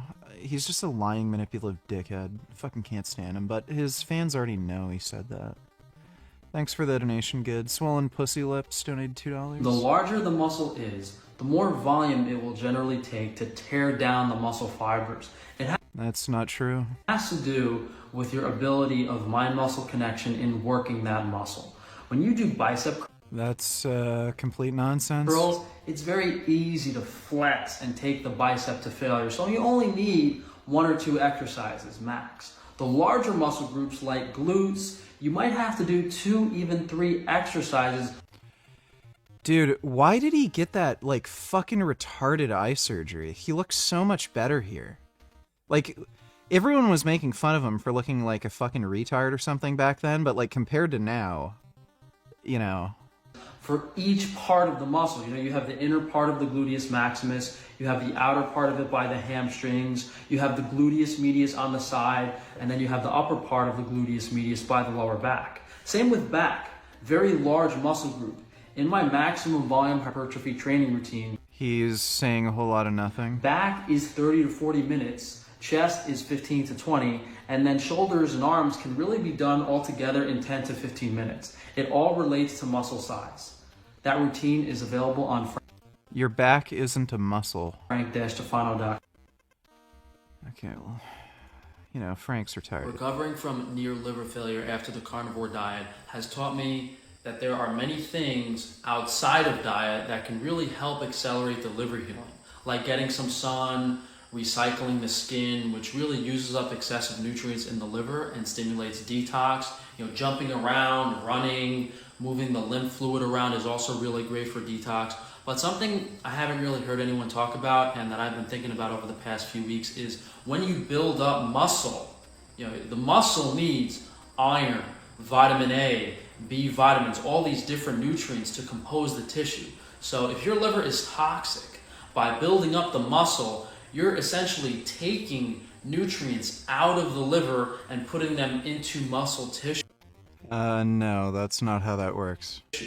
So when you exercise and work out regularly, that can definitely help keep your liver functioning and moving and accelerate the detox over several years. He's a fucking idiot. He's so stupid. I don't know why anybody... Well, I guess I do know. I'm lying. Everyone's just a fucking idiot. Thanks for the donation, Swollen Pussy Lips. Alright, we gotta fucking practice this section.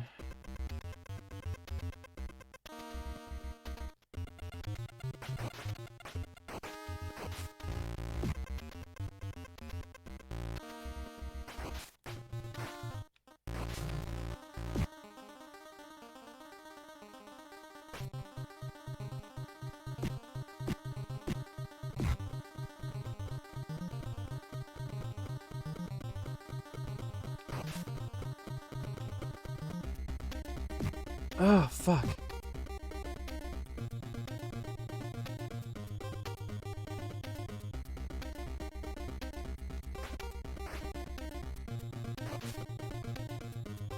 I just realized you play a toad in Battletoads. No! Fuck. No, fucking bitch.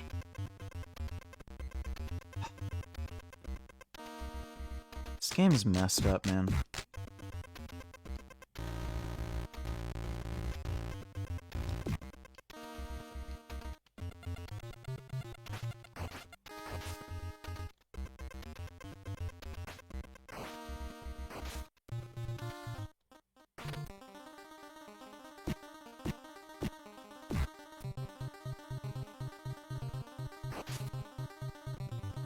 Hey.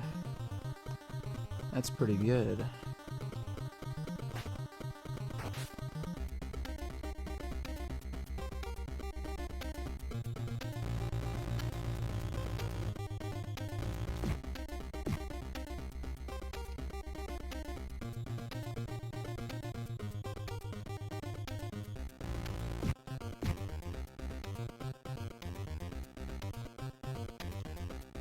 Fuck.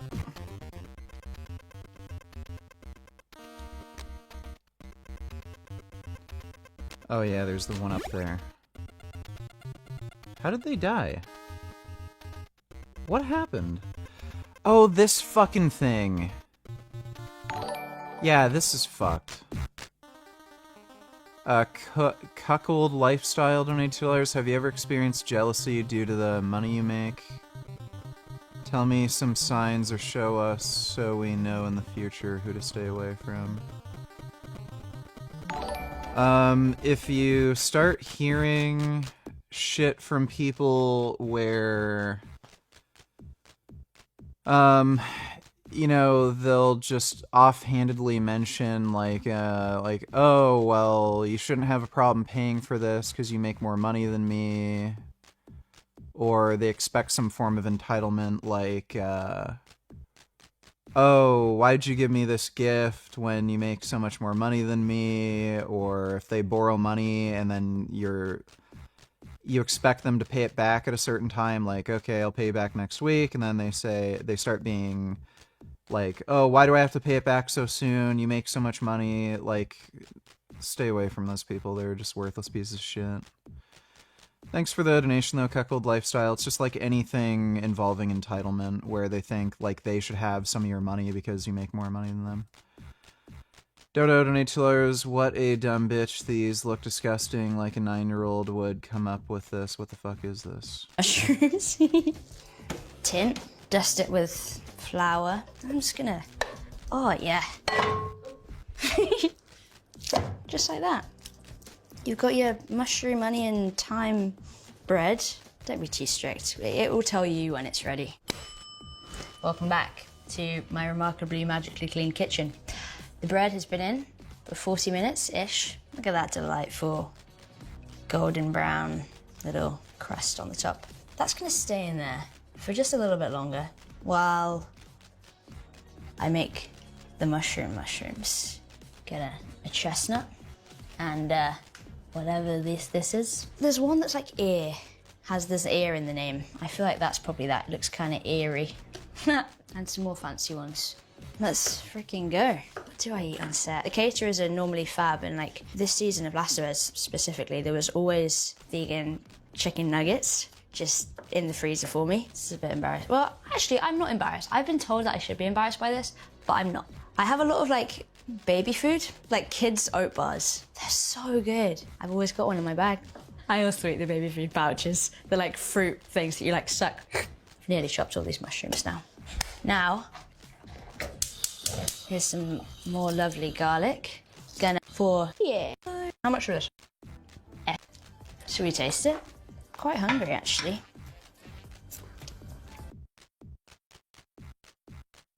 You know, I think British people are just fucking retarded. They just put weird shit on toast.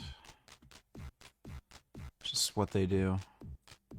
Sugar, coconut yogurt, and then butter. Butter, mushroom syrup. What more could you want? Oh, what's gonna happen, Joy? I'm gonna get, you know, feel like a.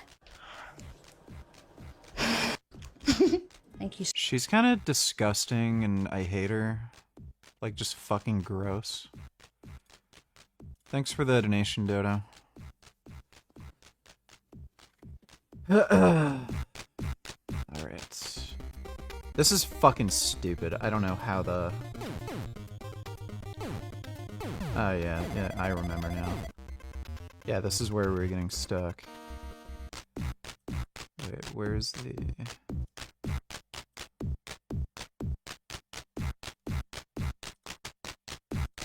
Did we not save right there? There we go. Ah, fuck. Oh my god.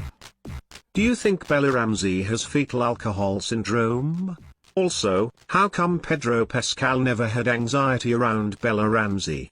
7, 7, 7, 7, 7, 7, 7, 7, 7, 7, 7, 7, 7, 7, 7, 7, 7, 7, 7, 7, 7, 7, 7, 7, 7, 7, 7, 7, 7, 7, 7, 7, 7, 7, 7, 7, 7, 7, 7, 7, 7, 7, 7, 7. Just gonna skip that. She either has fetal alcohol syndrome or she's inbred or something. I have no idea why Pedro Pascal never had anxiety around her. Maybe he did, and he just didn't mention it. Thanks for the donation, though, dude. I gotta go take a piss. I'll be right back.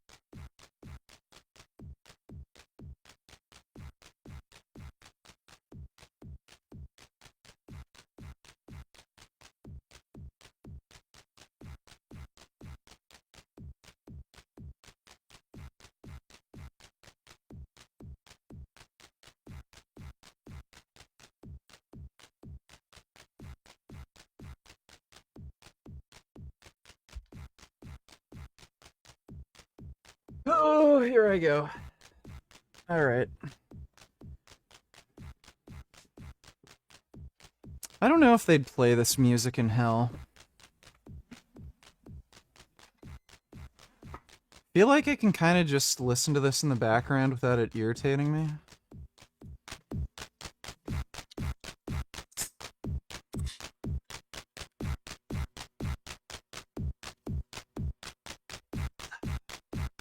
I don't know if there's a setting to mute the game if it's not in window.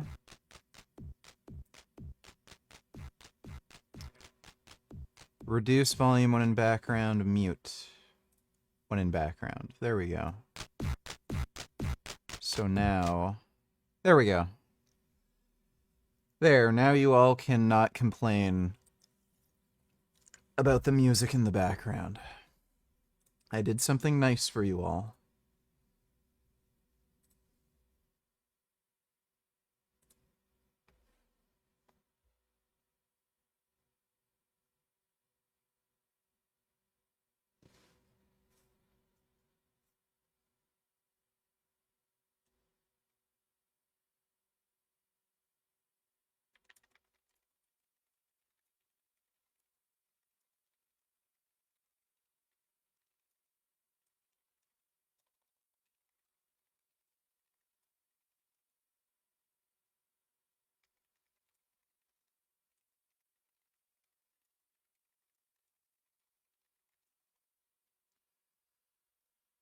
Okay.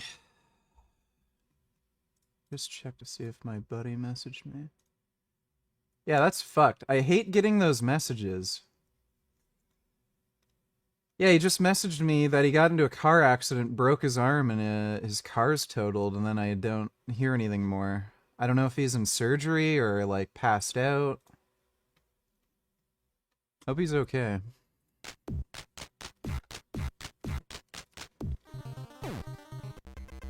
So...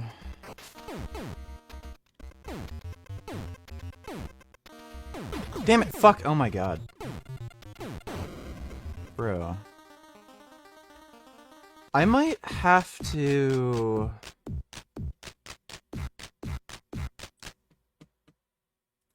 On the upper part, and slightly below that is where you want to be when you're dodging downwards. Jurian rider riding Fuck! Jurian. Shut up. Make sure to duck point corner while the choroid, so punch fast. So underneath the cog. I usually aim for the bottom pink pipe. That's where I'm trying to swim towards. And if you're behind the cog, this part is very easy. You can just take your time, make sure the cog stays ahead of you. We'll be able to easily get to the... Like Jesus H. Christ, man, how much longer till you're finished with Battletoads?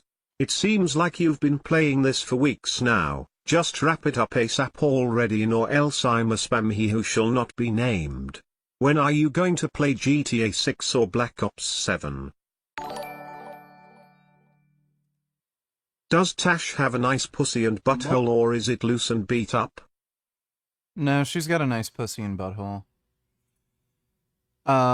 She made a really sexy video with Rafaela, you know, militant vegan, on OnlyFans, and they were naked together doing BDSM stuff, showing each other's butts and pussies. It's pretty hot. They were like showering together, rubbing each other's tits. Yeah, Battletoads is fucking hard, okay? And,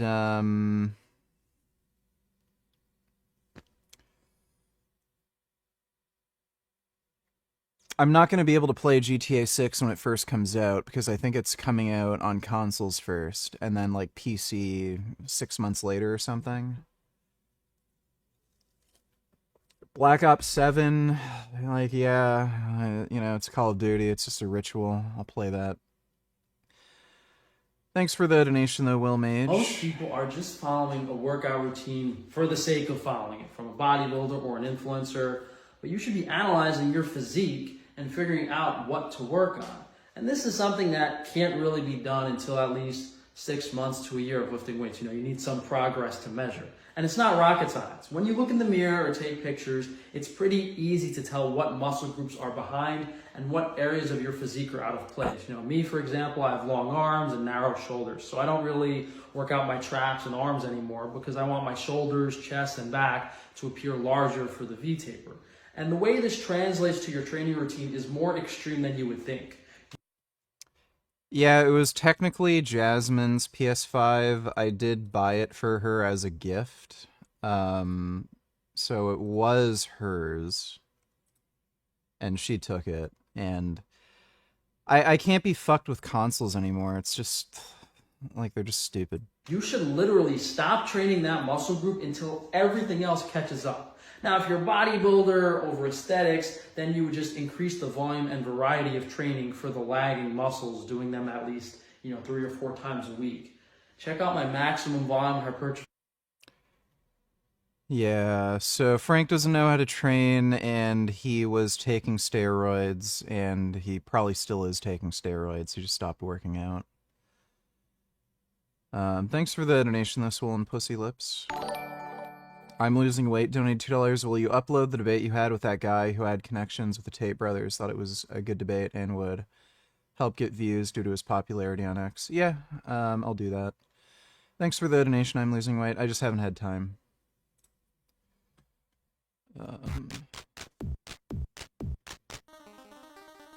Oh, wait. I was gonna... Got sidetracked. Fuck.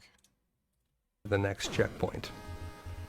So, just swim behind the cog, and come down here and then come up into this pipe. It's possible to skip you'll lose a life. Hera, just come down here and then come up into this pipe. It's possible to skip more, but it gets very difficult to do at this point.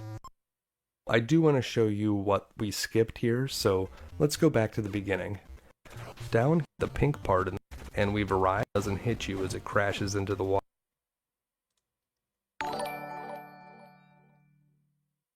YoVG, I was driving down the road and some guy pulls out in front of me. I smashed his car to shit. I think he broke his arm. I had to get out of there. I can't go back to jail. Also draw Gig and Andrea with their son opening Christmas present and VG cry in corner. Are we gonna be able to play video games at some point, you fucking asshole? Like...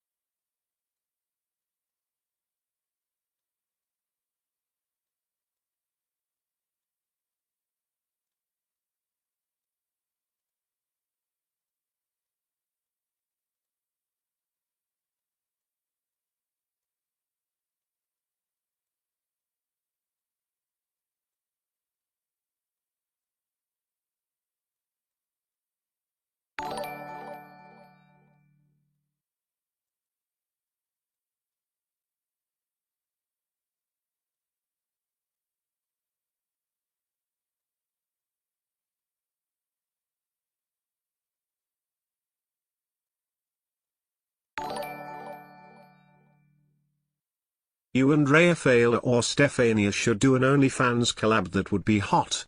You could also do it in the name of veganism. Well, yeah. I don't really like having sex on camera. I just want to, like, eat her ass, you know? Suck on her tits. She has nice tits. I want her to shove her tits in my face. Thanks for the donation, Swollen Pussy Lips. Kid Boo donated $2.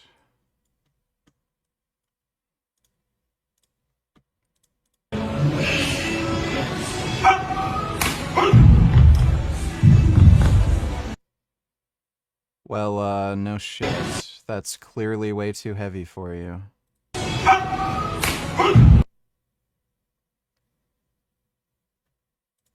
Well, that's an interesting way to break your arm. Thanks for the donation, Kid Boo.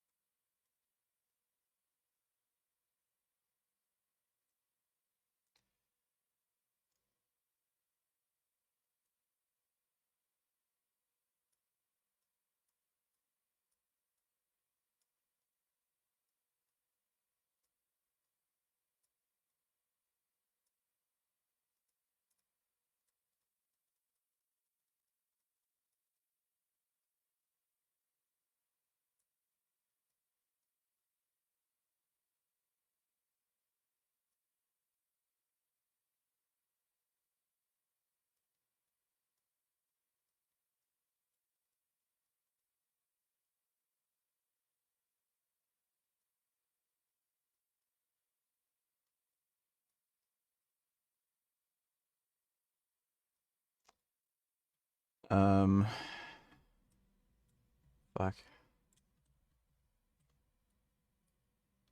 Damn it. Okay, there's Gig and Andrea watching their son open up their kid's Christmas present, and I'm crying. Why do niggers treat rape like it's worse than murder? Is it really that bad to rape, and why? Like, what's worse, beating someone up to a pulp or raping them? Just seems like rape isn't that bad big deal. You got a cock shoved in your pussy you didn't want.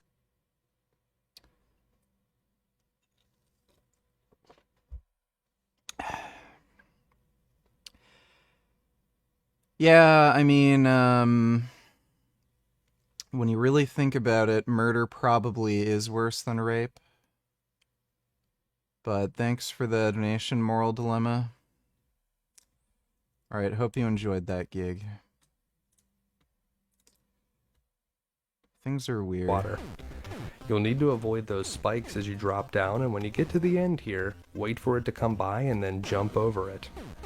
You'll want to get a running start at the beginning of this crazy cog section and jump to stay out of the water as much as possible. Make your way back up across the top and head over towards the wall so it doesn't hit you as you drop down. Hold left here, then right, and then we're going to hold left again and right again to avoid the spikes in this section, and we're going to hide out in this little... Apparently, wall hackers and BF6 beta, yeah, they probably haven't...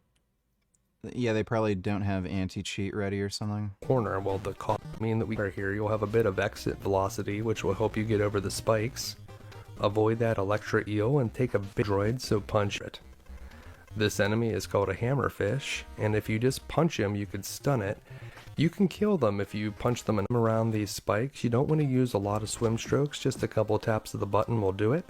And then you can quickly avoid the shark over here in this next section by swimming fast. So come up and swim fast. You can even go between those spikes, but that's probably an unnecessary risk as we need to escape a cog here, and that was a checkpoint as well. Now we're going to do a trick down here. Just swim off and then quickly swim up again and you can get underneath the cog. Just swim up. Well, now we're going to do a trick down here. Just swim off and then quickly swim up again down here. Just swim off and then quickly swim up again, and you can get underneath the cog. I usually aim for the bottom pink pipe. That's where I'm trying to swim towards.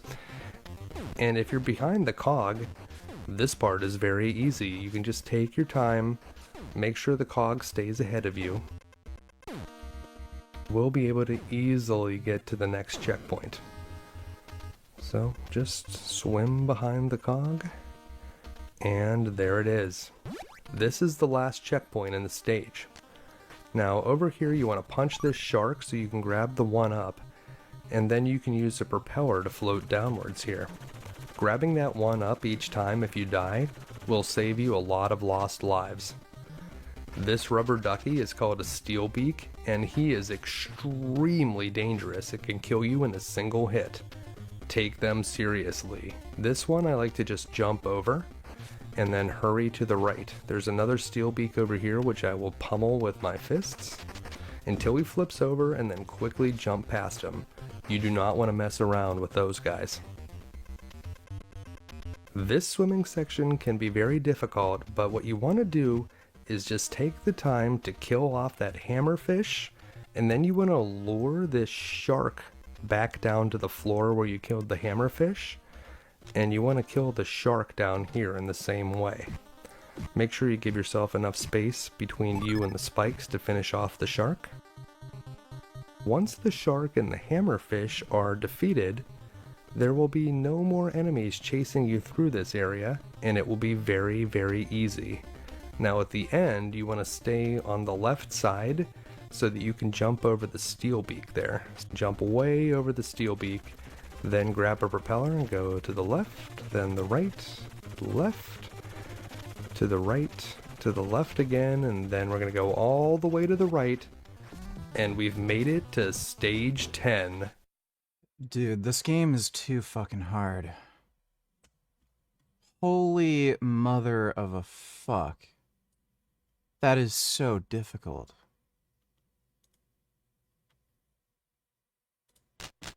It's just so disheartening seeing how difficult it is. It's like, oh my god.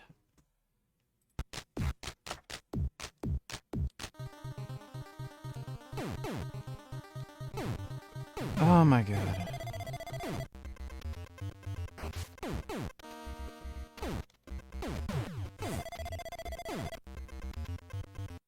Ah, goddammit. Yeah, this is just fucked.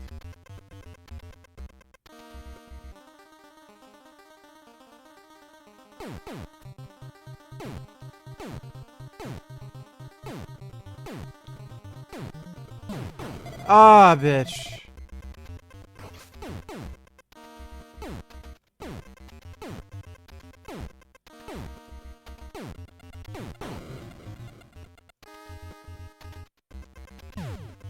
Hey, it didn't work. What the hell?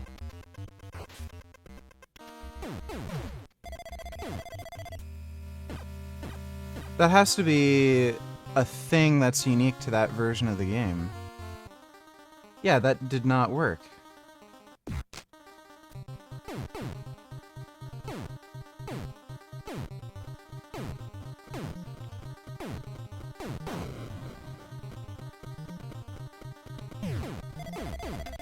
What am I doing wrong here?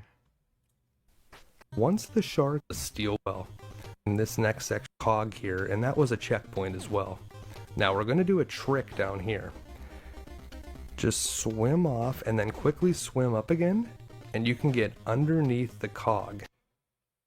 Oh, aim for here. Just swim off and then quickly swim up again. Okay, so I guess I did it wrong. Oh wait, maybe this was... Oh no, I'm starting in a different spot.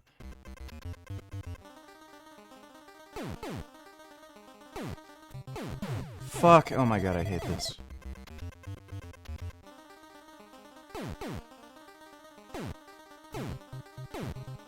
Oh my god.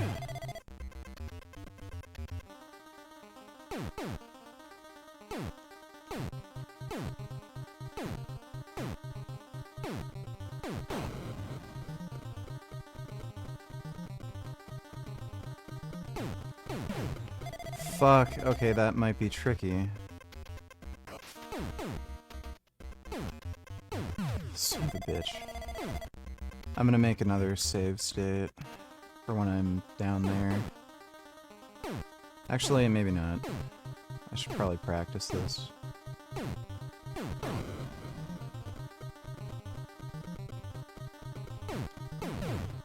Fuck!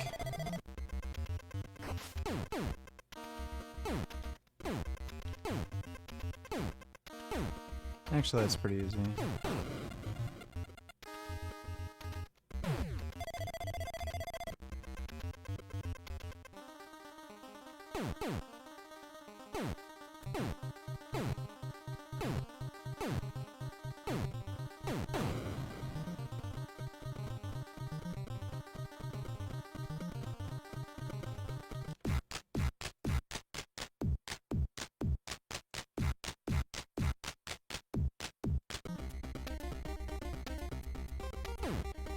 Oh, I did it!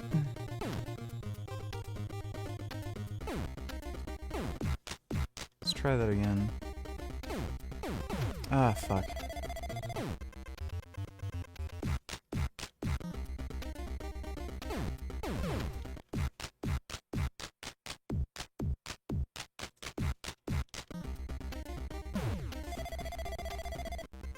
You need, like, really good timing. I'm just trying to practice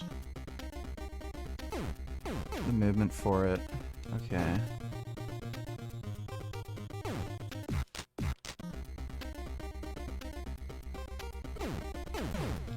Fuck. Can't do it consistently. Fuck.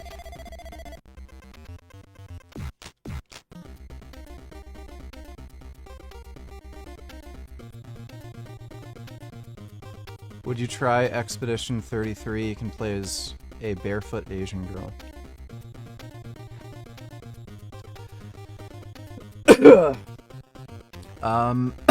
I don't know what that is. Okay. Let's see if I can just get it like 2 or 3 times in a row. Fuck!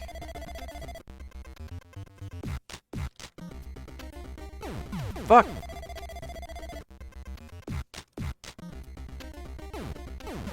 Fuck.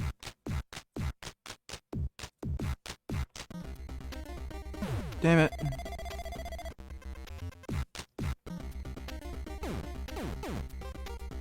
Okay.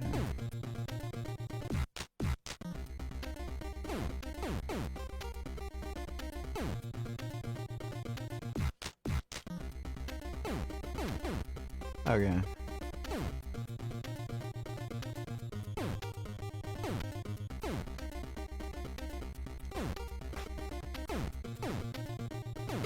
Damn it, oh my god.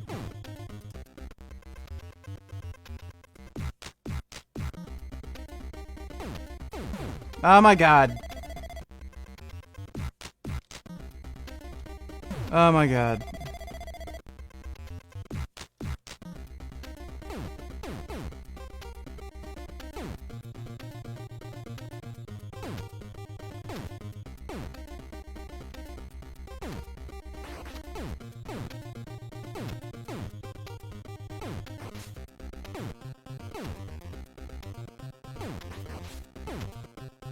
This game is actually fucking fucked.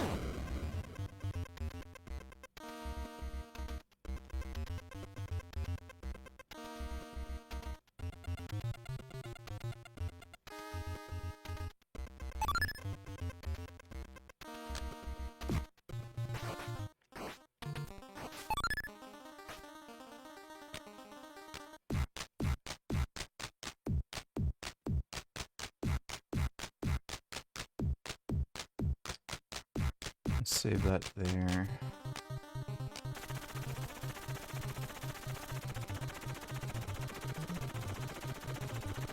Oh shit. Damn it! Ah, fuck, I forgot about the thing.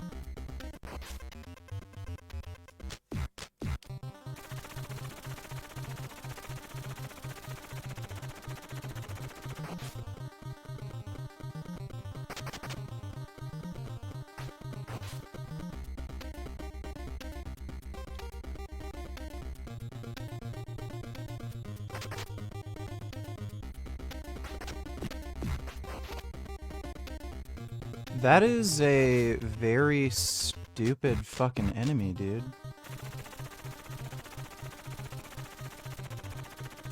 Yeah, I hate turn-based games. They're fucking stupid. Yeah, just jump over them. Fuck doing anything.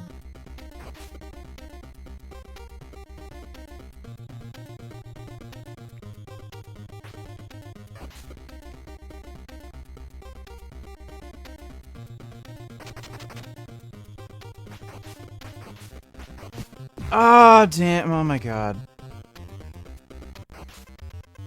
Fuck these stupid things. Did you ever like Pokemon? Not really. I thought every character in the Pokemon show was just annoying. Especially Misty. She was just total cunt.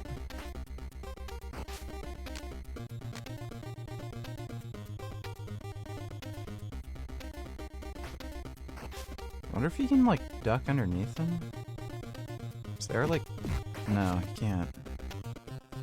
Dude, this game is cheap as shit. Fuck me.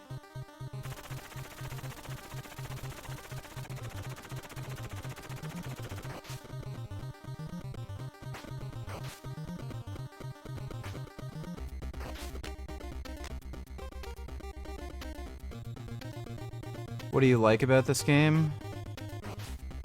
Well, it's got good controls, and it's kind of like an all-time classic. How do you... Okay, buddy. How are you even supposed to, fuck with this?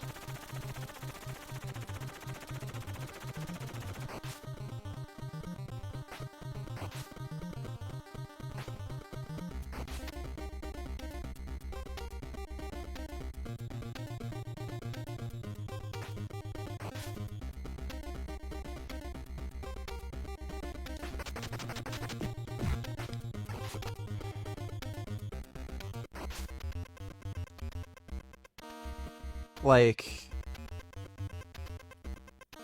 I'm gonna try one more time.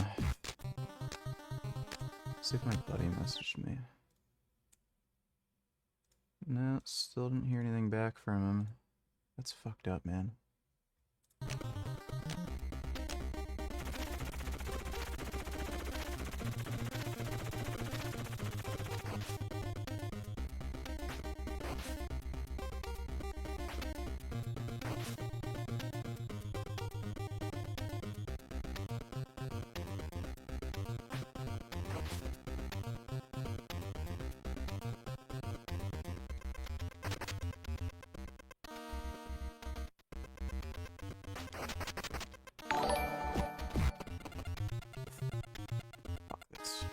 Fuck this.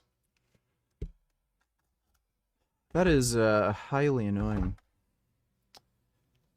Is it fine to use ChatGPT for research and studies?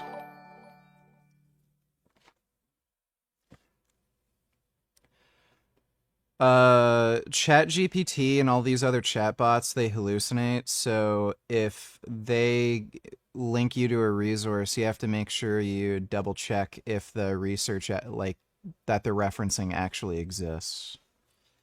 So it's fine to use it as like a research tool or assistant, but you can't just assume anything it gives you is actually real. They actually make stuff up. I think they claimed they fixed the problem with ChatGPT literally making shit up, but it can still misinterpret things, so you want to make sure you investigate all the, you know, sources it gives. Thanks for the donation, though, Moral Dilemma. Son Goku, oh wait, or I mean Son Goku. Dodo donated $2, the black on black violence you didn't know you needed.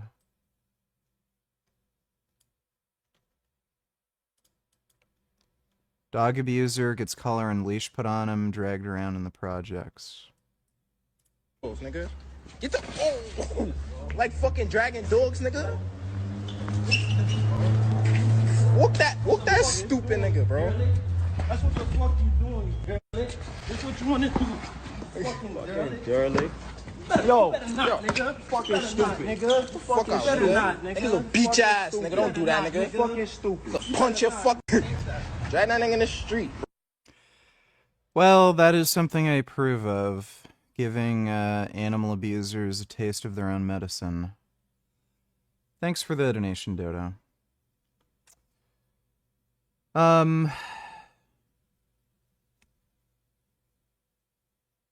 am actually starting to feel tired, and I had fucked up sleep last night, so I kind of want to make sure I take advantage of that. And go to bed.